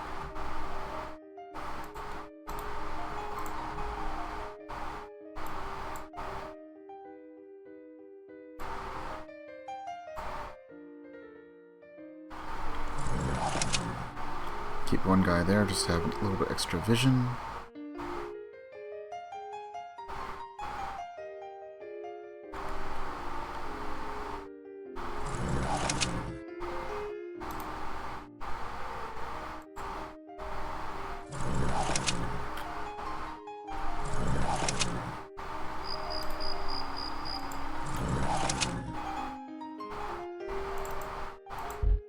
Yes, let's make 10 turns.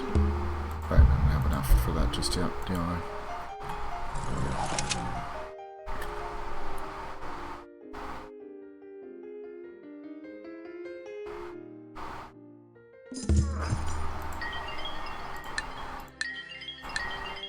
No, but you want to trade? No. Bye. I sent a single unit just so we can kind of watch them fight it out.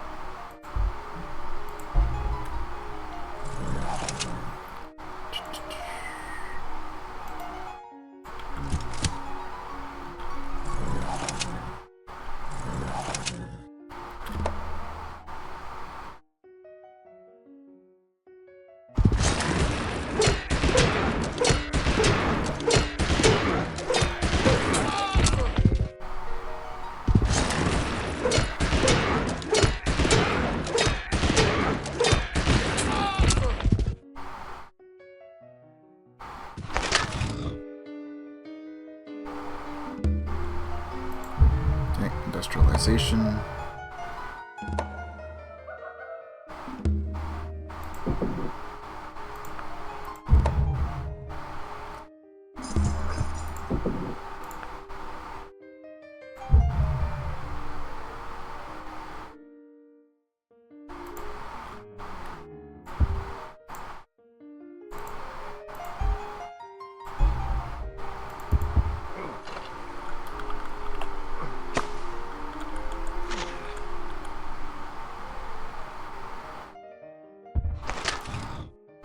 Send some more units up over here. We already have coal. Just saw it. So ironically enough, this city, of all cities, was actually useful. Is that the only instance of coal that we have? No, we have one more. In Germany. Leipzig, right here. So, just staying within our bounds, we would have had only horses, no saltpeter, we would not have gotten iron or coal. Conquest was absolutely necessary.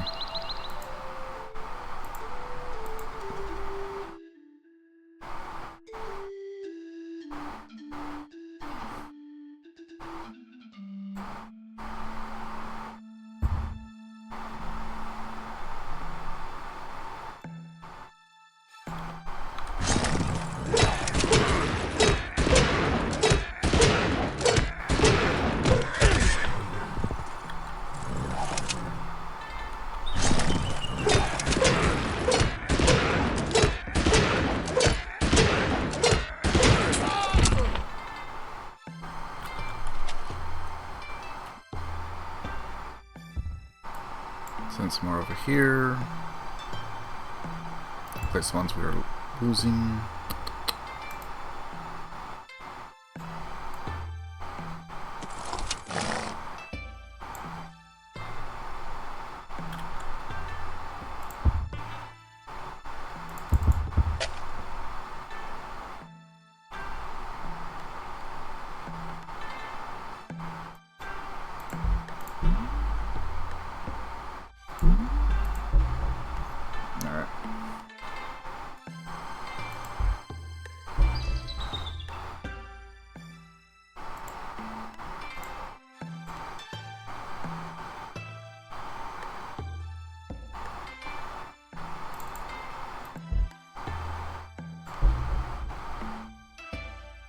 You know what? I guess this one can just exist only to provide just a little bit of money, just one a turn.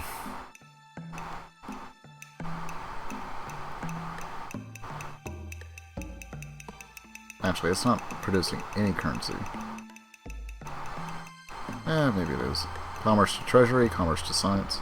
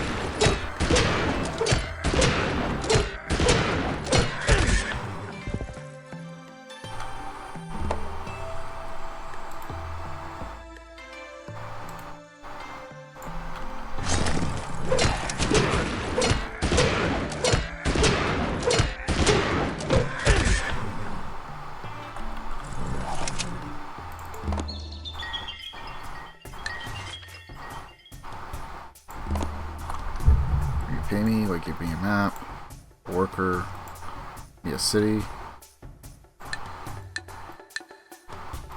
Almost. Almost.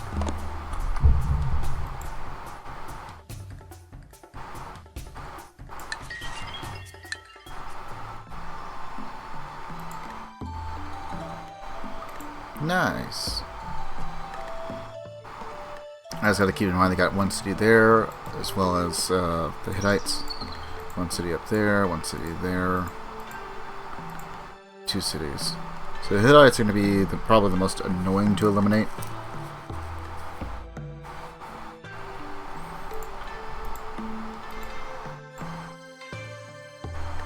The Chinese are, well, near non-existent.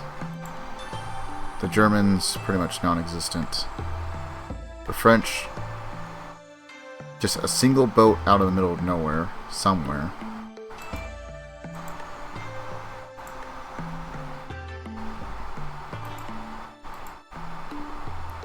The Japanese will offer very little resistance. Byzantines, Sumerians, Hittites are probably going to be the strongest. The Egyptians are probably just the largest, but they're exceptionally behind in tech. Aztec will probably be fairly aggressive and try and be opportunistic. And then Korea's advanced, but kind of just chilling.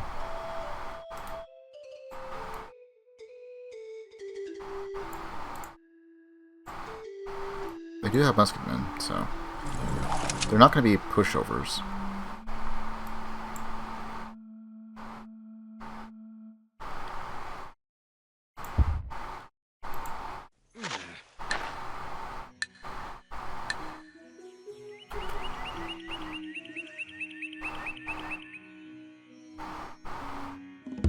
And away they go.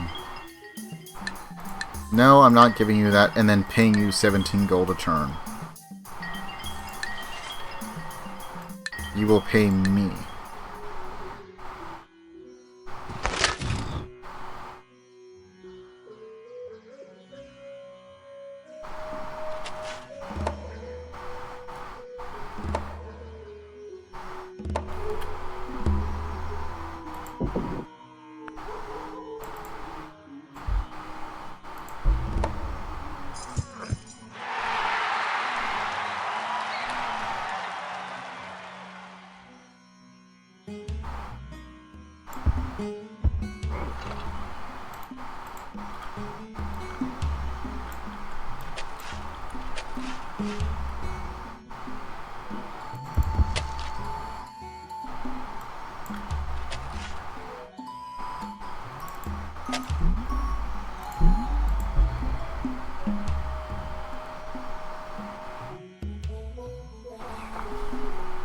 Okay, we're gonna get out some workers. Improve everything as quickly as we can.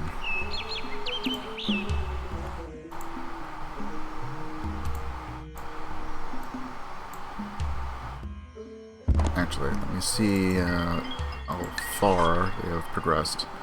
Just nationalism. They do have medicine, though.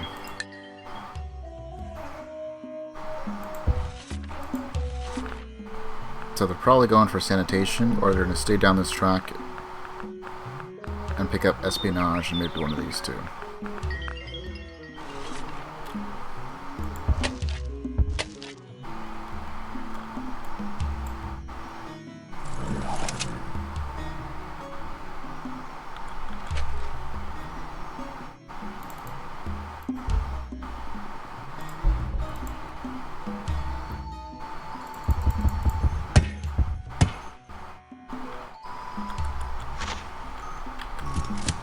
No, not another bit of coal.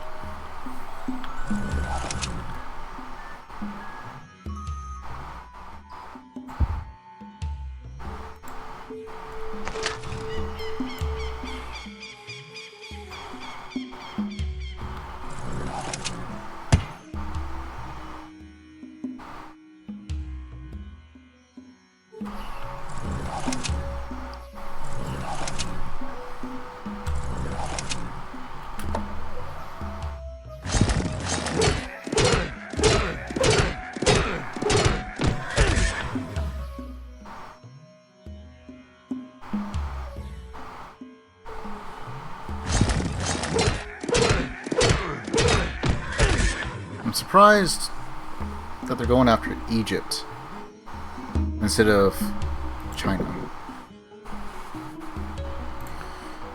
Pump out some workers, just a few.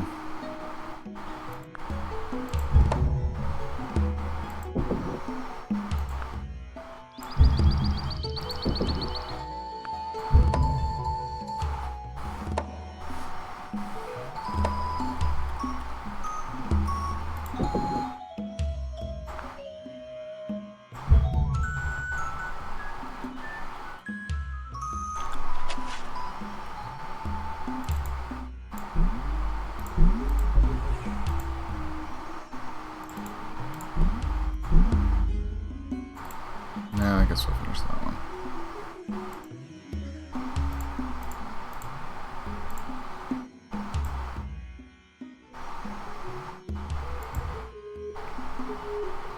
The fact that they have cities that still haven't popped, like this one, well, I guess most of them have.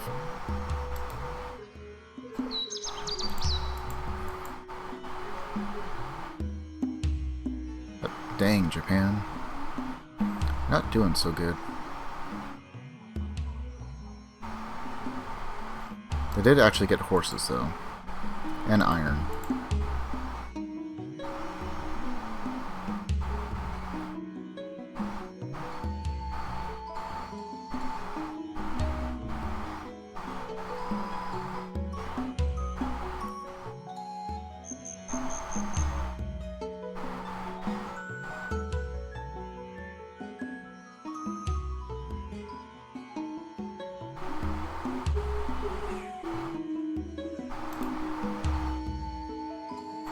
Chinese sailors still wandering around.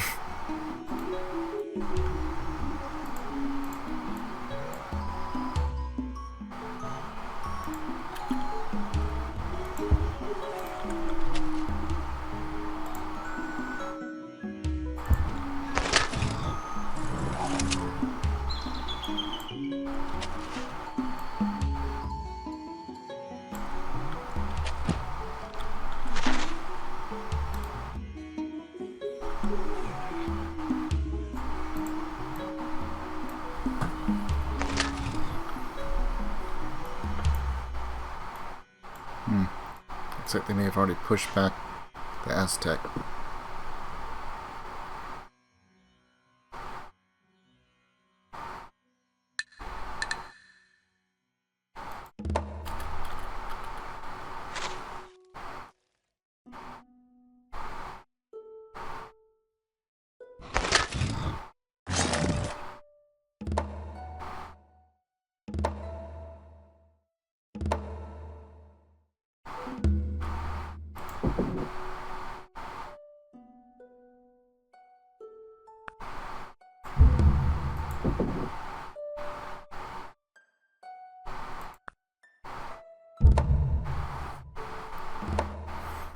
Yeah, we'll use that to pump out some workers as well.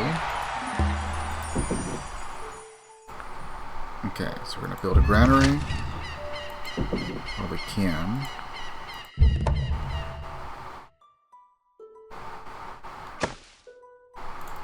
Oh, whoops.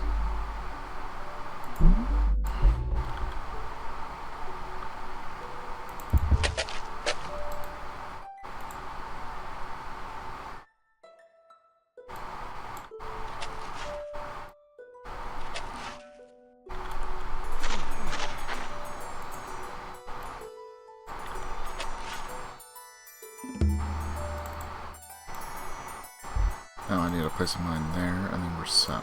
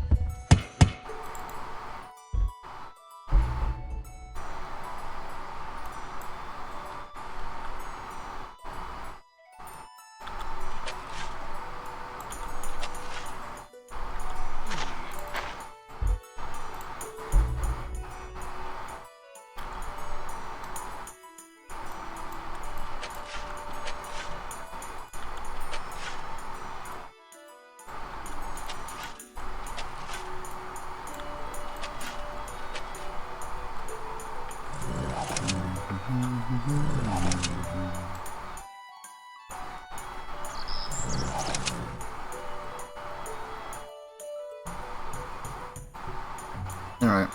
I don't think the Aztec are going to be getting in.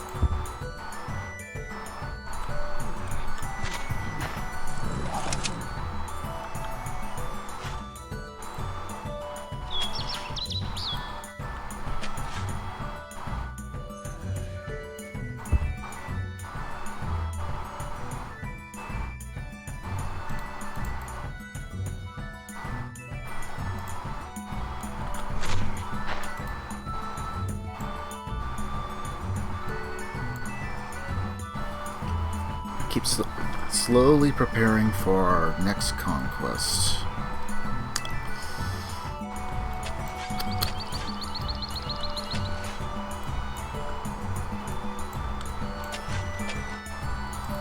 Pave the way, build up even more efficient economy. All should be good.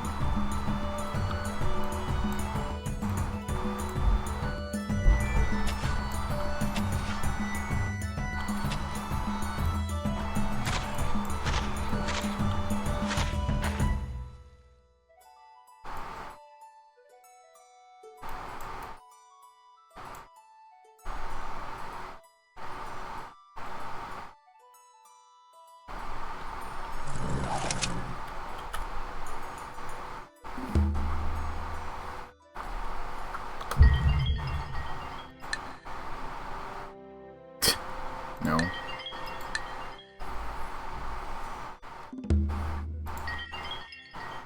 Nope.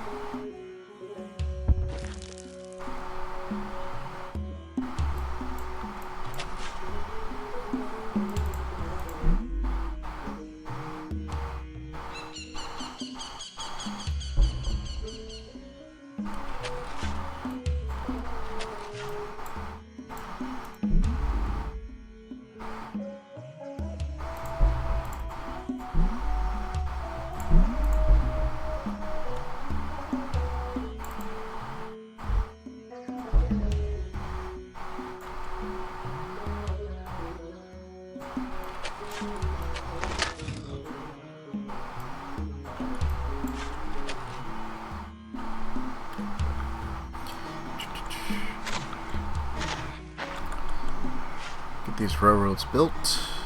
improve efficiency.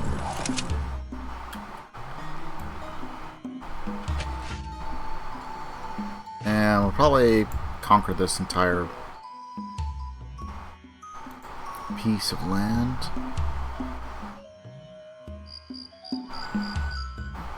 And then we'll probably focus upward towards Egypt. We want to get as much power as we can before we take on the Hittites. Because by that point, we should be pretty well covered. We should be able to handle the Koreans, basically just the rest of the world turning on us.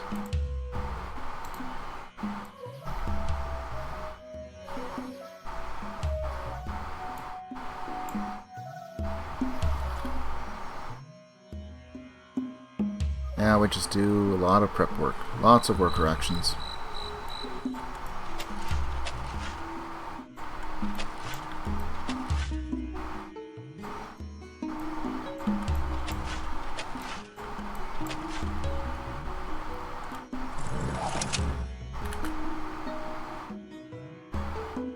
Oh, they're showing up with cavalry now.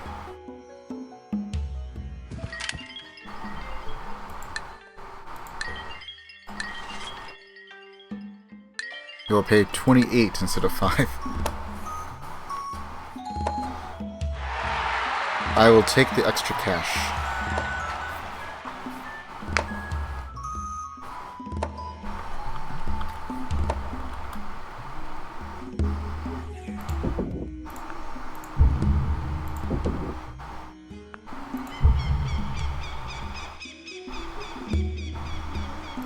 Okay, Shakespeare Theater.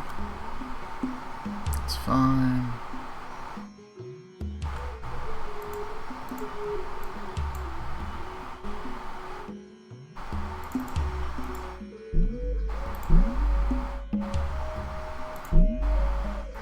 Yeah, build a university.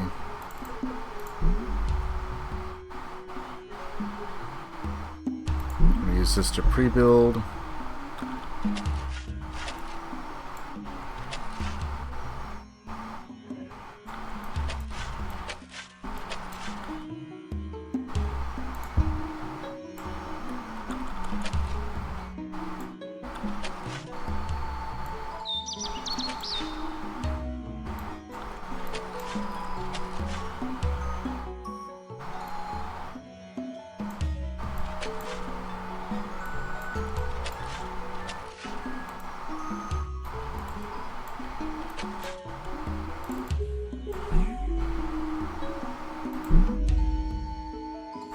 Go and get that, I guess.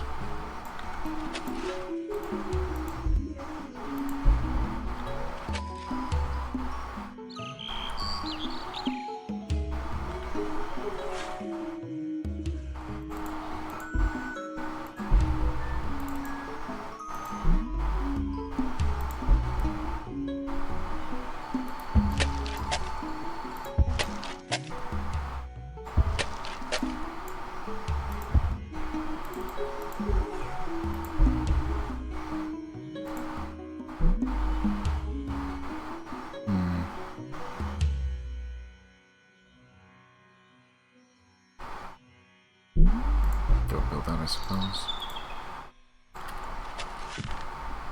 Actually, you know what? I am going to need just a few random workers out and about just to make roads, since it takes one turn.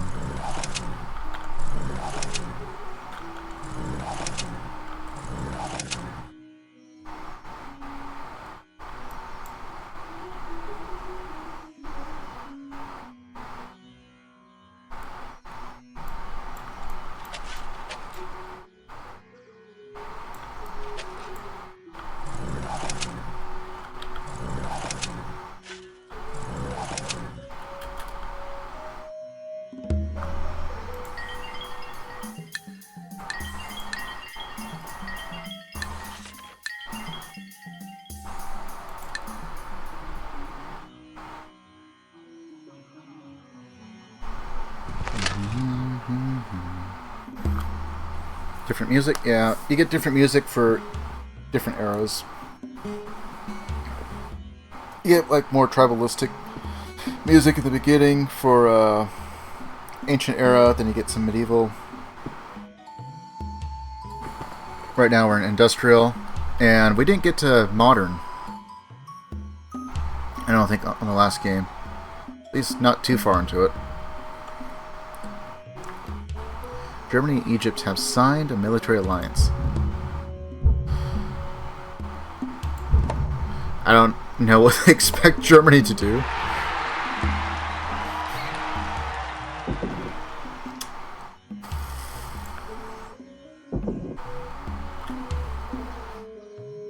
Yeah, this is where once we start building factories, even if you don't have factories, your population starts booming. You start getting pollution.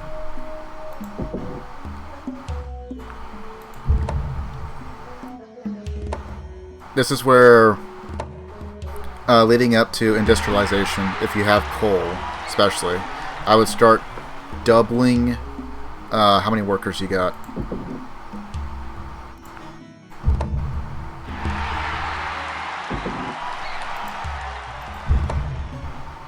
And depending on how many workers I claim from like conquest or enslavement or whatever, I will start throwing these guys typically on pollution duty, so I can use the more efficient regular workers in producing roads and stuff if I'm at war or trying to progress through the rest of the map.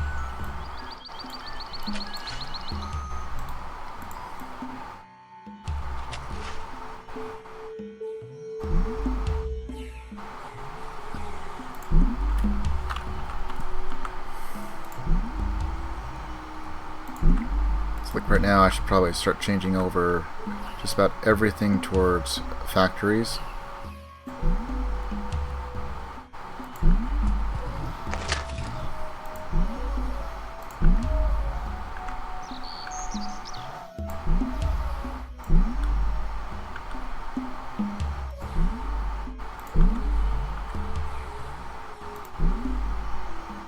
And then we'll be able to pump out our units even faster. Go back to that one.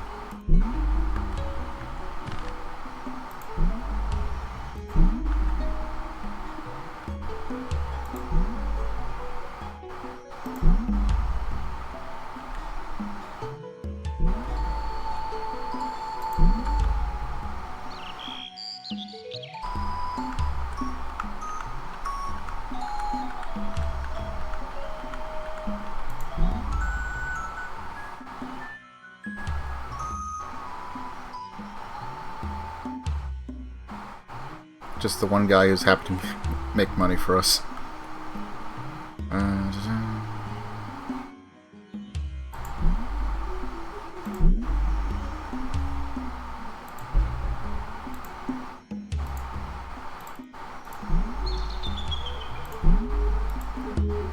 then we're going to use our cash to buy this factory, and then go right into producing the universal suffrage.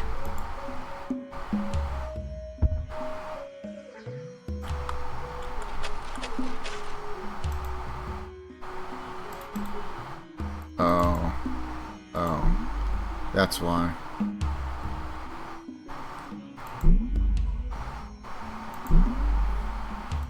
So, funny thing is, because I was producing some workers from Paris and we ran out of our citizens, now we're getting French citizens, and they're not nearly as effective because I have 4 in the stack and it says French worker.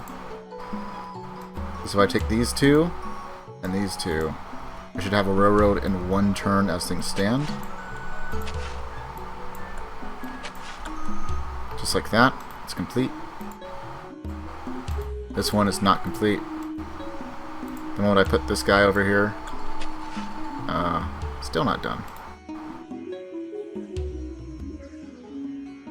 So now we have 1, 2, 3, 4, and 5 workers, and we still can't complete a railroad in 1 turn. Because I think it's 3 of the enslaved guys are equal to 1 of our normal guys.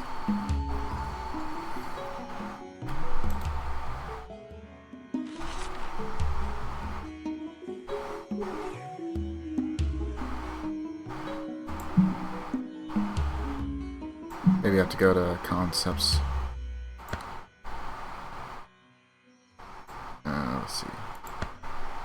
enslavement.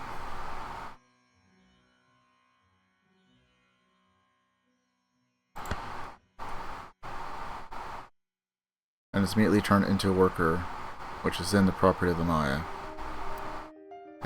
Does not say. But the enslaved workers produce, like, I guess, a third of the rate regardless of civ. So, a bit unfortunate on that.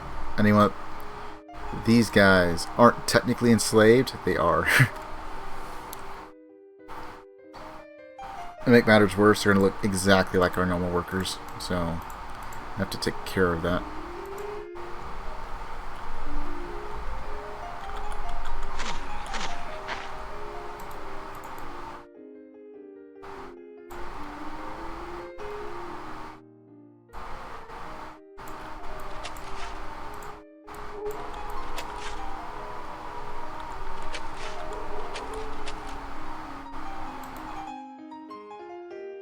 Same thing there.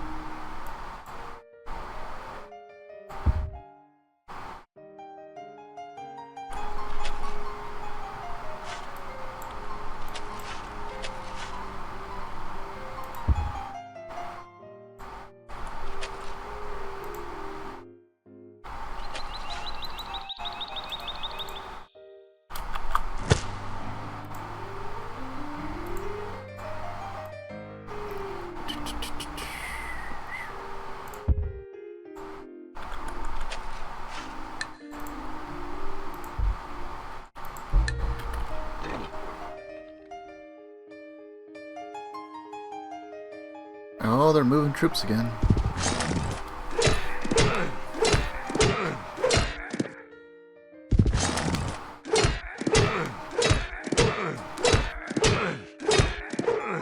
That one got a flawless.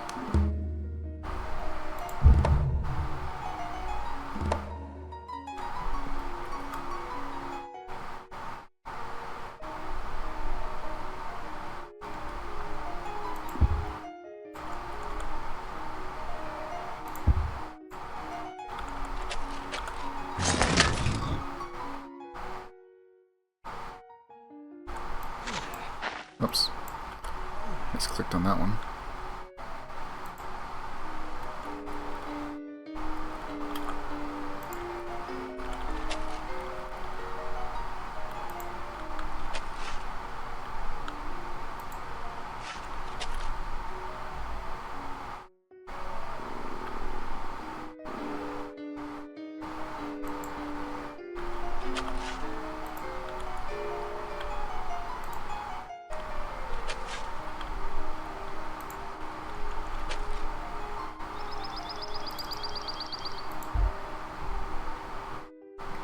And then we're just set all the way down to 10 from 17. Okay. All the Germans have been expelled.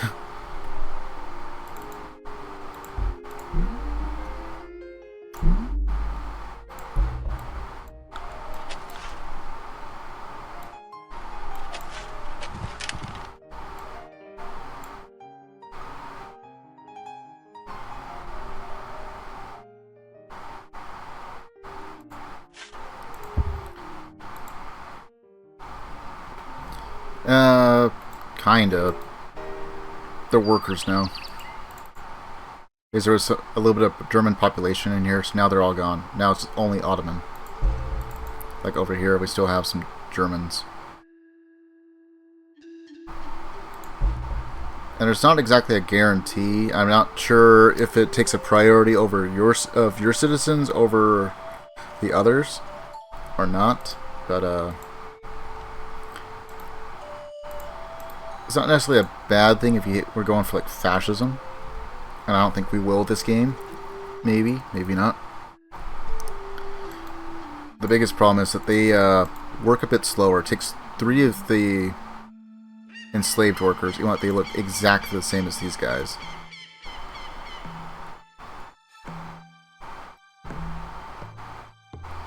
So they are going to be a bit more inefficient.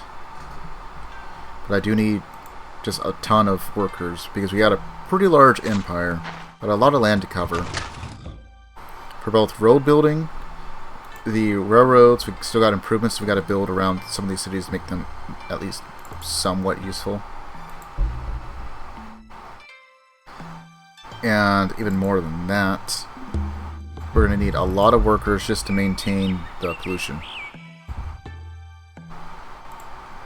Because whenever pollution occurs in a single tile around the city, you will not be able to use or work that tile, so you won't be getting any of the benefits. And depending on what that lands on, it could be even more catastrophic.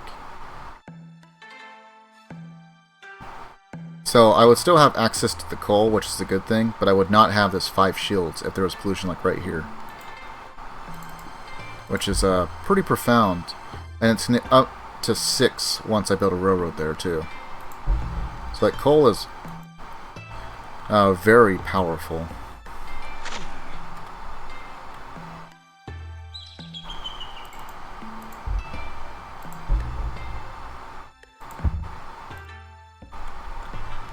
But I would not be surprised if Germany gets killed at some point. This is their only city, and now they're at war with the Aztec, who currently only seem to be focusing on the Egyptians.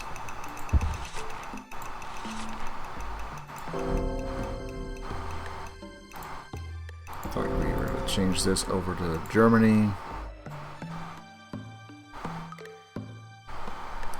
They're at war. I don't think anyone else is.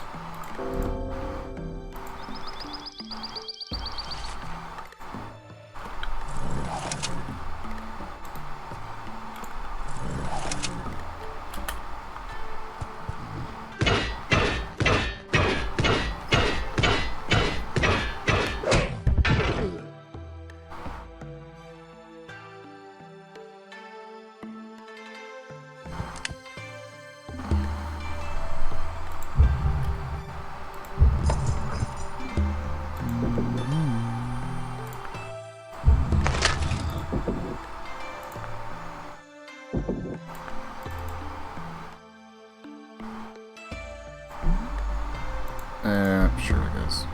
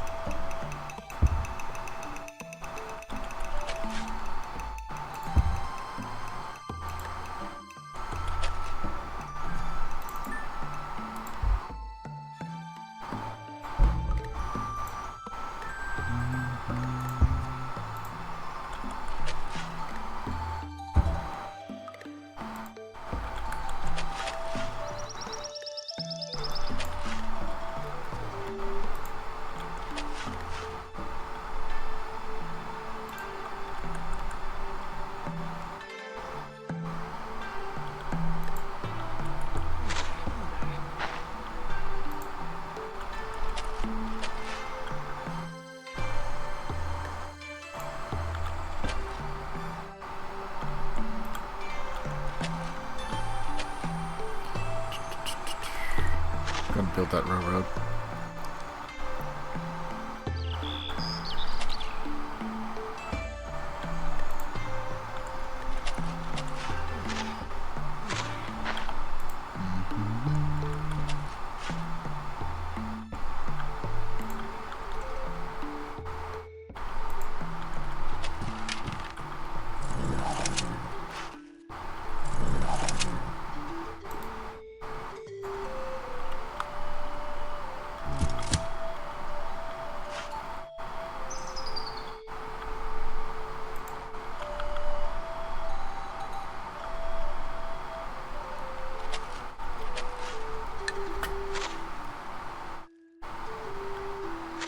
Oh sure, just come into my land.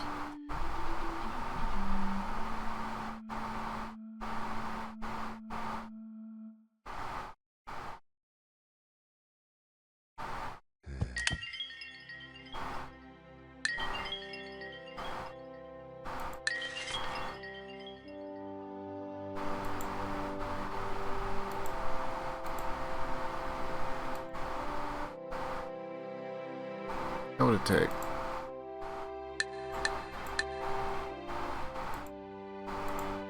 Oh, they just straight up won't.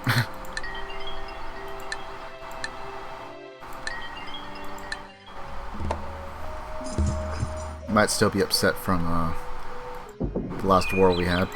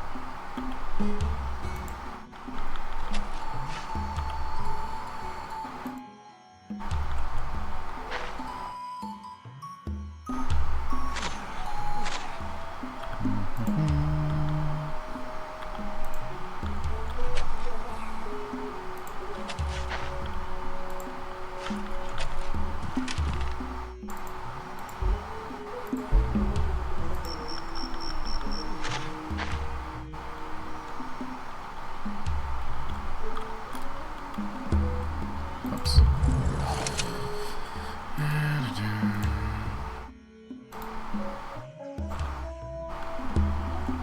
Need about 2,000 to upgrade remaining stock that I got.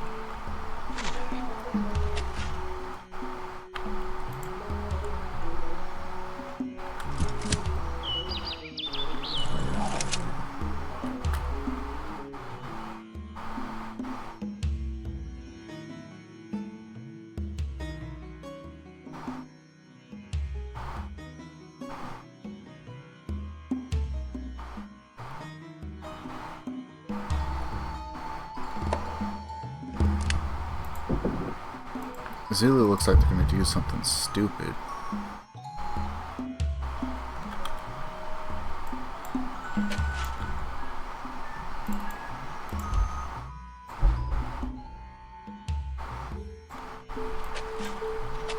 So...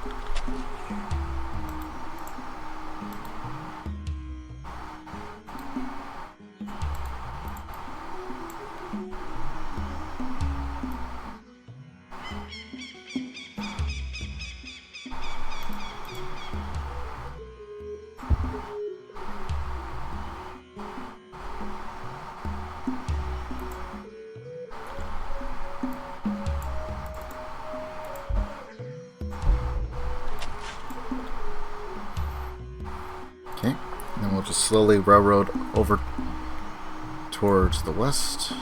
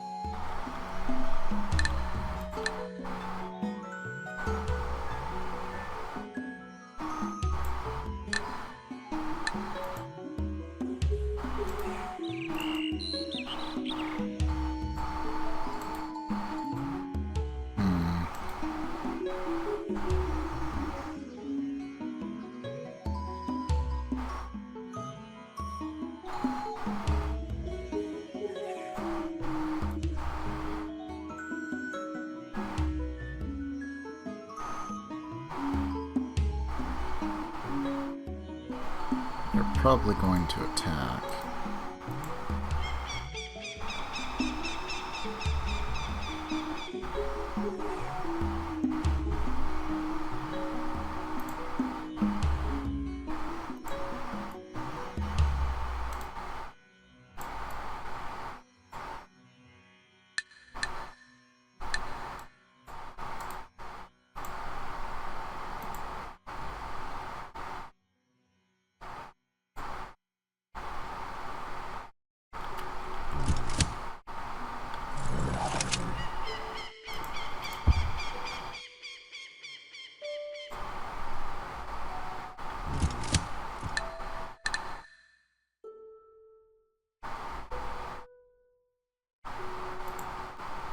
Might be going for this one, or possibly that one.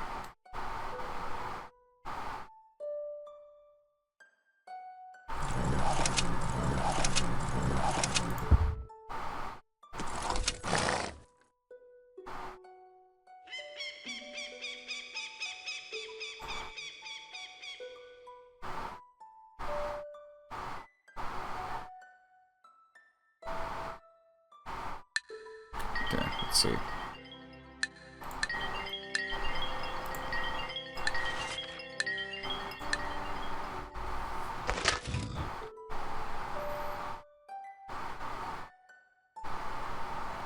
Oh, they thought about it.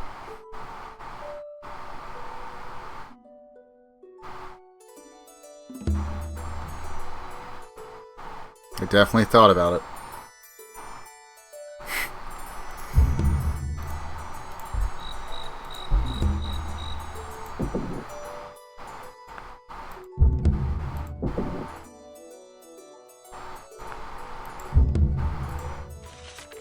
Not what I wanted to click.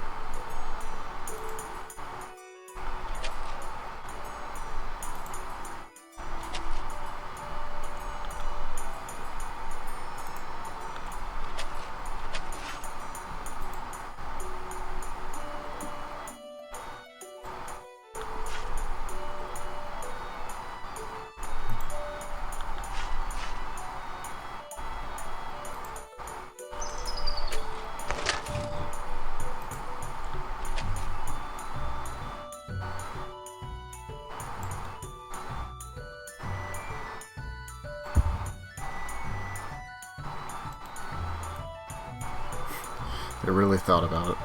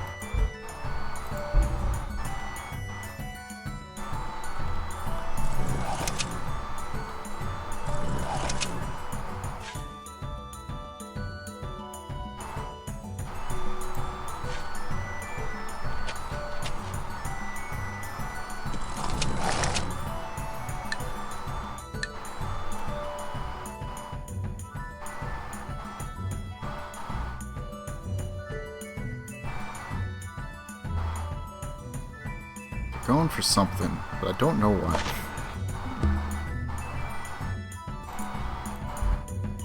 And there's the first speck of pollution.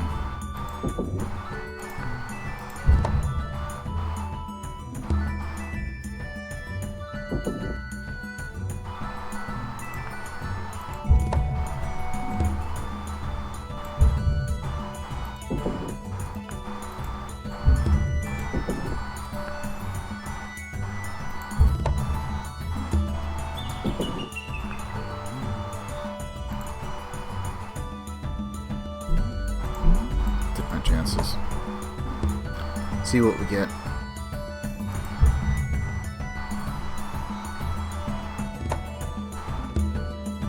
Let's advance. Byzantines, Koreans, Hittites, Aztecs, Sumerians, then us.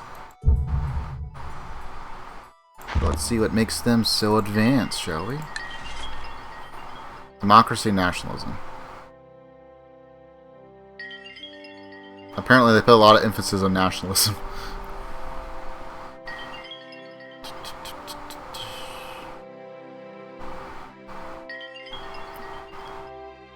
They probably also have like communism, fascism, and all that other stuff. To be fair, but I don't really care about that.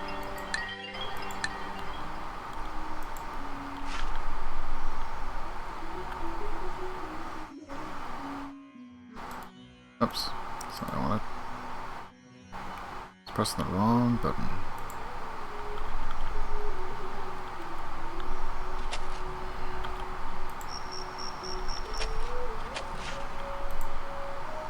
Oops.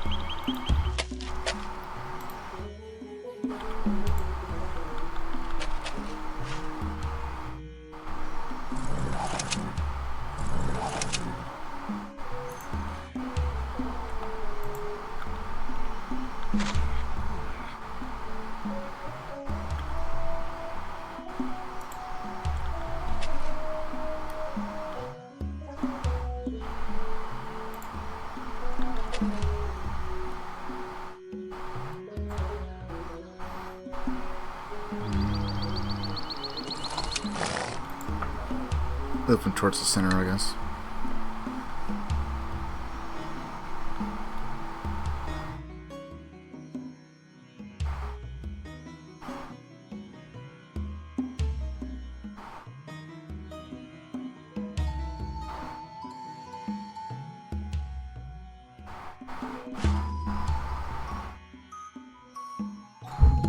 Okay, they don't seem to be targeting us. For whatever the reason is.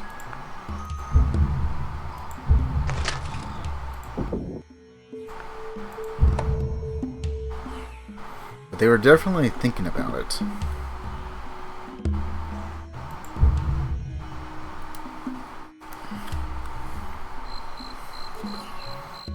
Who would have thought you can play mind games with the AI?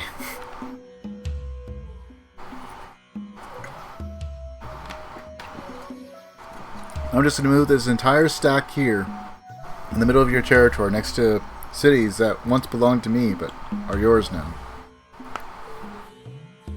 I just casually moved my stack. Are you sure about that? Maybe not. So, we're going to move him there. I guess we'll keep that army there for now.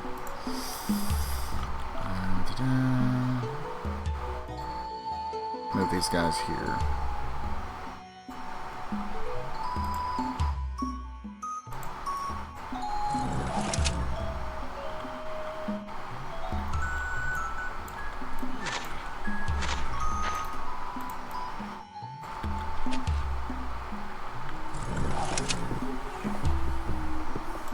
Only have like 4 guys.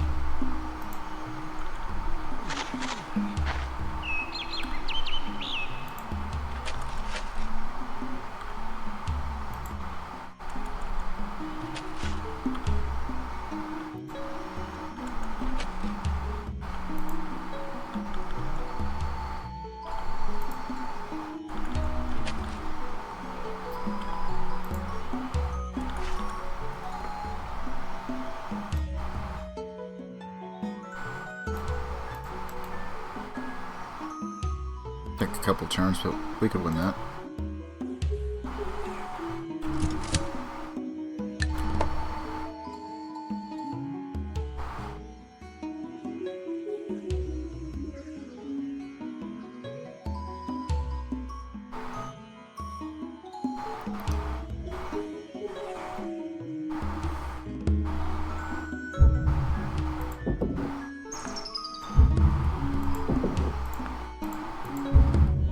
In a way, if we wanted to attack, that would be the perfect time. They just sent off their entire army. Quick, no one's home!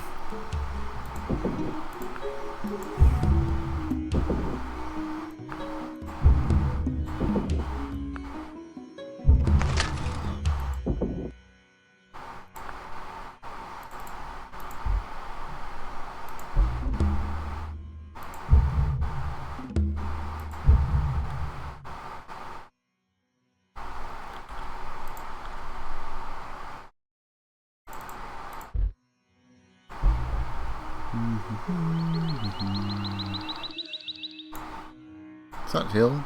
It is. It is indeed within range.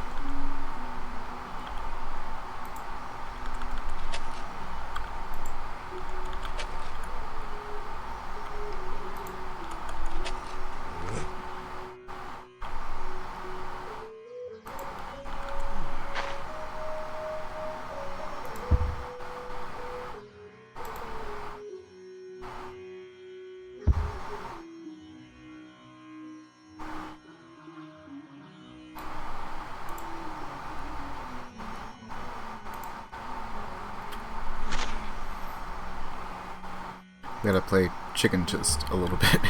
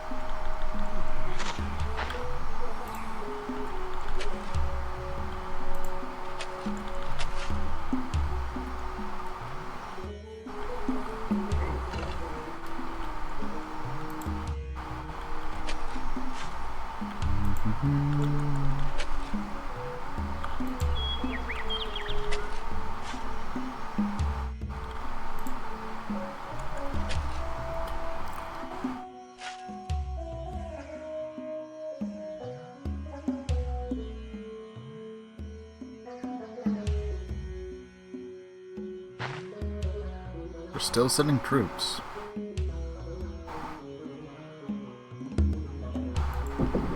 Just a little weird. Okay, so now we can produce these guys once every 2 turns.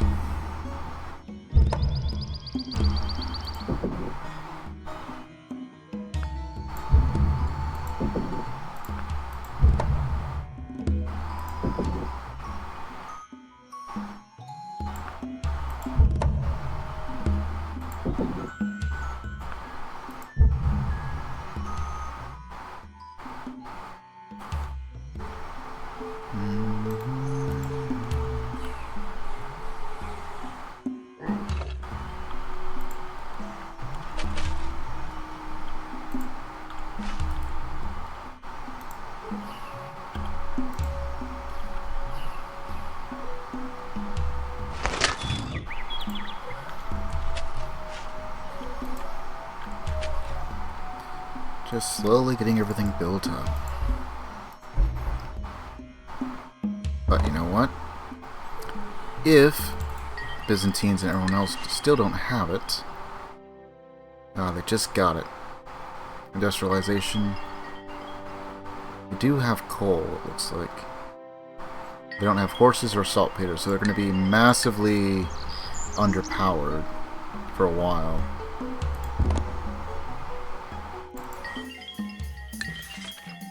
They don't have coal. They have sanitation. They do have industrialization as well.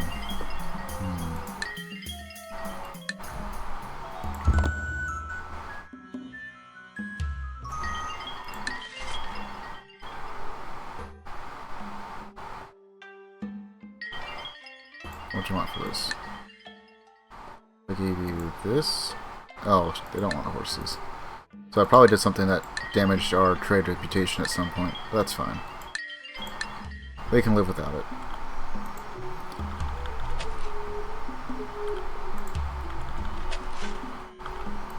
We probably still had a rite of passage with Zululand when we attacked them. That's probably what it was.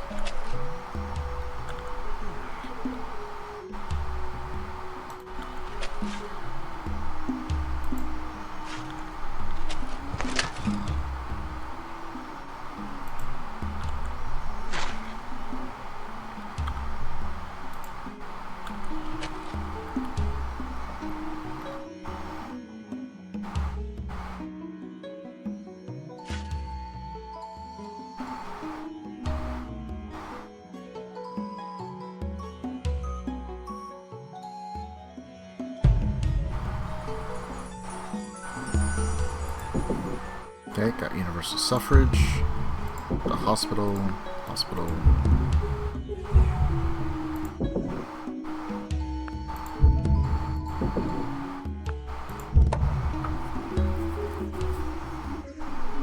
Battlefield medicine, which is a minor wonder that will allow us to heal behind enemy lines.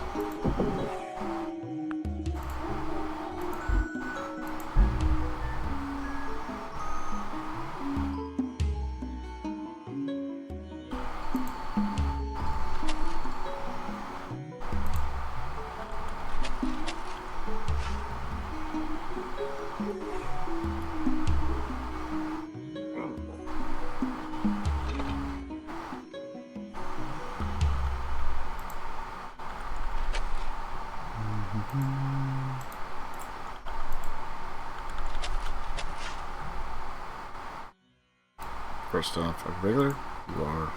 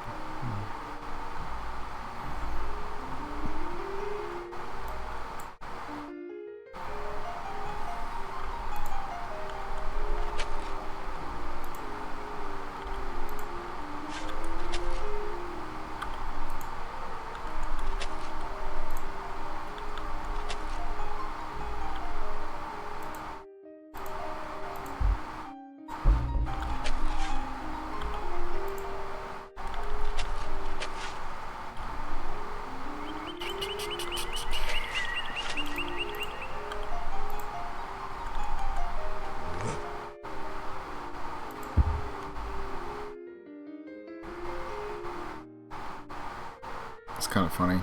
So the Aztec held that for a little bit. And for whatever reason, I guess Zululand is sending a bunch of troops up here. Specifically.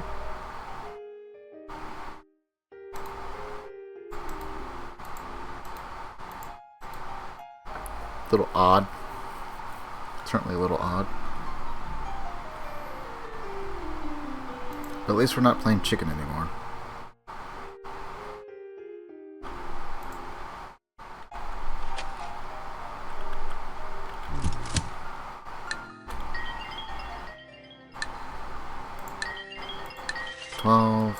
Sure, I'll do 17. You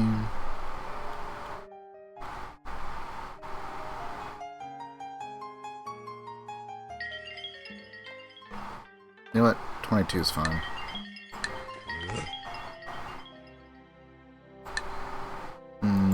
Skip that. You want to buy anything? No.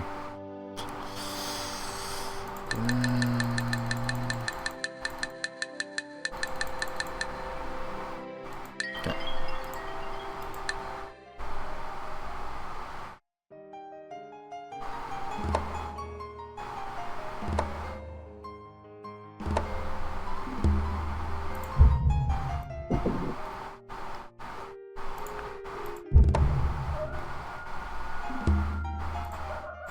Since railroads are mostly complete, we can probably move on to another invasion.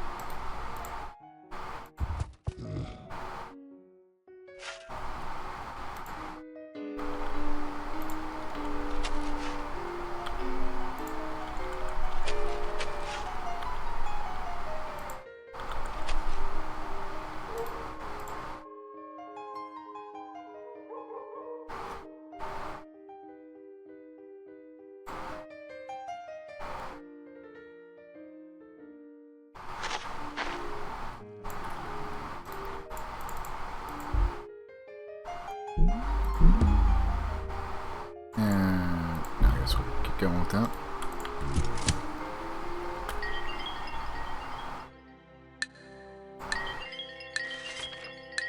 $18. Great.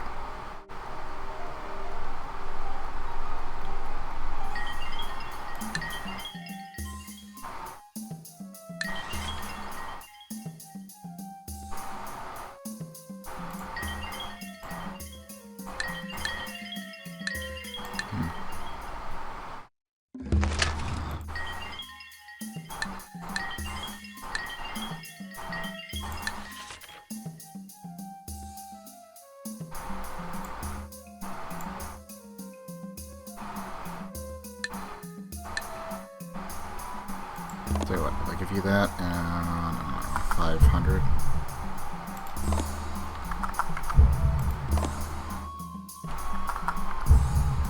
So they'll accept that for sure.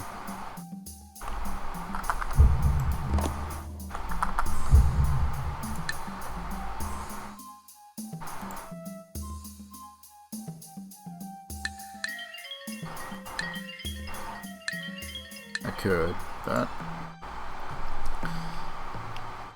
I'm gonna wager that we have rubber somewhere in our territory. You know what? Normally I would, but we need to go for that.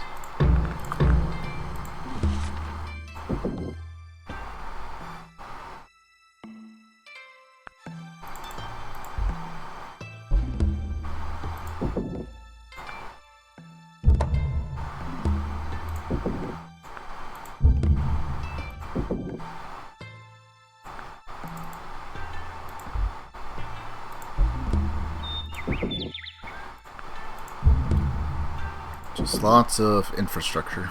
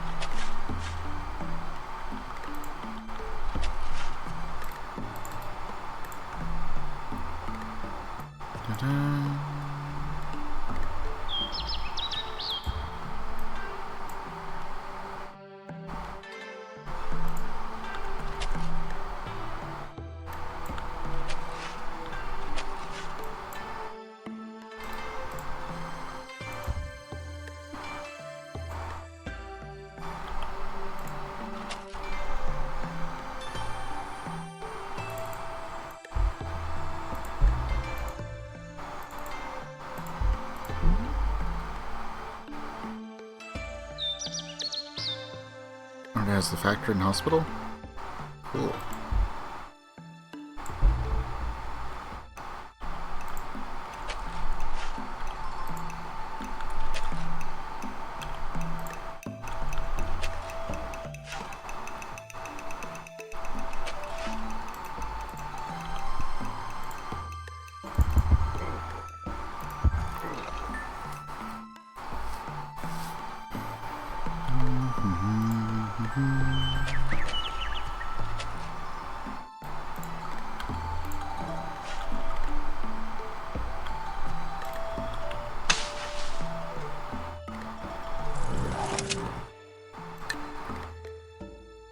Just gonna park them right there, huh?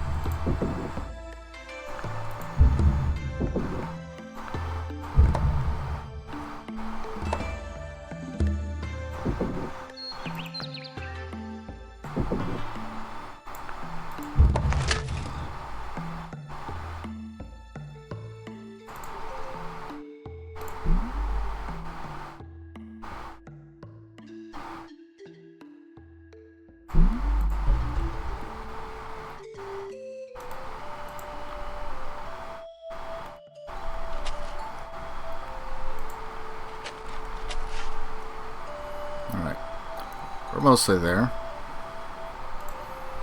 with nearly every single major city that we will be relying on connected. Just gotta finish connecting to these cities over here and over here.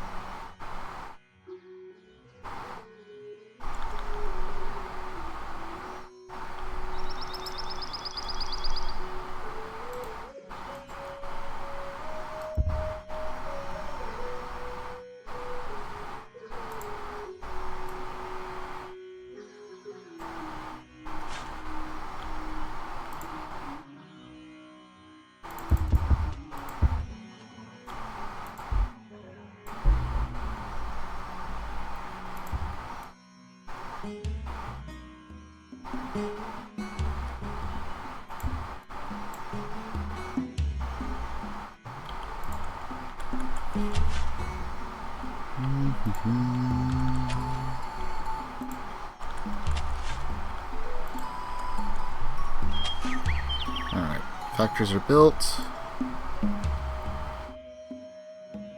It's got a little bit more infrastructure, and then we should be just about set.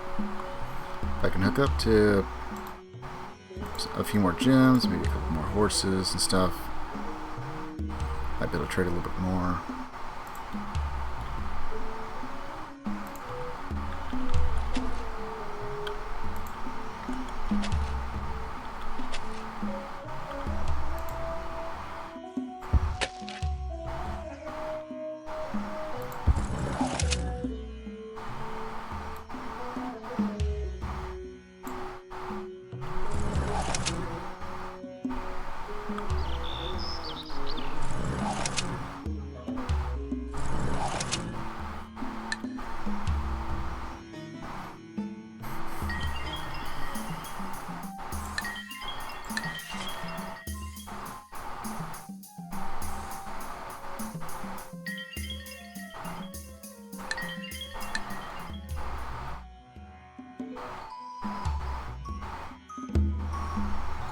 Aztec and Egypt have signed a peace treaty.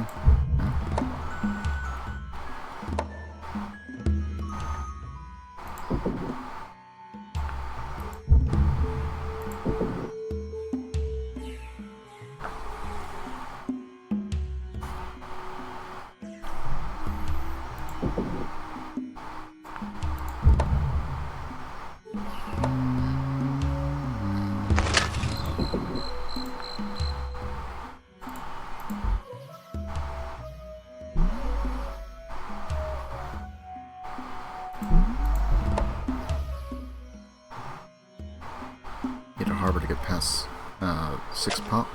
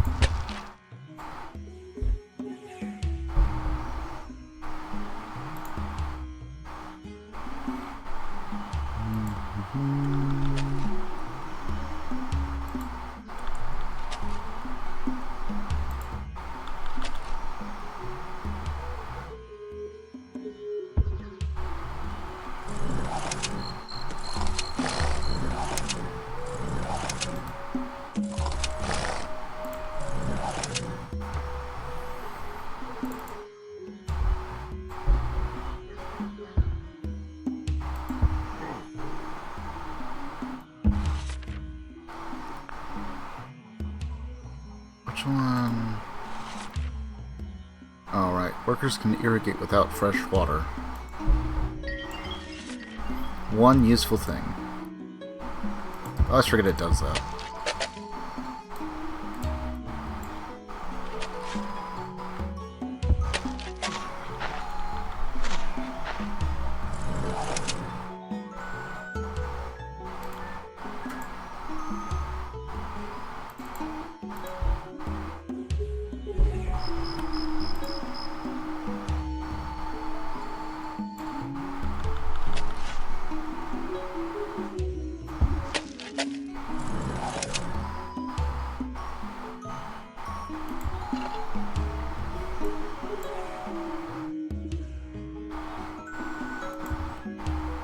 Getting closer.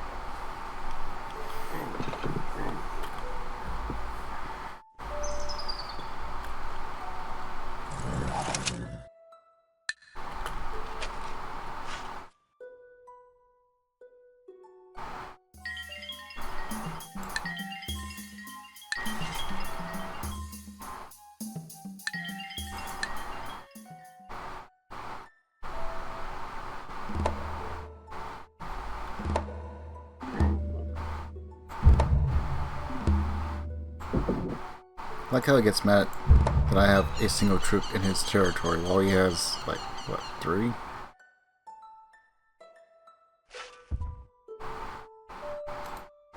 Two.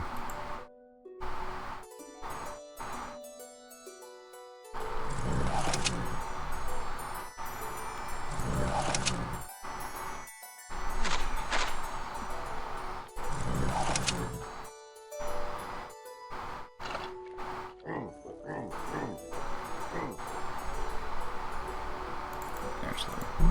That's you, right? I need you to start producing armies.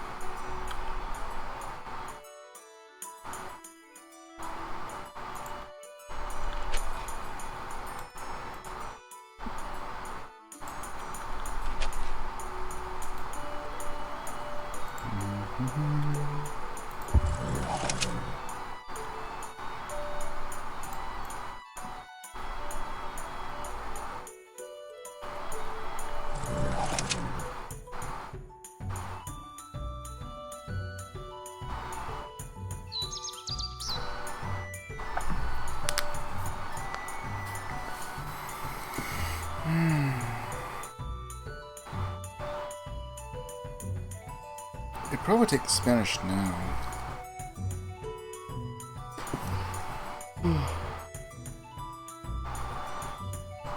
So long as no one else gets involved, it should be fine. The other problem is the few cities that got to the north, which I'll probably leave untouched.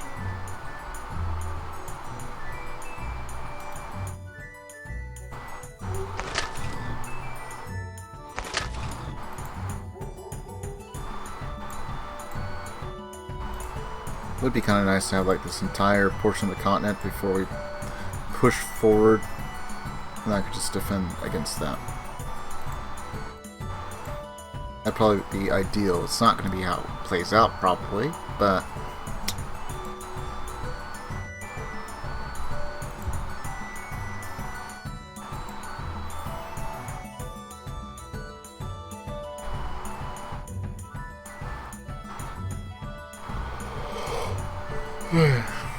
alternatively, if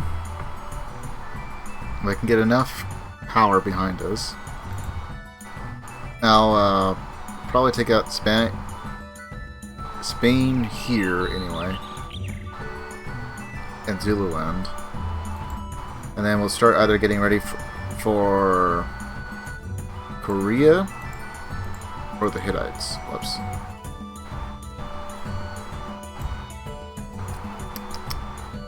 I think it's this guy, right?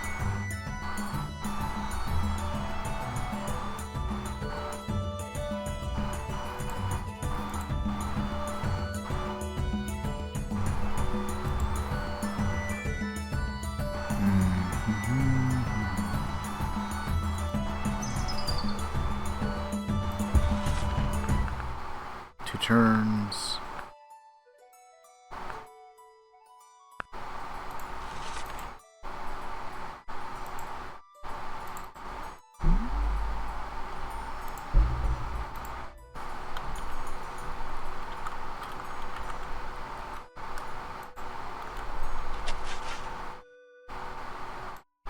I see.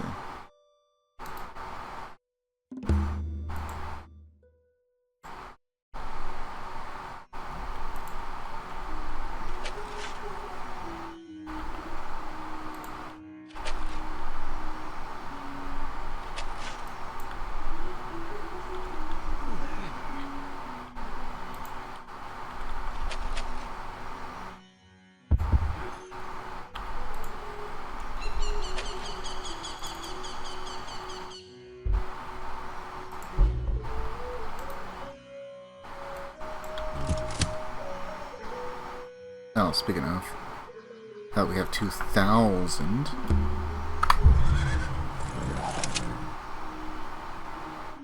That should help with our power projection. Just this giant bulge.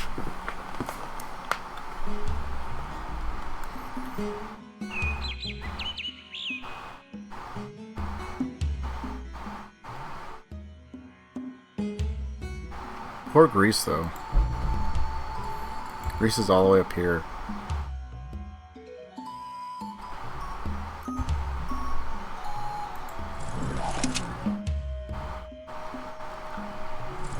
we somehow eliminate everyone else, and the game still hasn't ended by then, Greece will be the very last one.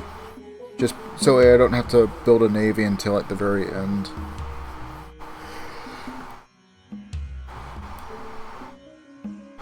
And even then it'll be like maybe 2 actual like battleships or destroyers and just a crap ton of transports just so we can ensure we do it all in like one turn. We'll probably be maxed out by then. Because we have a lot of conquests to do. This is the very last fast offensive unit you can build. And oh, by the way, you can attack 3 times. He's a beast.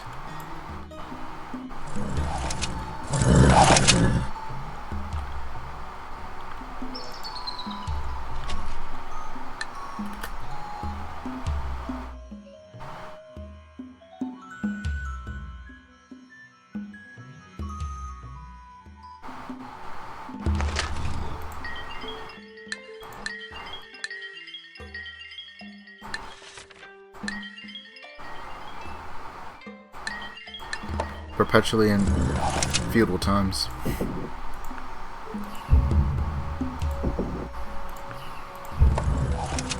mean, I suppose it's better than the alternative.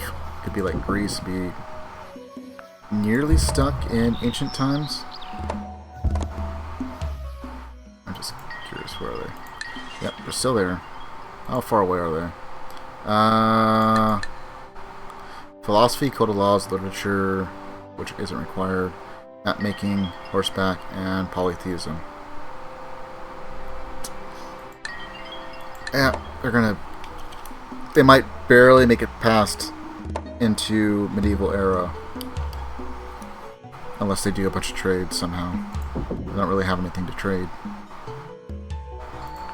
Oops, I do not want me to build a palace there, I just need a granary.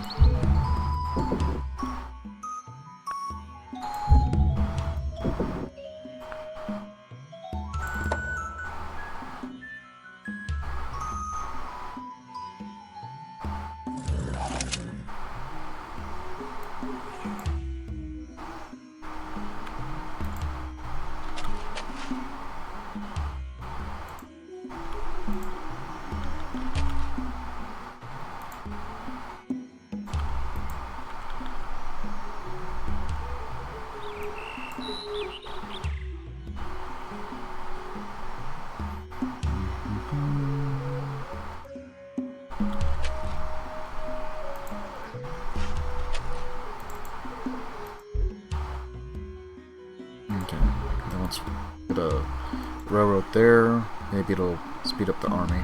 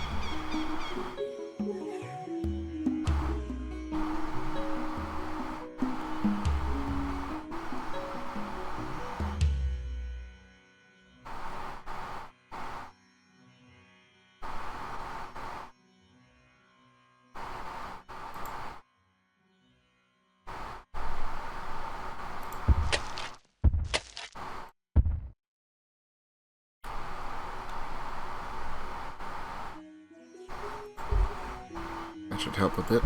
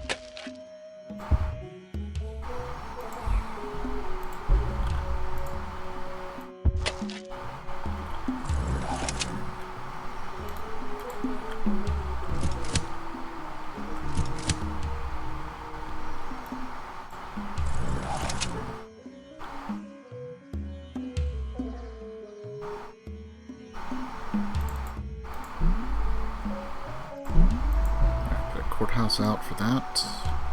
Probably buy it in a bit. It'll be a little long.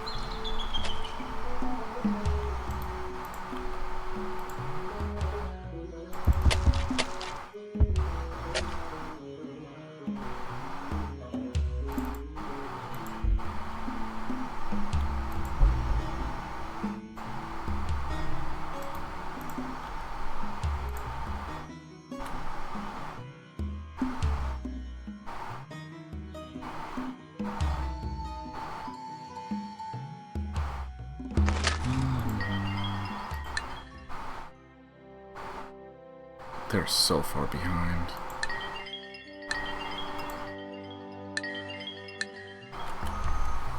Alright, well, I'm gonna go ahead and call it there. I'm gonna finish up this turn.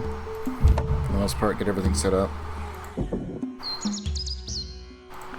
then we'll come back to this next week. We might be able to finish it off, maybe, depending on just how much more of a lead we can get in certain tech lines.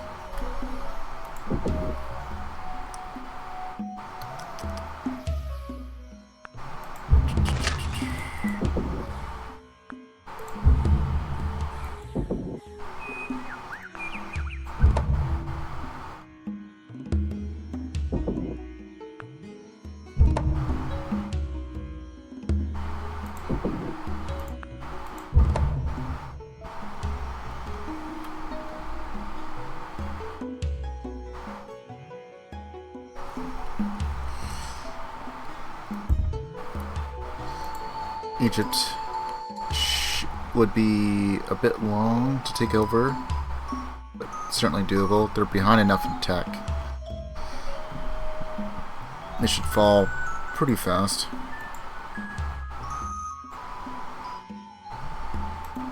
I mean, heck, they still got spearmen, a good chunk of their cities. They do have some access to saltpeter and the like.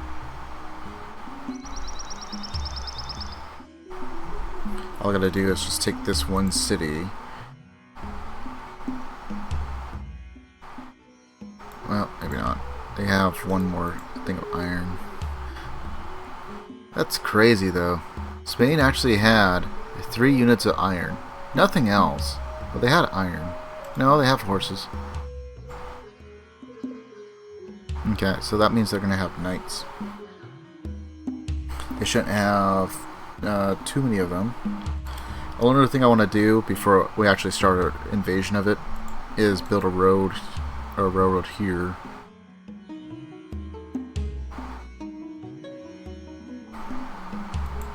A civ that you want to for your first game. It kind of depends. What kind of map did you want to play? Because if you're playing one of the like a Pangea map, then you might want to pick one of these more seafaring nations. Or if you want to do Pangea, like this one, where almost everything's on one continent.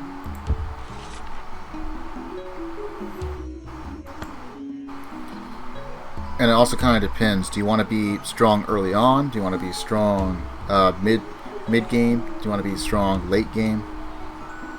It's like Germany, it's pretty strong with Panzer tanks.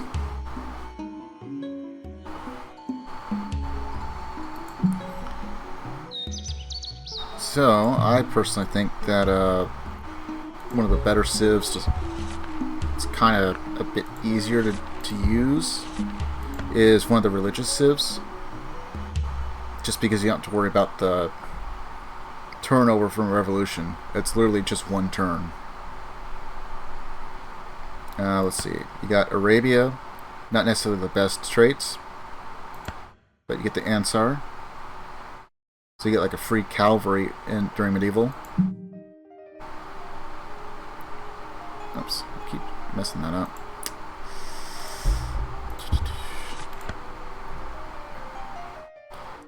Babylon, scientific and religious, so you get bowmen. You still get the defensive bombard, you get attack and defense of 2. You just gotta get a warrior code to use these guys, which you can get pretty early on.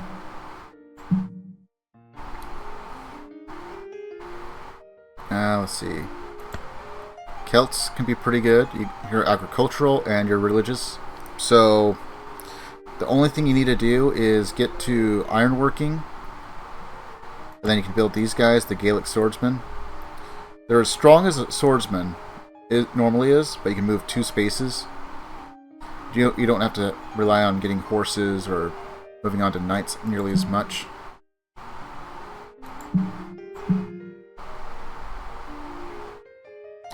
China can be pretty good. Militaristic and industrious.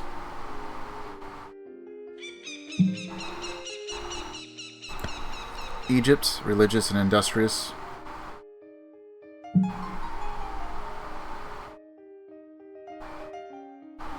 Japan is a favorite of mine. They're religious and militaristic.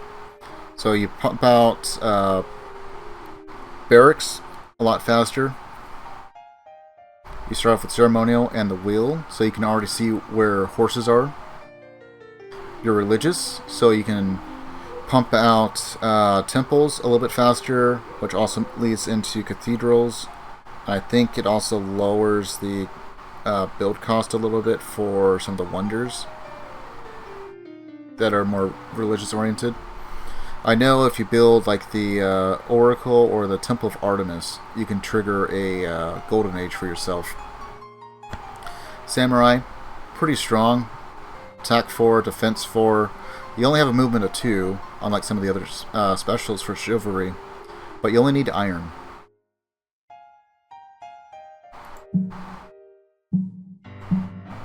Another one that's pretty fun to play as is India. They're commercial and religious. The religious part's probably the best part about them. Commercial will make it so you have a bit more money. You can build marketplaces, banks, and stuff like that, and get more coin out of them. Just a little bit more. Let's see. But their biggest feat is this, war elephants. They're as strong as knights. They get 1 extra hit point. And they do not require anything. You can just build them. You don't need horses. You don't need iron. If you have horsemen, you can upgrade them to this. They are a fast unit, and like all fast units, if you're going against another fast unit, they will not withdraw. But like even if without a barracks, they will have 4 HP instead of 3.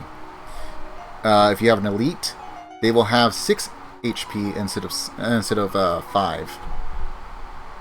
And so, like, not having to rely on having anything else to work with, horses, iron, even saltpeter. You can kind of get by with these guys.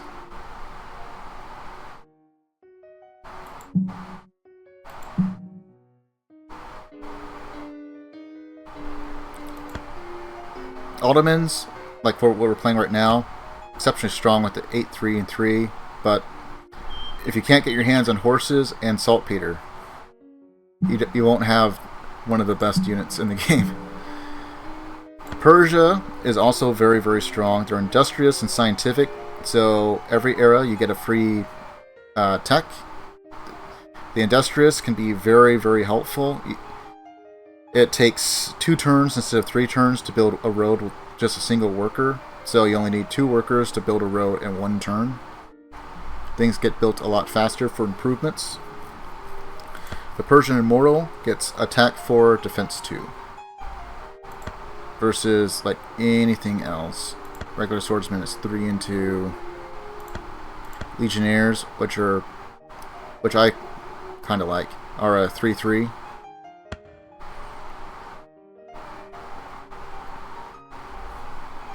And then other than that, just kind of learn what you want to do from the tech tree. So every single civ starts off with 2 techs. You can read out on which ones they get. Usually it's more dependent on what their traits are.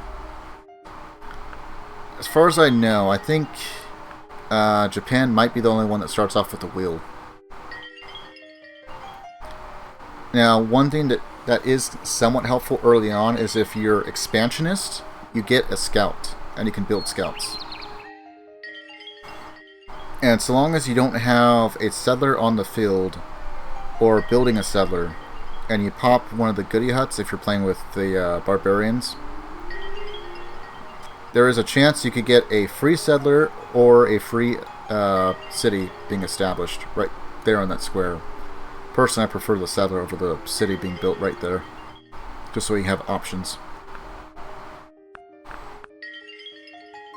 But you need bronze working before you can go into iron working. You need alphabet if you want to go into sailing. You're also going to need it to go into writing, into philosophy, and if you get philosophy, if you're the first one to get it, you get a free tech. So that's generally the go-to that everyone tries to go for.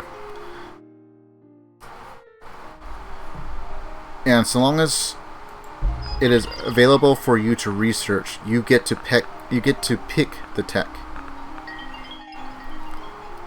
So like if you're first into philosophy, you could choose let's say masonry, mathematics if you already have masonry, or go right into literature or code of laws, or map making if you also have pottery already.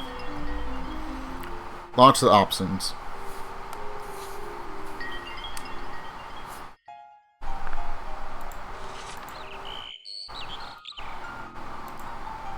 Grasslands are usually pretty good because you just build mines. If you get bonus stuff, if you need to, just right click on the tile and it will give you all this little information down here. There's a lot of resources you won't be able to see until you get certain techs. So like on the map, I can't see uranium or aluminum or things of that nature. But there's all kinds of neat little things you can do. The Maya have probably the best combination. Their only problem is this guy. Their unique unit. He's not atrocious. He's just not nearly as helpful or as good as he could be. And all you need is warrior code. He needs no other resources. And the best part is if you're attacking or defending, he has a 1 in 3 chance of getting you a free worker. It's going to be an enslaved worker, so it takes about 3 of them to equal 1, but hey, free workforce.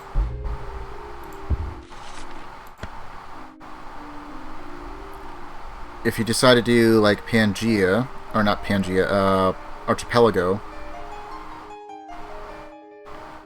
let's see, Byzantines are pretty good. They have one of the best ships that you can get.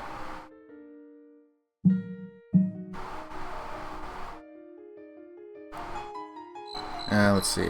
Scandinavia is also pretty fun to play with. So they get the Berserkers. And so for the longest time, you are the only one that has amphibious attack. You can attack from the sea, from your galley transport, with these Berserkers. And even if it's just land-based and you have these guys, they have an attack of 6. And only a defense of 2. So they're about as strong as a spearman for defense. But they have the best attack early on for feudal times.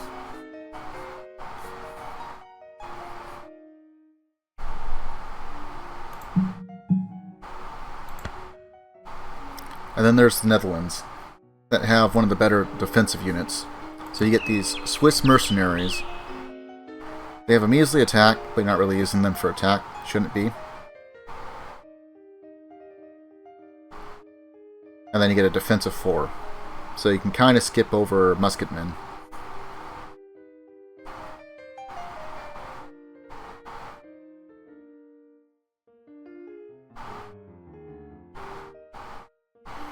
Yeah, if you can go right into, if you can get to philosophy first, it's very, very helpful. And like I said, the biggest thing is that you can actually choose the tech. So, like, even in this era, there's a wonder that gets you the same type thing, which I actually need to change this over to. So this guy, theory of evolution. Once you're in the industrial era, you need to have scientific method. You need to produce 600 shields. If you're scientific and haven't already had your golden age, it will trigger it, which just speeds everything up. You get a lot more gold too. The further you can put off your golden age, the more gold you'll be getting per turn. But you'll probably end up triggering it if you go to war and you have one of the earlier units, because if you get a victory with your unique unit, instant golden age, if it hasn't already been triggered. But this guy grants 2 civilization advances. Now, I typically use it for this, atomic theory and electronics, because I'm going to need them anyway to age up.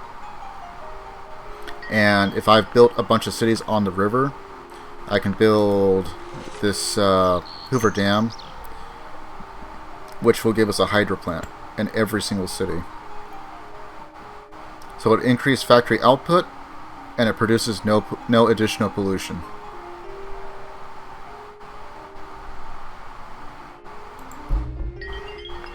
Because I actually try, especially if I'm low on workers, I actually try and avoid like the coal plant, because it will produce pollution. It'll do the same thing, increase factory output by about 50%. There's other ones you can go into that also reduce. But hydro plants, you need to be by river. So if your capital isn't there, you'll have to build it specifically with one of the others.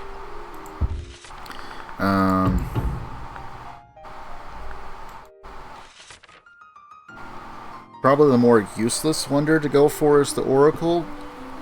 You can use it for certain things, but all it really does is temples make one unhappy person content. This will make it so 2 people that are unhappy will be content. So it has some use, it's just not nearly as useful as, say, the Hanging Garden, where you don't have to build anything, and it makes 1 person on the entire continent and all friendly cities that you own content, and lasts until steam power.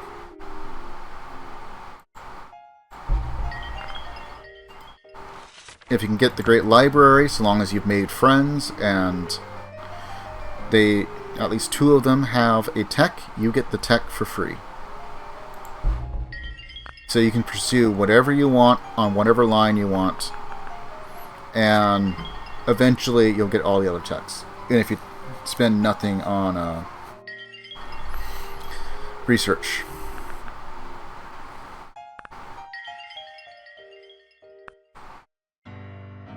Then chariots aren't particularly bad if it's a specialist chariot, but regular chariots are pretty much just good for scouting.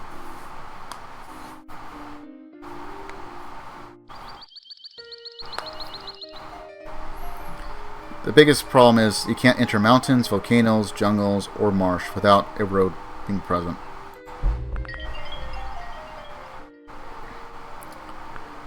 Let's see. One of the few wonders that actually needs resource is the statue of Zeus, and you have to have ivory.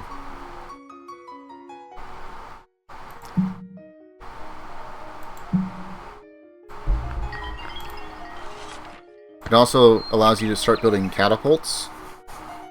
And if you're having a problem either defending your lands or going on the offensive, you can build a bunch of artillery and just lay waste to them. Especially if they have the Great Wall and you're attacking the capital or the city that has the Great Wall. Now, I don't know if this works in the base game because I have not been able to test it enough myself. But in a scenario that I did a playthrough on for the Son Goku, where they also have the Great Wall as a wonder that could be built in it, while doing some bombardment with some archers, because everything's a little different in that, which is why I don't know if it works the same way in the regular base game. So I was bombarding the capital city, trying to take it away from, I think, the clan Takeda. I was playing as clan Hojo.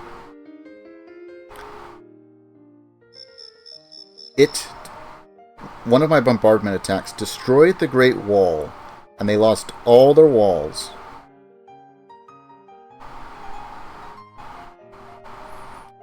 I don't know how, I don't know why, and I don't know if that works in the regular game. But especially once you get all the way up to flight, you can actually start getting lethal bombardment. The only ones that have a specialty artillery are the Koreans, which can kill both naval and land units. Just make sure you have plenty of spear or pikemen. The only problem is you will need gunpowder for theirs. But it has bombardment of 8, the same as this, except you can only take them down to the red, you cannot kill.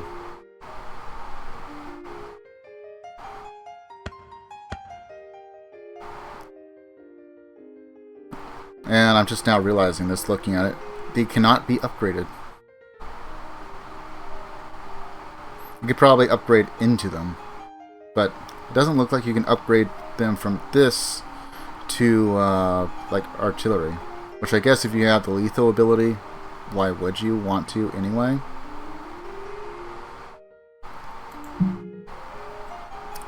The only one that kind of gets me a little bit is the medieval infantry. Eventually you'll be forced to only build medieval infantry if you're Rome, and you won't be able to use your legionnaires.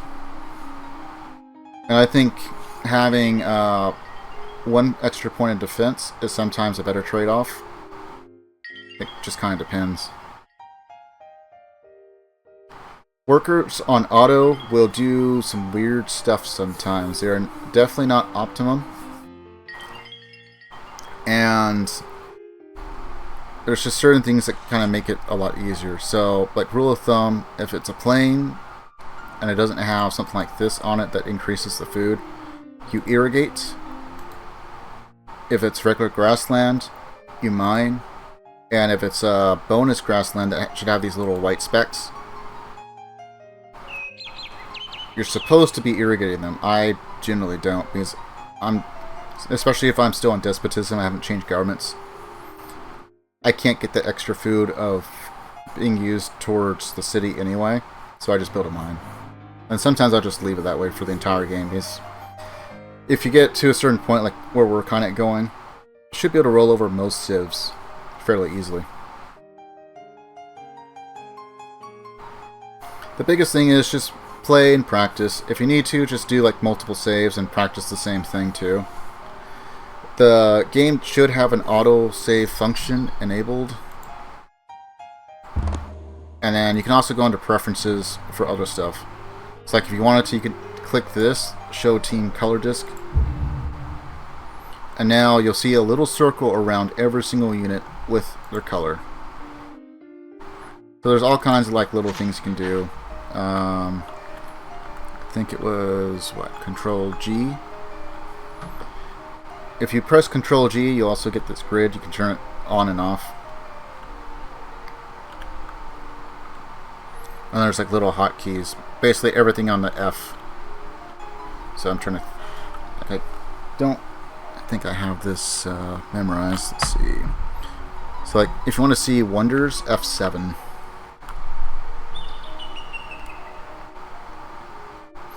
And that'll show you what wonders are where, or what wonders are being built by whom in what cities. So like if you're just want to be like absolutely certain, because sometimes some of the colors kind of blend with each other, especially if it's like this, where on the minimap you can't hardly tell, but you can also toggle on and off. You can see the geography and go back to the territories.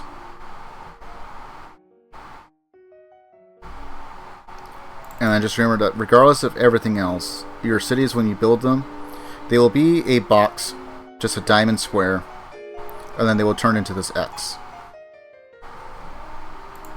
So anything outside of that X does not matter. So like here, let's see, let's find an empty spot. Like, so like here, you know what? I could. This is part of my territory. This tile up here, just to make it easier. This tile right here is completely useless. I might build a road to it just for movement options. I might build a railroad through it just because there's a gap in between or whatever. If there was a resource here, I would place a road here to have access to it. But I should not irrigate or mine it unless it is allowing me to push that same improvement elsewhere. I really shouldn't mine it at all, but if I was like pushing irrigation and this was surrounded by hills and mountains and I'm still in ancient times, then yeah, I would irrigate that only to move it up to a city that can actually use it.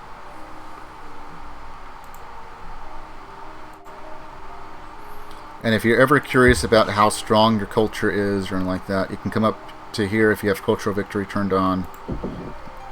Click on this tab, come down to Culture. It'll show you kind of where and how you rank compared to other civs. Same thing with power. If your graph is looking a little too small on your end compared to everyone else, they're going to start picking on you, and they will really start making demands. And they will go to war with you if you do not meet those demands. If you're reasonably strong or potentially stronger than them, then sometimes they'll back off. Sometimes they'll send an army all the way up to make a demand of you first. There's just like a little, there's all kinds of like little nuances.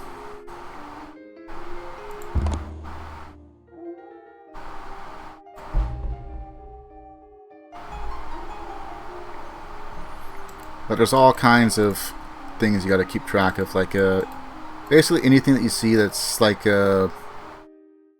tobacco, fish, whatever. You want to try and get as many of those in your city cross.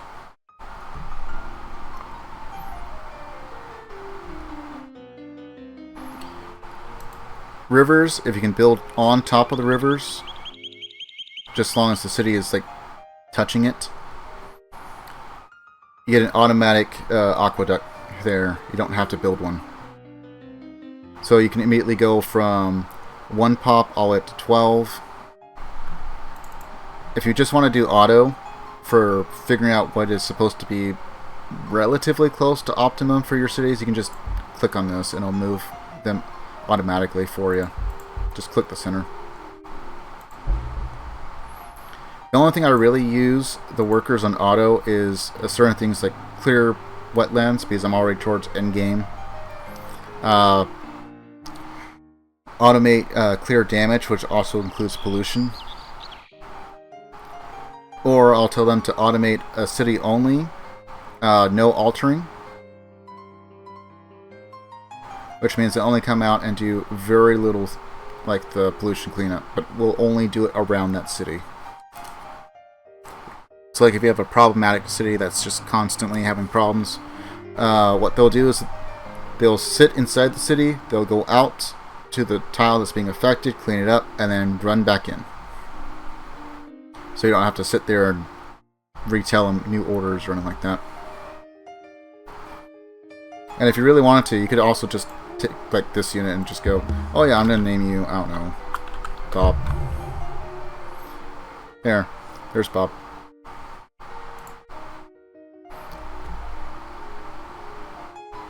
I gave you all kinds of stuff you can do. And you can go as slow or as fast as you want.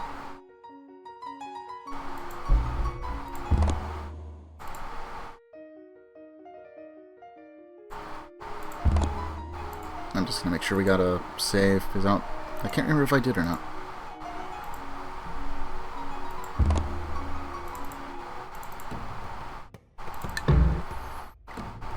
Personally, I usually just save the names for when I have a unit that produces a military leader, just so that way I know that that guy has already been used. Even if he gets upgraded or anything like that, I'm not going to be getting another general from him. So if I'm trying to push for one, that I don't use that guy, I go pick someone else. If I have other elites.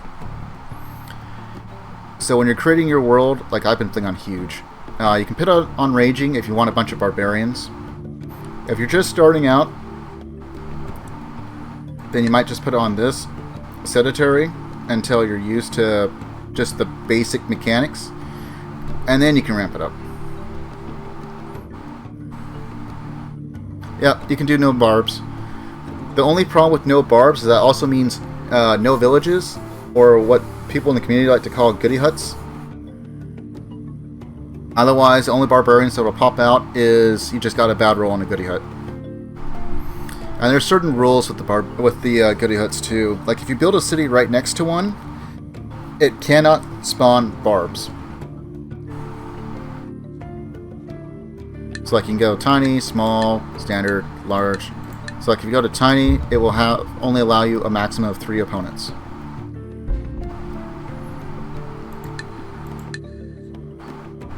Standard.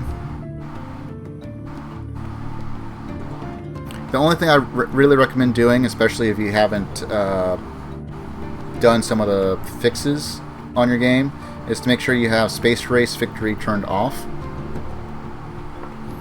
Which is unfortunate. But once you get it fixed, you can turn it on, and because I think the fix is that you just skip the cinematic, and the cinematic, unfortunately, was kind of cool.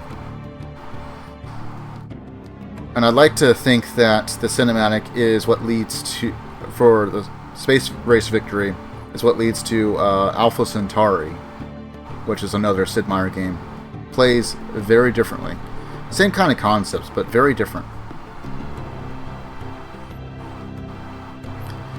If you want, you can have accelerated production on. It just makes it so everything is produced a little bit faster. I don't think it affects research.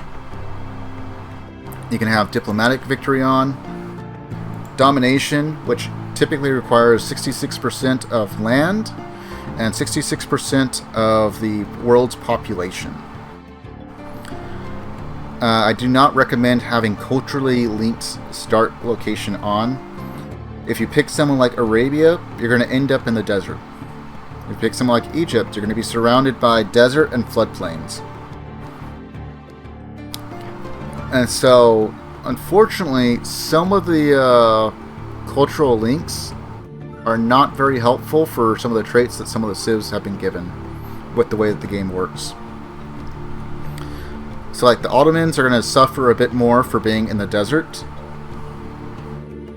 versus like the Celts or Sumeria. You can also just come on here and change your name, change what your civ's called and all that, if you really want to. But another pretty good starter is Sumeria, because this is your unique unit. It's a warrior, and it's basically a spearman.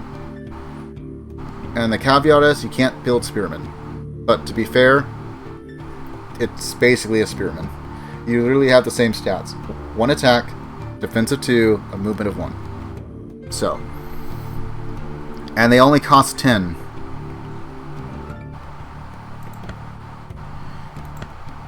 And guess how much a warrior costs? It costs 10. So, you have an advanced warrior. You don't have to build spearmen.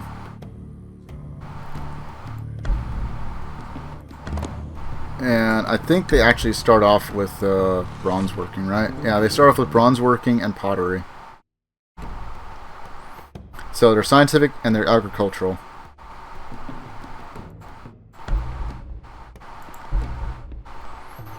But you have Pangea, you have continents. You can change about how much land coverage. It's like 80% water, 60% water. Archipelago.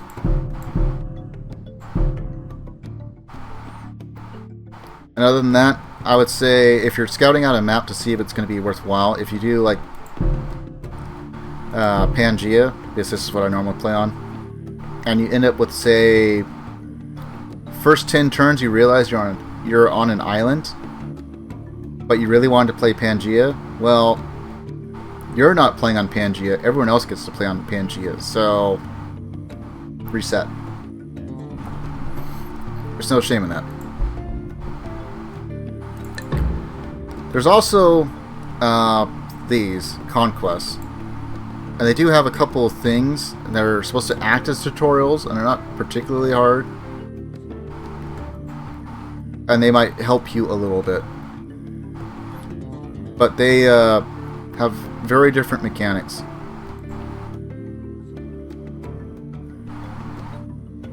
This is my personal favorite, though. But like you have Mesopotamia, you have Rise of Rome. Mesopotamia probably isn't a bad start if you just wanted to play around with building. Because the AI is not very aggressive. They might still do war against you, but it's not as profound. The difference is that it's not really going to help you with the tech trees, because most of these will have their own separate tech trees per scenario. So like if I were to start this one up, this one is very, very different from the game.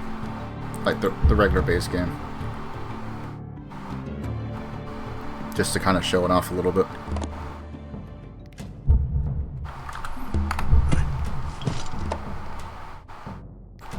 So, your swordsman is your warrior. You have peasant workers now instead of regular workers. And you also have your daimyo. Or the one that's supposed to be your shogun. And here's your new tech tree.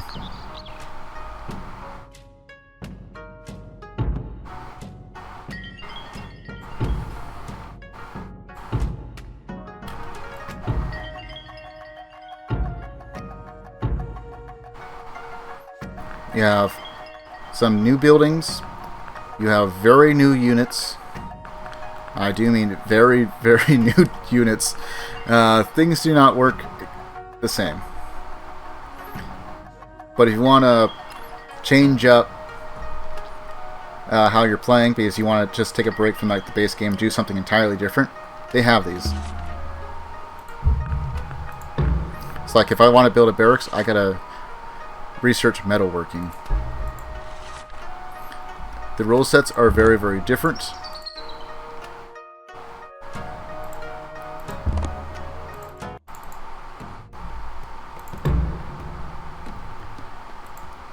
It's like World War II in the Pacific. You only have like 4 factions you can choose from.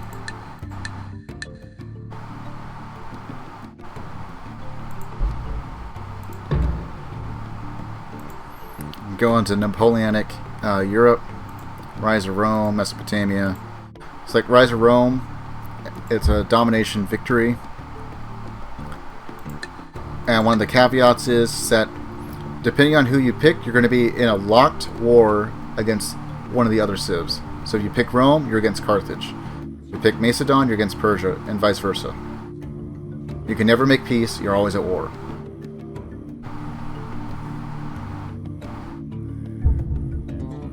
And I actually did a playthrough of this one. I did 2 playthroughs of the Son Goku map, and I did a playthrough of this one. I don't think I've done any other playthroughs of the Conquest yet.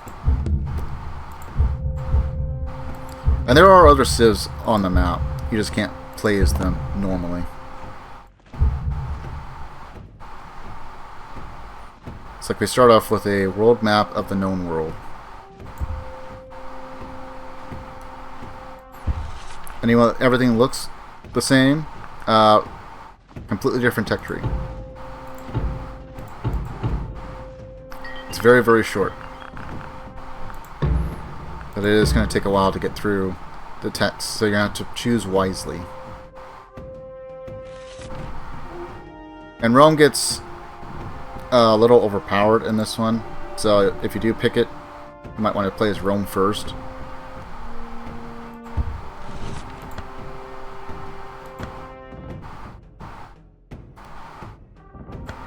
Because they get legionnaires that can upgrade. They get all the way up to 6, 5, and 1. You can have them build roads, you can have them build forts. So you can just pump out a bunch of legionnaires. You don't even really need workers.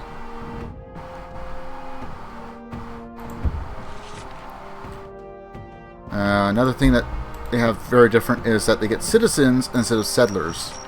The citizens are kind of like the way the settlers work in later civs, specifically like Civ 5 and Civ 6 from memory. I don't remember too much of Civ 4.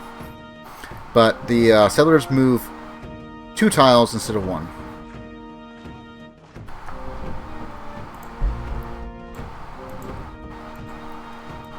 And I think every civ has an entirely different variation of the text in a way. So like if you play as Carthage, you only get the Numidian mercenary, and I don't think you get much else.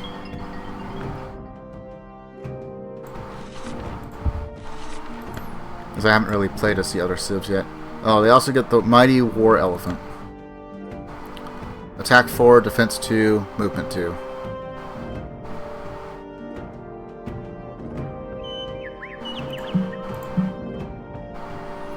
Macedon gets the Hoplites, which is 3 and 3. Usually it's a normal game, they're Attack 1, Defense 3. And Persia with the Immortals, which is exactly the same. So by far the most overpowered guy here is Rome with the Legionnaires. Because they start off with an attack of 4 and defense of 3, which is already more than what they normally have, which is 3-3. You can upgrade them to 2, which gives you 5-4. And then once more for their final at 6-5. So if you're playing against Rome, you're going to want to do as much damage as you can before they get a chance to get here. If you're playing as Carthage, you have to be super aggressive super early. Rome can kind of play the long waiting game and then just attack everyone all at once. And then, like I said, you're always going to be permanently at war with Carthage. You can never make peace. If you're playing as Macedon, you can never make peace with Persia.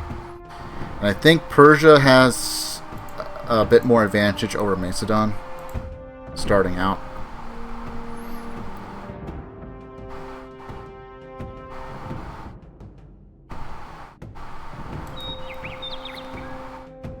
The only real thing that Macedon kind of gets early on is the choke point. So you can just send all your troops over here. You can make a bit of alliance with Rome. And they also added new resources like silver, olive oil, and something else. I think there was one other. I could be wrong.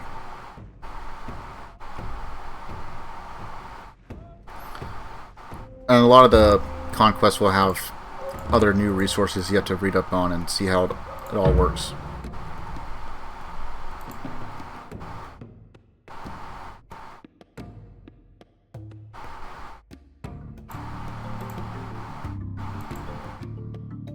And then Age of Discovery is a bit different. You can play as the natives and try and stop the Europeans. Or you can play as the Europeans and try and collect as many, I think their entire goal is treasures to take back. And there are other tribes that are on the map. Like, they have Iroquois, like, to the north in North America, that you can do treaties with, but you cannot play as them. At least not normally.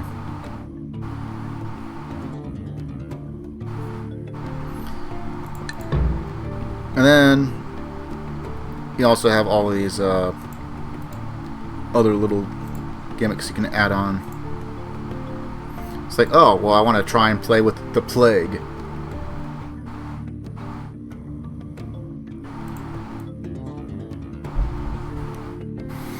But really, just take your time, figure out what you like for playstyle and all that.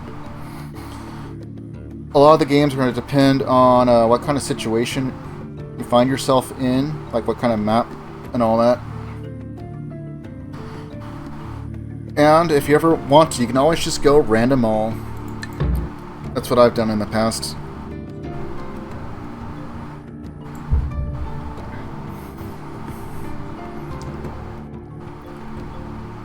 And I'm trying to think. Base game was just to this line. Rome, Greece, Germany, China, Japan, India, Aztecs, Iroquois, Egypt, Babylon, Russia, America, France, Persia, Zululand, and England. And then they added Mongols, Spain, Ottoman, and Scandinavia.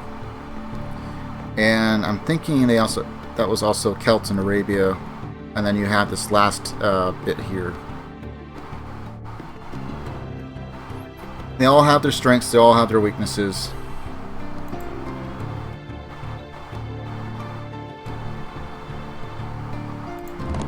And you can also fiddle around with the game limits and stuff a little bit.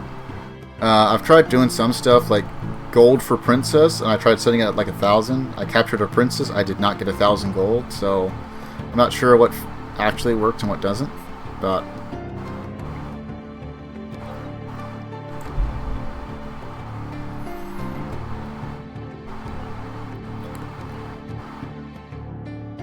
I would probably just start with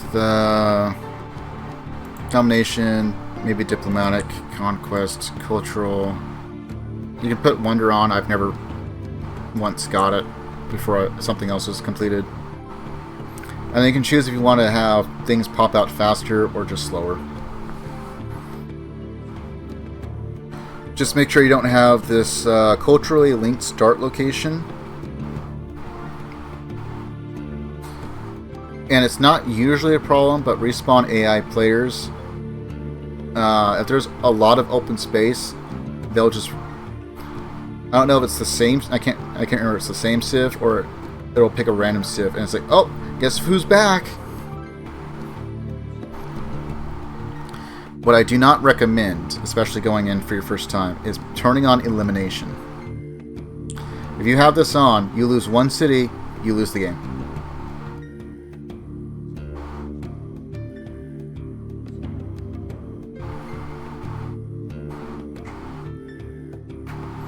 And if you play with barbarians, make sure that you always have at least one defender in your city. And Cid difficulty is just insane.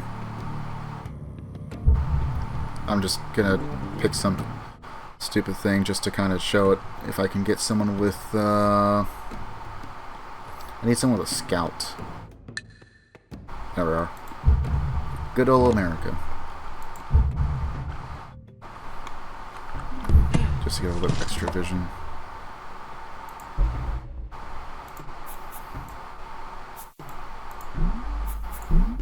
I will not be saving this game.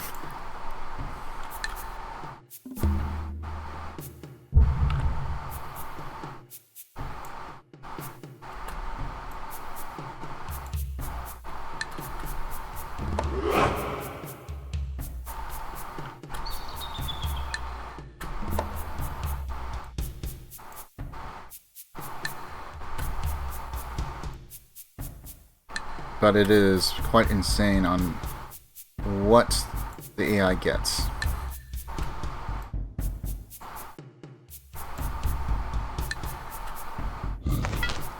So there's one warrior.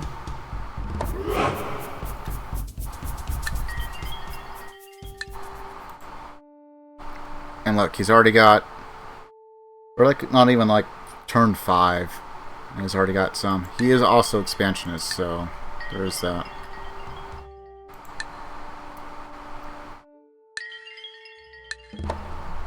This is where you'd have to have like pretty good mastery of the game and its mechanics.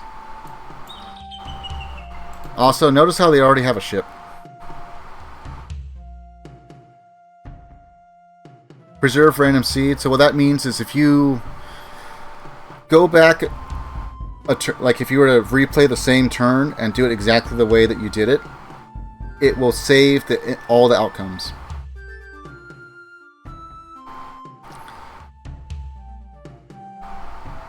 So like, let's say that this guy was a horseman, and I had him go. Also, look at the stack that he already starts off with. But anyway, so if I had a horseman and I attacked this warrior and the horseman died and this guy was at full, just stayed full health, and I reloaded the save and did it again, if I preserved the random seed, it will continue to give me that same outcome. Now, if this force wasn't here and I came to this tile and attacked, might get a different outcome. But if I do the same exact movements, I will get the same exact results. But yeah, if you're playing on Sid, this is the kind of stack that you're going to be up against. That's what they start off with for just the warriors, and they also get like, I forget, they get like 5 to 10 workers and like 5 to 10 settlers. There's not even any point to you trying to tech, really. You're going to reduce this all the way down to like 10, maybe 20.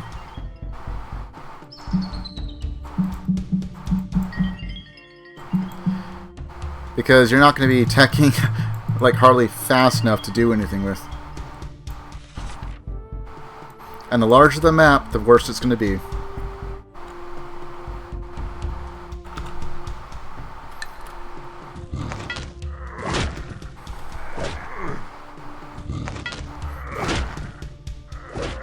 I'm just kind of going to go a few turns just to kind of show just how this can be.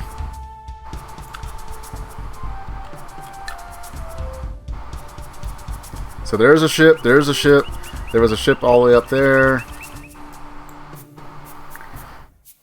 That's not even the capital. That's probably the capital over there. They're going to have like boosted. That's not the capital. The capital's over here. They already have like 3 or 4 cities. And they're all going to be that way. That's why, like, the worst one to try and pick for Sid as one of your starting civs is Germany. Is they're going to have that same large stack, but it's going to be spearmen and archers, and maybe a few warriors.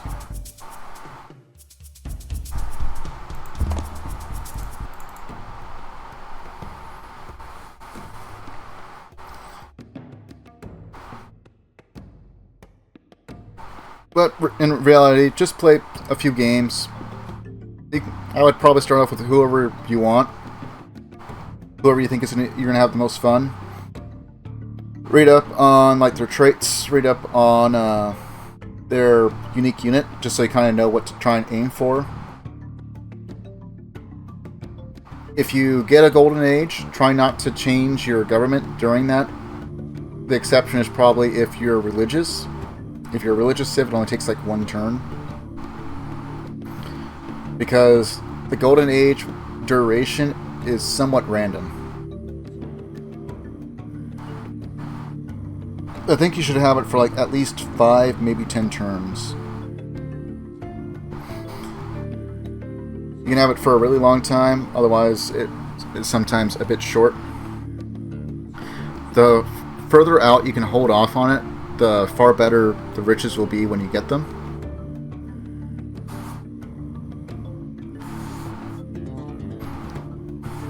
I would definitely take a look and see what kind of map you want to play with and like how many other civs and all that. Because if you're doing a short map with only like 2 or 3 civs, then you might want to pick someone that's a bit strong on the ancient side. Whether it's perhaps a bit later, like Iron Swordsman, or a bit early, like the Aztecs, just so you can do some early raids or something. And then just work on figuring out the best way to move your workers, unit composition. Like if you're doing early raids, you can get by with not having spearmen, but you're definitely going to want archers, unless you have like you're able to spam out swordsmen or horsemen or something else. And then just try and move them in stacks as best as you can, especially if you have a stack of archers, because they'll have a defensive bombard. If you can, throw in like a spearman or something. You're going to want to have a couple of units defending your cities, especially if you go to war. I recommend at least having 3, especially in your capital, if you're not wanting to build a temple because you want to go for a wonder. All kinds of things you can do. So, let's see. So I can show you like where I am on some of my other saves that I haven't done for stream. Let's see. Sure, let's Evil Gandhi.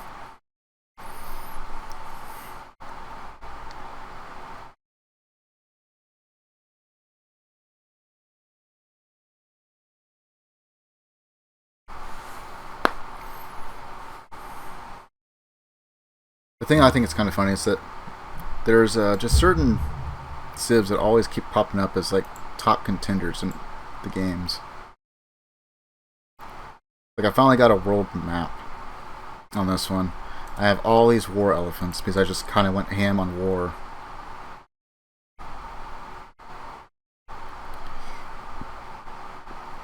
You have the Americans down there, the French are dying again.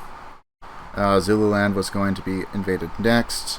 I'm at war, I think, with the Arabs. I'd been to war with the Sumerians because they declared war on me. I have Russians on the map.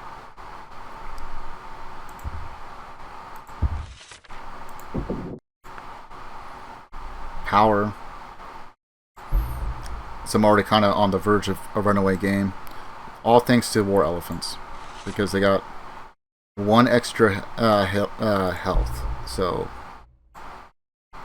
like this guy's an elite. He's got 6 bars of health.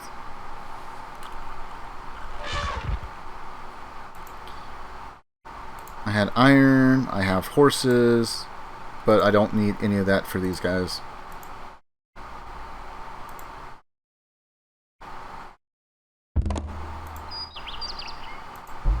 It's like my biggest problem here is having to get through all this jungle and marsh to get useful land. I also was in a fairly dry area up here.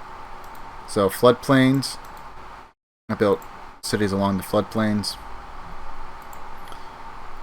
If you're on a map kind of like this, if you can, try and build on the plains and leave the floodplain portion, the square that looks like desert, right next to the river with this green stuff. Because this will give you 3 food, and then once you irrigate it, 4. And so once you get a railroad, that's 5. It gets very, very powerful in terms of food, while the plains only give you 1. So you can get larger pop cities.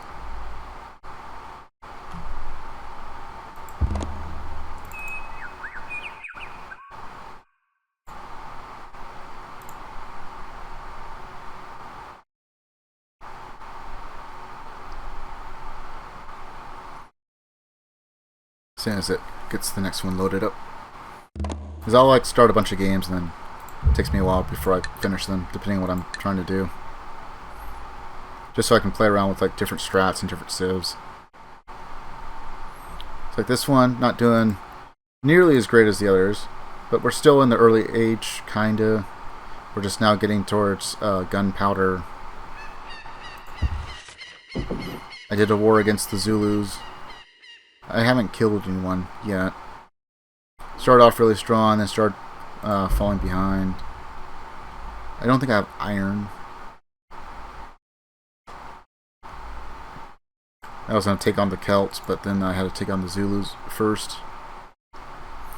The French are just up here. Also getting ready to take on the French. And what did you know it? The only iron I can see is here. I'm just kind of exploring. So these guys, they're only as strong as a warrior, but they get 2 movement. So they can kind of just spam them out. They're basically scouts that can actually fight and defend themselves.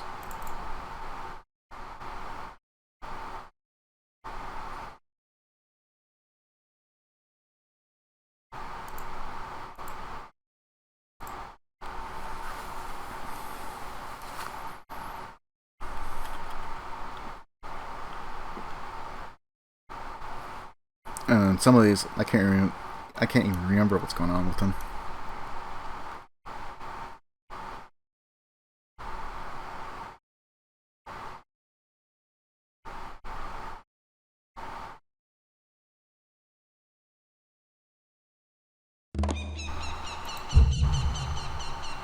Oh yeah.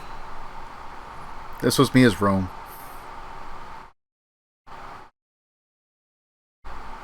All that red.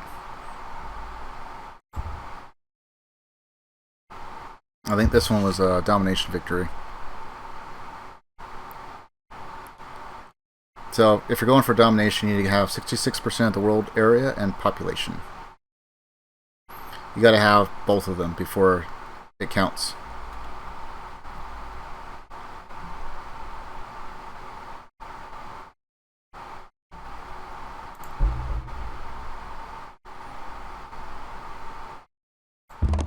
And I was at war with nearly everyone, except for Korea and the Iroquois.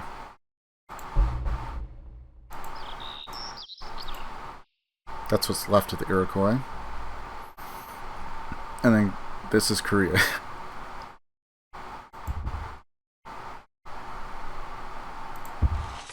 And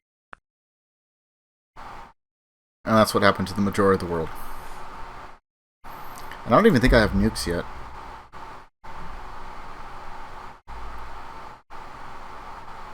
I think I finished it before I was even able to get nukes. Yeah. I was a turn away from being able to build nukes.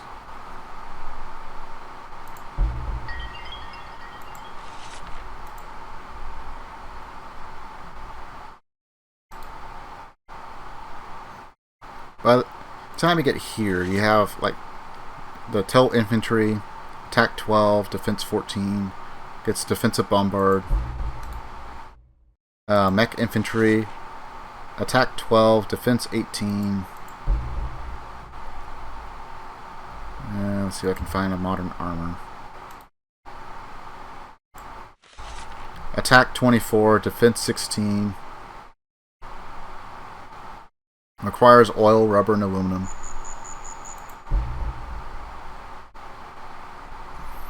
I had uranium. I mean, how could I not by this point?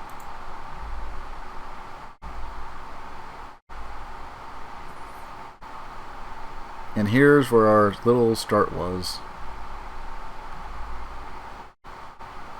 We killed the French, we killed the Mayans, who else did we kill? Egypt.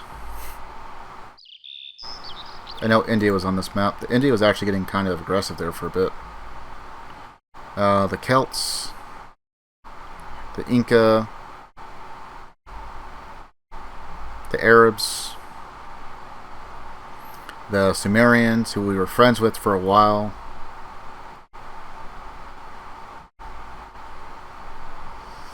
Carthage kind of collapsed from everyone else. It actually had nothing to do with that one. It was kind of weird. Japan's dead, all the way down here.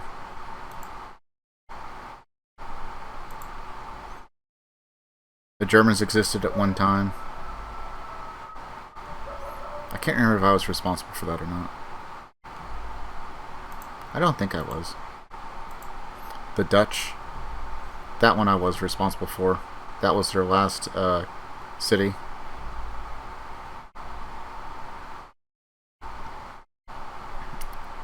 And then the Iroquois, which strangely enough, I wasn't also responsible for them collapsing.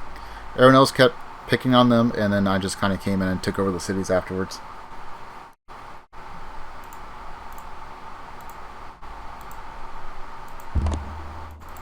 And like if we talk to Korea, they're annoyed because we basically conquered the world. And he refuses to acknowledge our envoy because they're alive somewhere. There they are. That's what's left of India.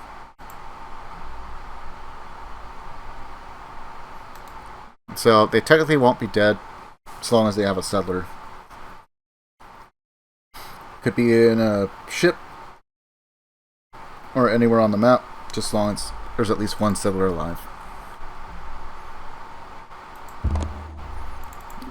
Arabia, which we also only took out in less like 5 turns. Celts, we took out in less than 5 turns. For the most part, they got 1 city there, and they got 2 cities over here.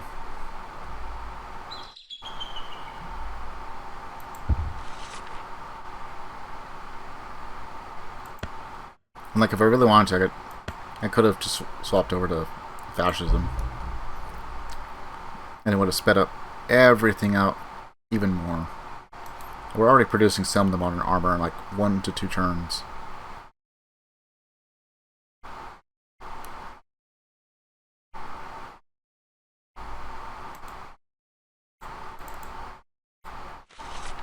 And by this point, a lot of the wonders are just hurry up and finish. Hurry up and finish the game. It's like longevity. All cities get a population increase of 2 instead of 1 when their food storage box is full. So every single time this box would fill, that would normally just give you 1 more citizen, you get 2.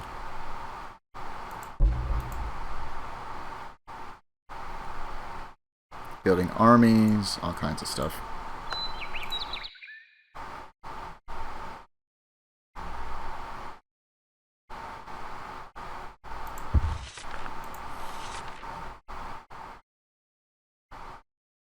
It's just like only spending like 30%. We're getting like 1,216. If I were to take this all the way down,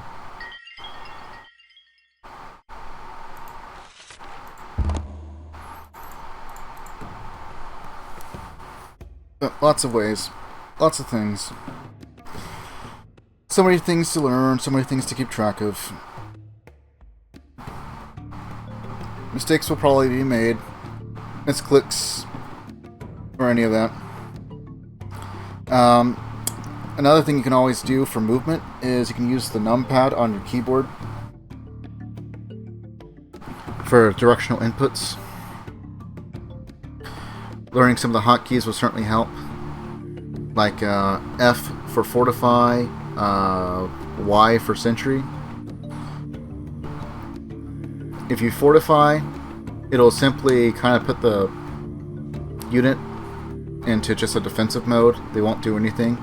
If you put them into sentry, they will not do anything. They will just kind of sit there and stand guard until another unit comes by that is unfriendly.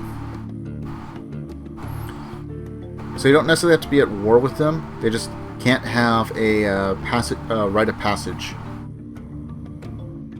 or barbarian. I for irrigation, R for roading. You can also tell them I want you to build a road from point A to point B, and so long as there's not other roads or you're trying to do something specific, they will do that in a fashion that will take the least amount of turns for them to construct the road, not for your movement.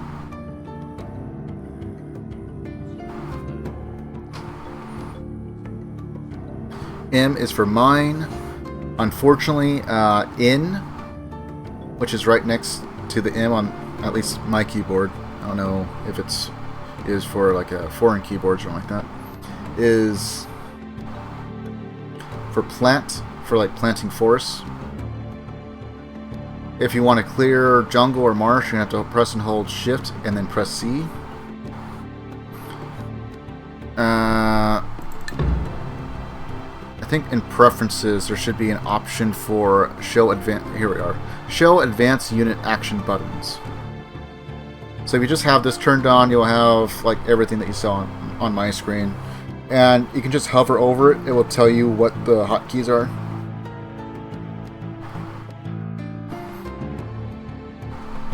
You can also have this where it just shows you how much food and shields are on the map, so you can decide where you want to build. Show city pop limit and the drop shadow. That's what I have on. I have it disabled for population limit warnings, but you might want to have that turned on until you get a little bit better with it. They do have a colorblind help. I don't know how well it works.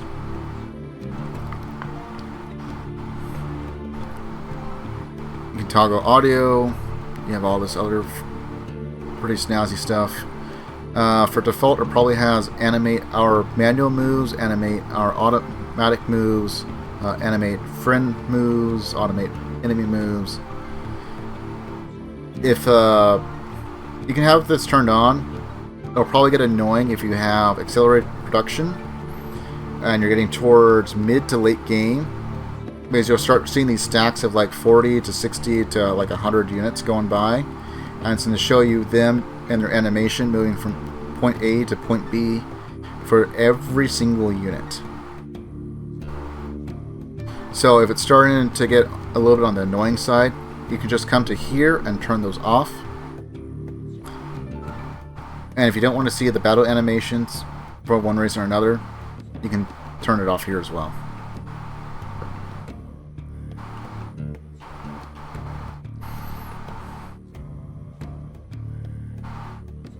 And like, you don't have to have it on, but I recommend it. Show units over cities. I think if you don't have that on, it'll just show the city, and you'll just have to kind of take a guess at what's there. I don't know if it'll like tell you, oh, by the way, you're about to attack this unit. Do you want to proceed with the attack? Because I know it does that in Alpha Centauri, which came out around the same time. And I will probably do a playthrough of Alpha Centauri again at some point here in the near future.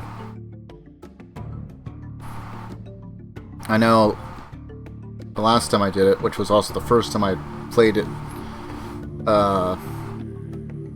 as a competent adult gamer who could read and understand what the game was asking of me, well, most of the time. We had done it as the Spartan Federation. I forget how many factions there are in the base game. I want to say like 7. And it's certainly an interesting game. I'm not going to spoil like too much, but basically you're trying to start human civilization on a faraway Earth-like planet. Now I'll just leave it at that in case we do go into it, and I might even continue on with like the story and just let it all kind of sit there, because there is actually a bit of a story to it. I think they actually had like a small little novel for the game as well. Bit different though.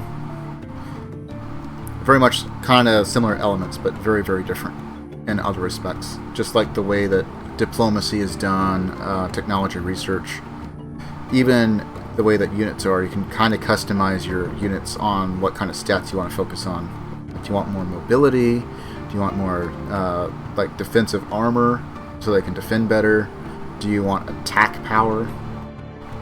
You want to make glass cannons so you can move like really, really fast on the field and then just hit him hard, but you can't take much if you're attacked.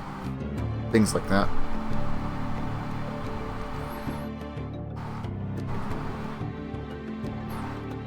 My only real problem with Alpha Centauri is being used to the hotkeys on this. I try and use the same hotkeys over there, and they are very different. They do very different things. And so, but I did learn some stuff playing around it with Alpha Centauri off stream, so I will probably be able to put that to use. Can't remember what difficulty I played it on though. I'll have to take a look at the VOD.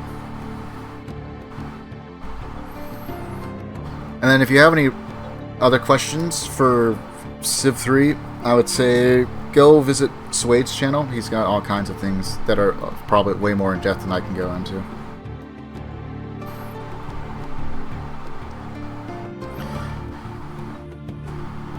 But it's getting a bit late for me. It's like 4:30 here, so I'm going to go ahead and call it there.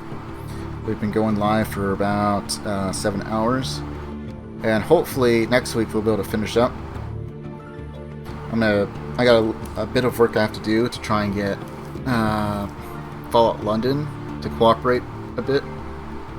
I gotta double check stuff, make sure things didn't update, because if they did, well then it certainly is going to be broken.